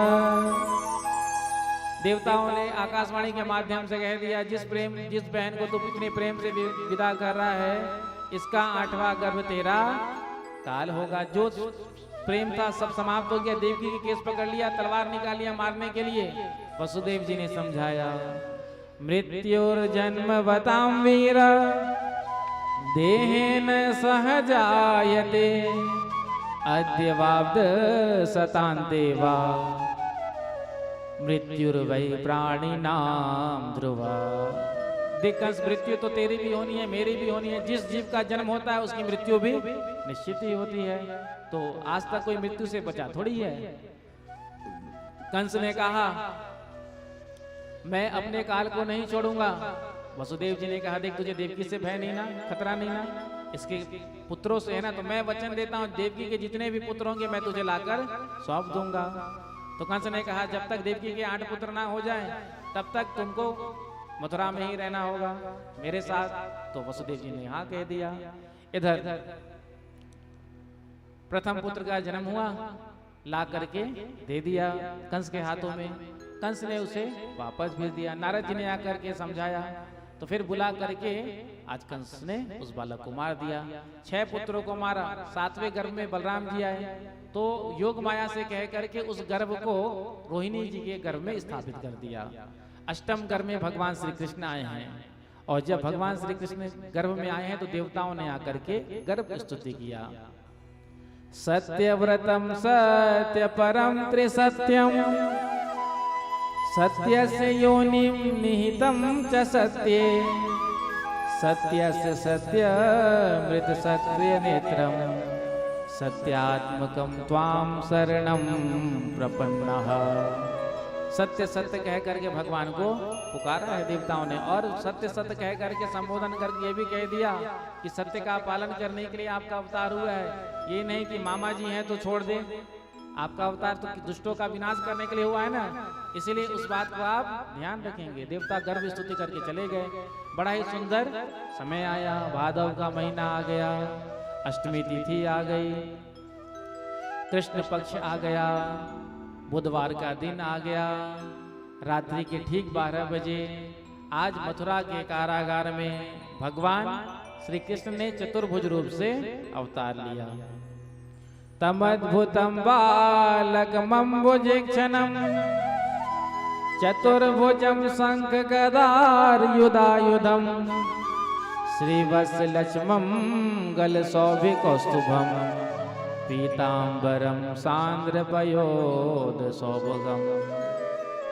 आज भगवान चतुर्भुज रूप से अवतार लिए, शंख चक्र गदा पद्म हाथ में लिए। जो देवकी जी ने वसुदेव जी ने देखा, दोनों हाथ जोड़ करके प्रार्थना किया और स्तुति करने लगे। भगवान ने कहा, पिताजी मुझे गोकुल में छोड़ करके आप आ जाना और वहाँ जो योग माया उसको लेकर के आ जाना। देवकी जी के प्रार्थना करने पर भगवान आज छोटे से बालक हो गए और रोने लगे। वसुदेव जी ने अपने मस्तक पर टोकरी में डालकर लाला को जैसे ही रखा, हथकड़ियां बीड़ियां खुल गए, द्वार पर गए, कारागार के ताले टूट गए। वसुदेव जी लेकर के जब निकले हैं, भयंकर बरसात हो रही थी, आंधी तूफान आ रहा था, यमुना जी में बाढ़ था और प्रभु को अपने माथे पर उठाए हुए वसुदेव जी बढ़ रहे हैं। इधर भगवान ने देखा कि यमुना जी का जल जो है वसुदेव जी के दाढ़ी से ऊपर जा रहा है, नाक तक पहुंचने लगा। तो भगवान ने अपने चरणारविंद को नीचे किया। जैसे ही यमुना जी का स्पर्श हुआ, जल का प्रभाव कम हो गया। आज वसुदेव जी लेकर गए हैं गोकुल में और यशोदा मैया के बगल में लाला कन्हैया को लिटा दिया और जो योग माया थी उसको लेकर के वापस कारागार में आ गए। जैसे ही योग माया को लेकर कारागार में आए तो योग माया ने रोना प्रारंभ कर दिया। जैसे ही योग माया ने रोना प्रारंभ किया, सोई द्वार पर जाग गए, जाकर के कंस को समाचार दे दिया। कंस दौड़ता हुआ भागता हुआ आया और पूछा, कहाँ है मेरा काल? देवकी जी ने हाथ जोड़कर कहा, भैया ये तो कन्या है, इससे आपको क्या भय, इसको तो कम से कम आप छोड़ दीजिए। लेकिन कंस ने कहा, देवताओं की माया समझ नहीं आती है, क्या पता पुत्र की जगह पुत्री से ही मेरा उद्धार हो जाए, मैं नहीं छोड़ूंगा। हाथ से छीन लिया और जैसे ही पृथ्वी पर पटकने लगा चट्टान पर, सोई हाथ से छूट करके अष्टभुजा वाली देवी बनकर प्रकट हो गई आकाश में। बोलो भद्रकाली मैया की, बोलो दुर्गा मैया की। तो आज भगवती ने कहा, तू क्या मुझे मारेगा? तो तुझको मारने वाले ने तो कहीं और जन्म ले लिया। कंस ने पूछा, कहाँ लिया? तो दुर्गा मैया ने कहा, पूरी जन्म कुंडली थोड़ी बतानी है, अब ढूंढ ले जहां। अब कंस परेशान हो गया, कंस को परेशान होने दो, हम जब चलते हैं गोकुल नंद बाबा के यहाँ। 90 वर्ष के नंद बाबा है गए, अभी तक कोई परम लाभ, कोई छोकरा छापरो ना भयो है। संतन की एक दिन मंडली आई, संतन को भोजन जिमायो, वाके बाद चकाचक लिफाफा बढ़िया दियो। सोई संतन ने आशीर्वाद की झड़ी लगा दी, बाबा पुत्रवान भवा। नंद बाबा ने कहा, ये क्या आशीर्वाद दे दियो, कछु सोच समझ के कहना चाहिए। अब संतों ने कहा, अब हमारे मुख से आशीर्वाद निकल गयो सो हो गई। अब नंद बाबा ने यशोदा मैया की सेवा के लिए अपनी बहन सुनंदा को घर पर लाकर रख लिया। इधर जब भगवान श्री कृष्ण को लेकर के वसुदेव जी आए थे तो योग माया के प्रभाव से सबके सब सो रहे थे। प्रातः काल जब सुनंदा जी जागी हैं तो देखती हैं भाभी जी का दरवाजा खुला हुआ है। जो पास में जाकर देखा, नीलकमल सा लाला लेटे भय हैं। सोई देखकर खुशी के मारे उछल पड़ी और कहने लगी, है गयो है गयो है गयो। ग्वाल वालों गोपों ने आकर के घेर लिया और पूछा, कहा भयो कहा भयो? तो मुख पर हाथ रख के कहती, कछु ना भयो। सबसे पहले मैं अपने भैया को बताऊंगी। नंद बाबा से जाकर के कहा, बाबा बाबा बधाई हो, आपके यहाँ लाला का जन्म भयो है। जो सुना, नंद बाबा ने तिजोरी की चाबी सुनंदा जी के हाथ में दे दिया और जाकर यमुना जी में डुबकी लगाया और सुंदर बगलबंदी श्रृंगार किया और लाला का मुख देखने आए। जैसे ही गोपियों को पता चला कि यशोदा जी के यहाँ लाला का जन्म हुआ है, तो गोपियां 84 गज का लहंगा पहले से सिला कर रख लिया था। जब लाला का जन्म होगा यशोदा जी के यहाँ तो हम बधाई लेकर के जाएंगे। तो हमारे बीच भी ठाकुर जी आ रहे हैं, हम उनका स्वागत करेंगे। बहरो फूल बरसाओ मेरे नंद लाल आए हैं, मेरे नंद लाल आए हैं। बहरो फूल बरसाओ मेरे नंद लाल आए हैं, मेरे नंद लाल आए हैं। बहारो फूल बरसाओ मेरे नंद लाल आए हैं, मेरे नंद लाल आए हैं। बहरो फूल बरसाओ दोनों हाथ लगा ताली सेवा करते हुए ठाकुर जी का स्वागत करेंगे हम सब। नंद लाल आए हैं, मेरे नंद लाल आए हैं। बहारो फूल बरसाओ मेरे नंद लाल आए हैं, मेरे गोपाल आए हैं। बहारो फूल बरसाओ मेरे नंद लाल आए हैं, मेरे गोपाल आए हैं। दोनों हाथ में ताली सेवा करते हुए।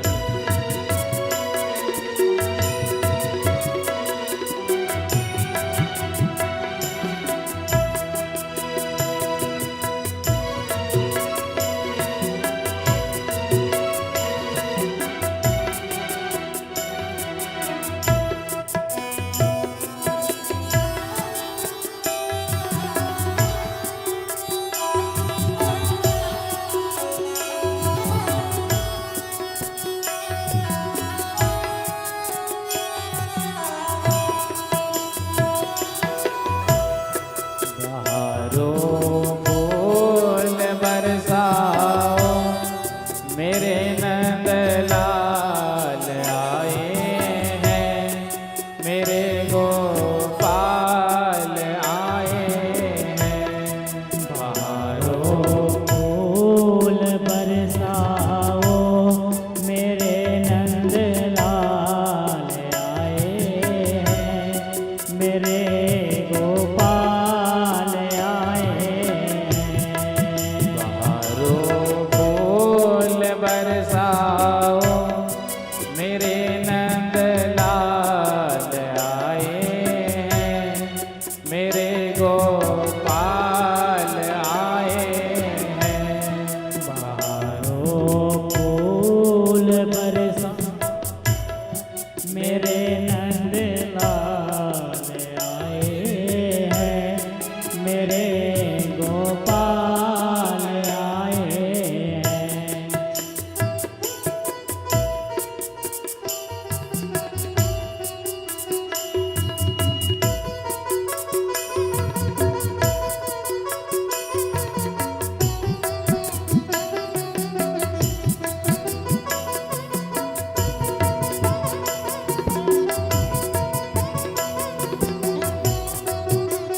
दोनों हाथ में ताली सेवा करते हुए।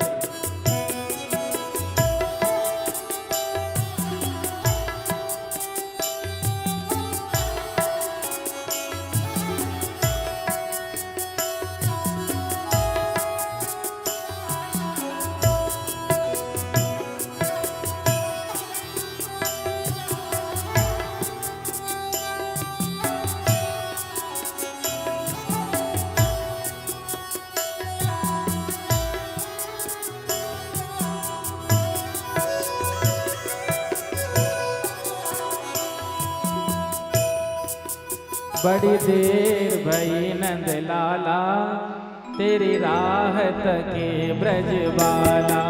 ओ बड़ी देर भई नंद लाला तेरी राहत के ब्रजवाला। ओ बड़ी देर भई नंद लाला तेरी राहत के ब्रजबाला। बड़ी देर भई नंद लाला तेरी राहत के ब्रजवाला। ग्वाल बालक एक से पूछे, ग्वाल बालक एक से पूछे, कहाँ है मुरली वाए। बड़ी देर भई नंद लाला तेरी राहत के ब्रजबाला। ओ बड़ी देर भई नंद लाला तेरी राहत के ब्रजबाला। दोनों हाथ कर बड़ी दर्शन करो। देर भई नंद लाला तेरी राहत के ब्रजवाला।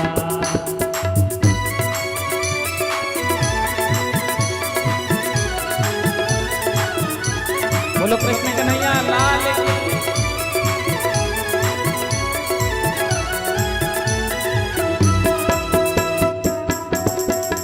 ओ बड़ी देर भई नंद लाला तेरी राहत के ब्रजबाला।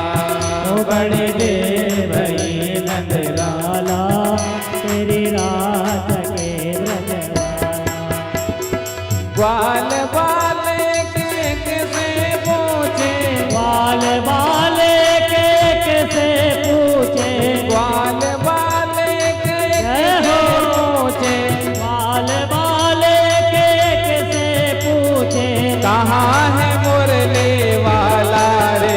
बड़ी देर भई नंद लाला तेरी राहत के ब्रजबाला।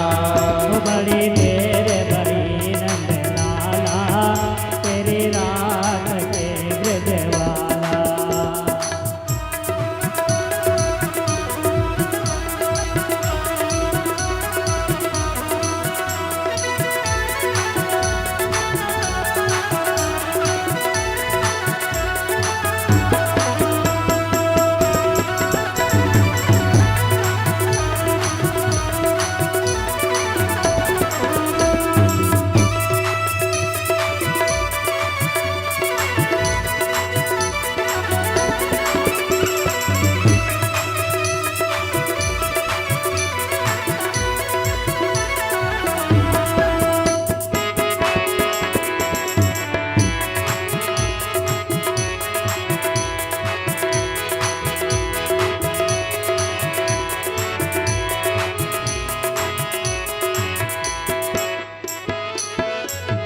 कोई न जाए कुंज गलन में तुझ बिन कलियां चुनने को। कोई न जाए कुंज गलन में तुझ बिन कलिया चुनने को।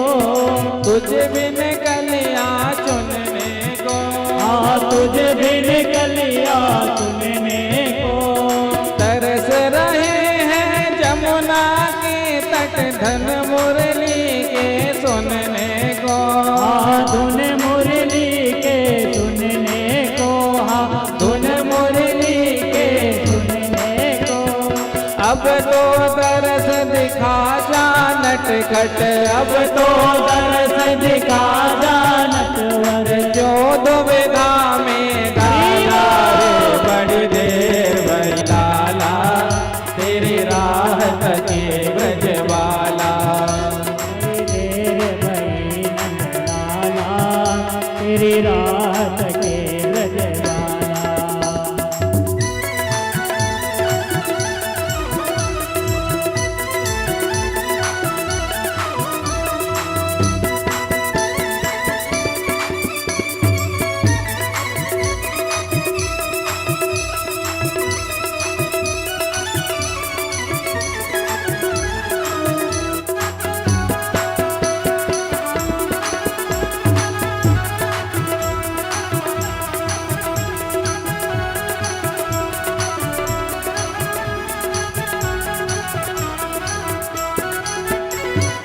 संकट में है आज वो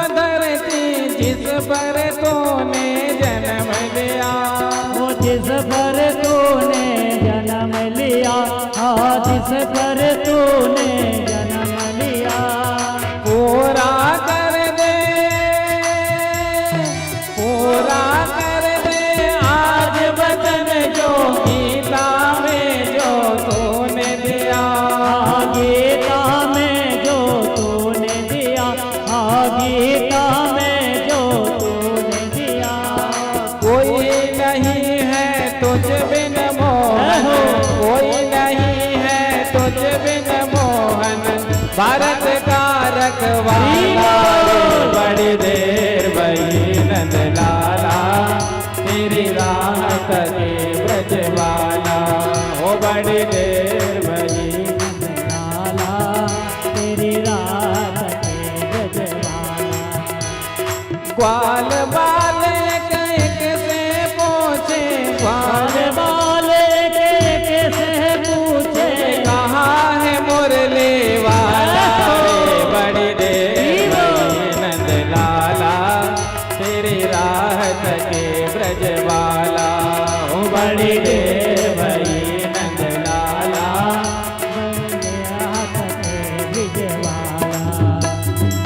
बोलो नंद के लाला की जय हो। अब गोपियां बधाई देंगी यशोदा मैया को। यशोदा मैया बधाई हो, बधाई हो। एकादशी का व्रत है मुझे पता है, इसलिए आपकी आवाज नहीं निकल रही है। नेक जोर से बधाई देना। यशोदा मैया बधाई हो, बाबा बधाई हो।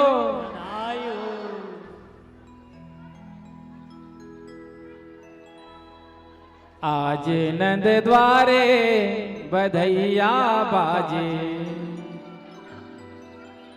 ठाकुर जी का पूजा करा दो। आज नंद द्वारे बधैया बाजे। थोड़ा सा कैमरा से साइड हो जाएंगे।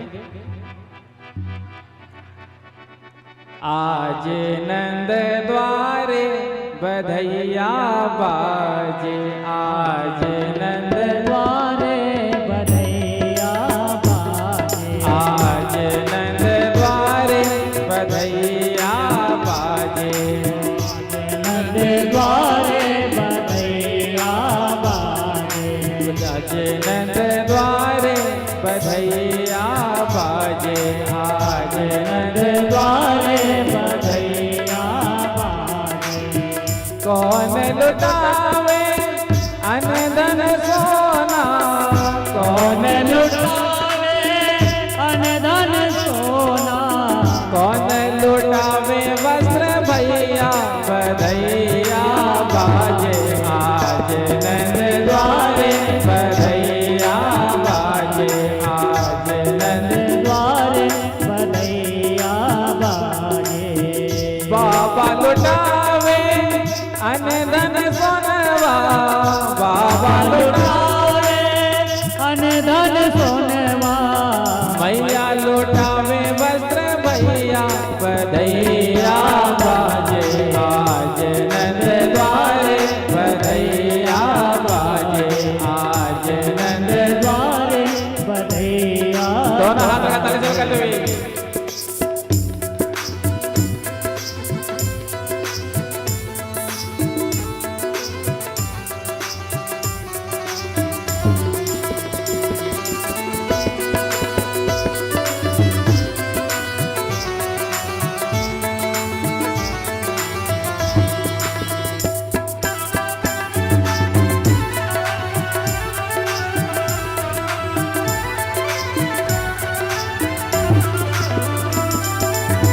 चलो सखी नयन सफगावे, चलो सखी नयन सुख पावे, प्रगटे कुंवर कन्हैया बधैया बाजे, आज नंद द्वारे बधैया बाजे, आज नंद द्वारे बधैया बाजे, आज नंद द्वारे बधैया बाजे। बोलो नंद के लाला की हो।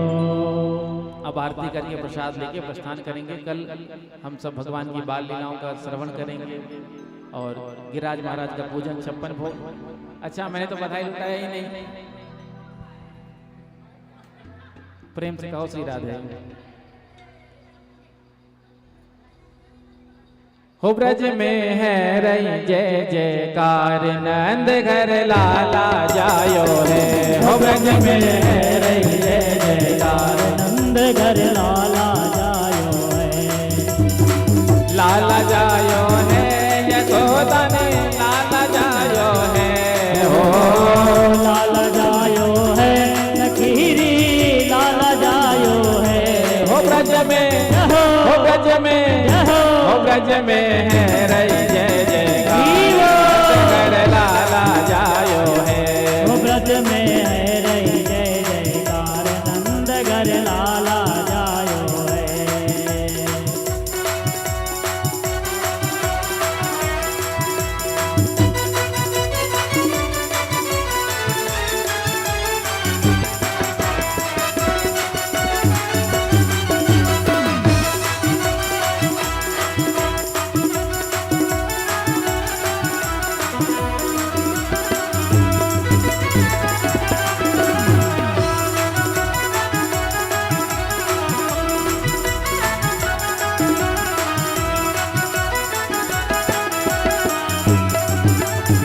युद्ध के योद्ध नंद घर आवे।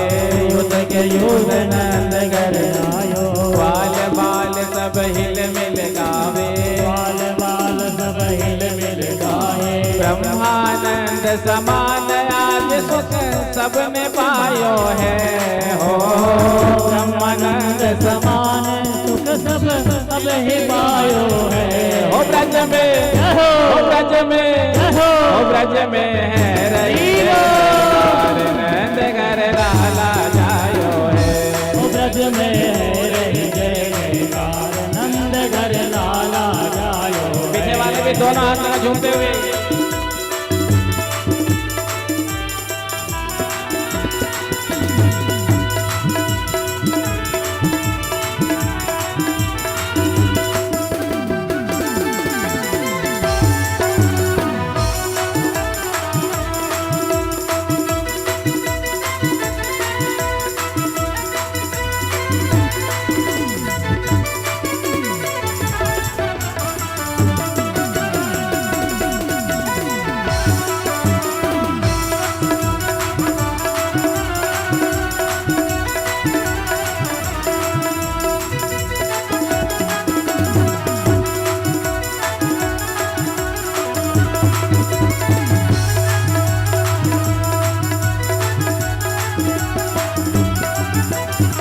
ब्रज 84 कोस में भैया। ब्रज 84 कोस में भैया। ब्रज 84 कोस में भैया। ब्रज 84 कोस में भैया। धन्य कहे सब यशोदा मैया। धन्य धन्य कहे यशोदा मैया। धन्य कहे सब यशोदा मैया। धन्य कहे सब यशोदा मैया। 80 साल की आयु में सुत ऐसो जायो है। हो 80 साल के उम्र में ये लाला जायो है। हो ब्रज में हो ब्रज में हो ब्रज में है रही जय जयकार नंद घर लाला जायो है। हरि बोल जय हो रही जय जयकार नंद घर लाला जायो है। देखो जब आप नाचोगे तब मैं बधाई सुनाऊंगा। हाँ दोनों हाथ रखकर झूमते हुए।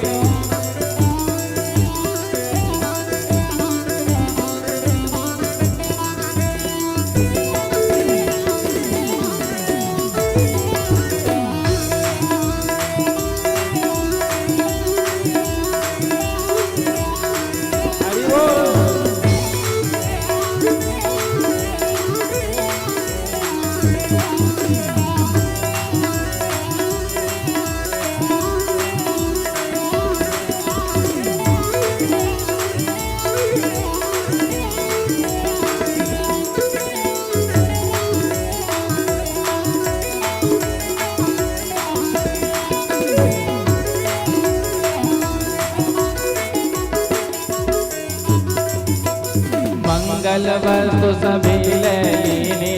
मंगल वस्तु सभी ले लीनी। गाए गीत सभी अलबेली।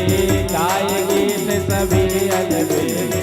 नंद द्वार और मार्ग में दधीच मचायो है हो नंद द्वार और मार्ग में कदे मचायो है हो ब्रज में हो ब्रज में हो ब्रज में है रही नंद घर लायो हो ब्रज में नंद घर लाला जायो है हो लाला जायो है यशोदा ने लाला जायो है हो लाला जायो है लखीरी लाला जायो है हो ब्रज में हो ब्रज में हो ब्रज में है रही जयकार नंद घर लाला जायो है ओ ब्रज में है रही जय जयकार नंद घर लाला जायो है नंद के आनंद भयो कन्हैया लाल की नंद के आनंद भयो कन्हैया लाल की नंद के आनंद भयो कन्हैया लाल की नंद के आनंद भयो कन्हैया लाल की। देखो बच्चे को थोड़ा किनारे कर दो, बच्चे दब जाएंगे। बच्चों को थोड़ा साइड कर दो बेटा, साइड में आपको मिल जाएगा। दे दो एक एक खिलौना बच्चों को दे दो साइड में करके।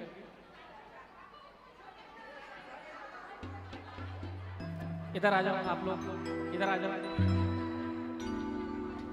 दे दो एक दे दो।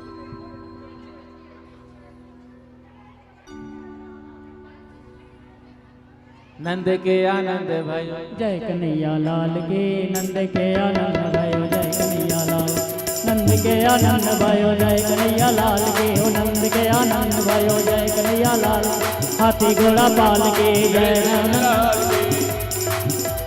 जय हो गोपाल के नंद के आनंद भयो जय कन्हैया लाल के। सारे मोहल्ले में हल्ला हो गया, हल्ला हो गया, मैया यशोदा के लल्ला हो गया, मैया यशोदा के लल्ला हो गया। सारे मोहल्ले में हल्ला हो गया, हल्ला हो गया, मैया यशोदा के लल्ला हो गया, मैया यशोदा के लल्ला हो गया। सारे मोहल्ले में हल्ला हो गया, हल्ला हो गया, मैया यशोदा के लल्ला हो गया, मैया यशोदा के लल्ला हो गया।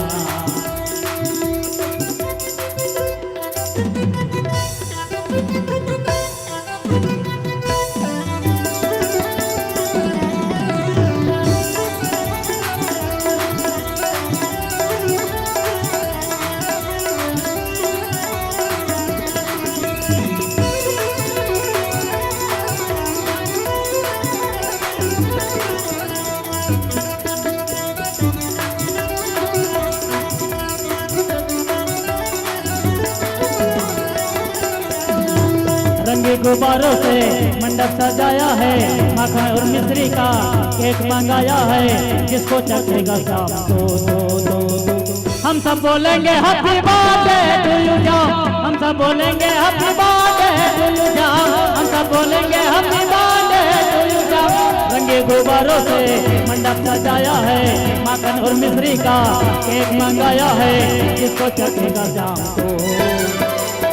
हम सब बोलेंगे हैप्पी बर्थडे टू यू जाम, हम सब बोलेंगे हैप्पी बर्थडे टू यू जाम, हम सब बोलेंगे हैप्पी बर्थडे टू।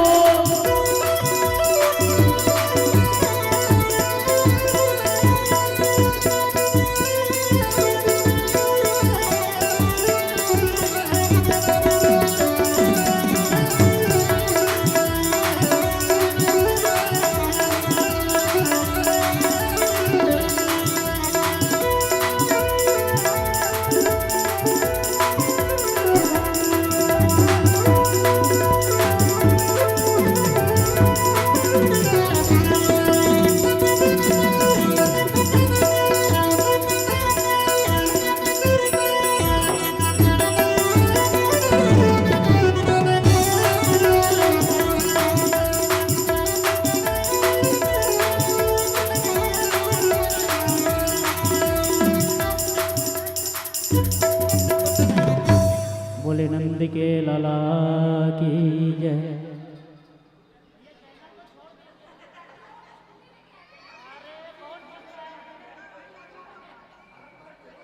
अब आरती करके प्रसाद लेके प्रस्थान करेंगे।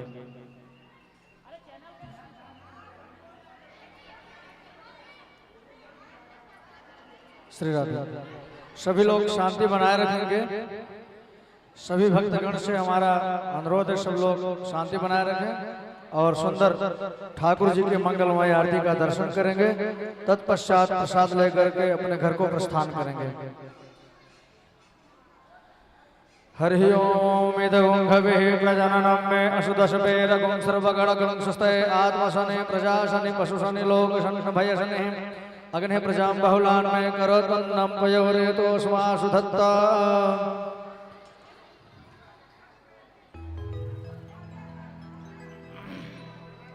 हरि ओम। आरती वाली लक्ष्मी की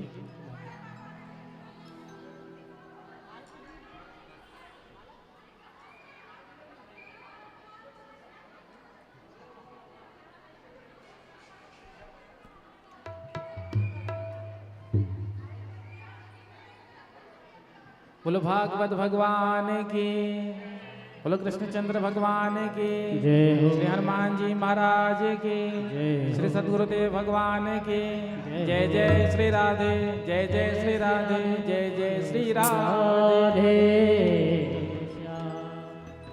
आरती बाल कृष्ण की जय, अपनो जन्म सफल कर लीजय।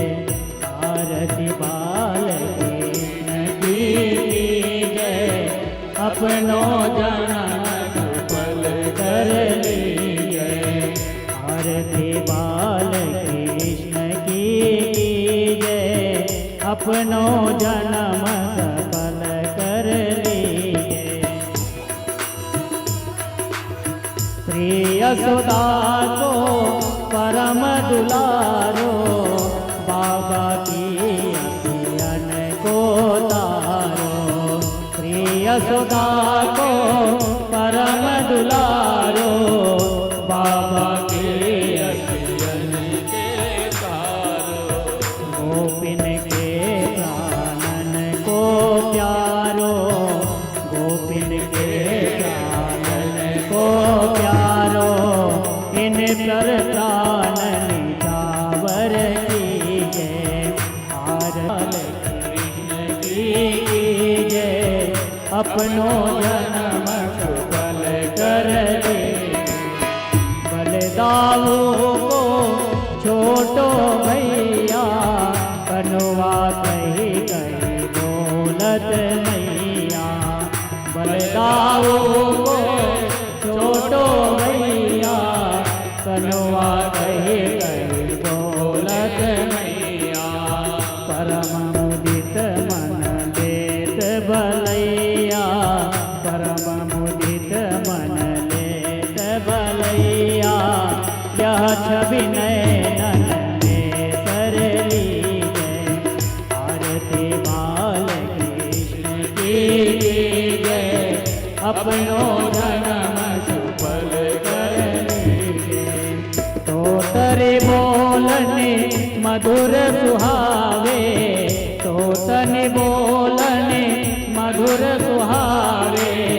संग सखा खेलत सुख पावे, संग सखा खेलत सुख पावे। सोई सुकृति जो इनको ध्यावे, सोई सुकृति जो इनको ध्यावे। अपनो सर्वस्व इनको दीजिए। आरती बाल कृष्ण की जय, अपनो जन्म सफल कर लीजिए। श्री राधावर सुघर कन्हैया, श्री राधावर सुघर कन्हैया।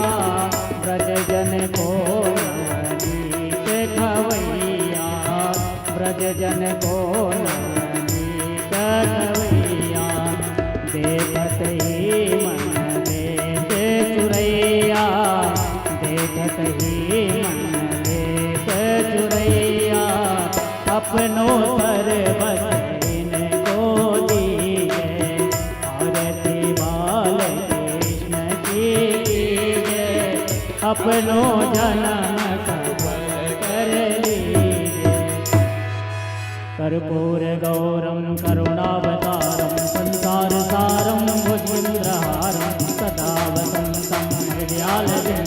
भवं भवानी त्वयं नमामि त्वमेव माता च पिता त्वमेव बन्धो च सखा त्वमेव विद्या तरुणं त्वमेव सर्वं मम देव देव हरे राम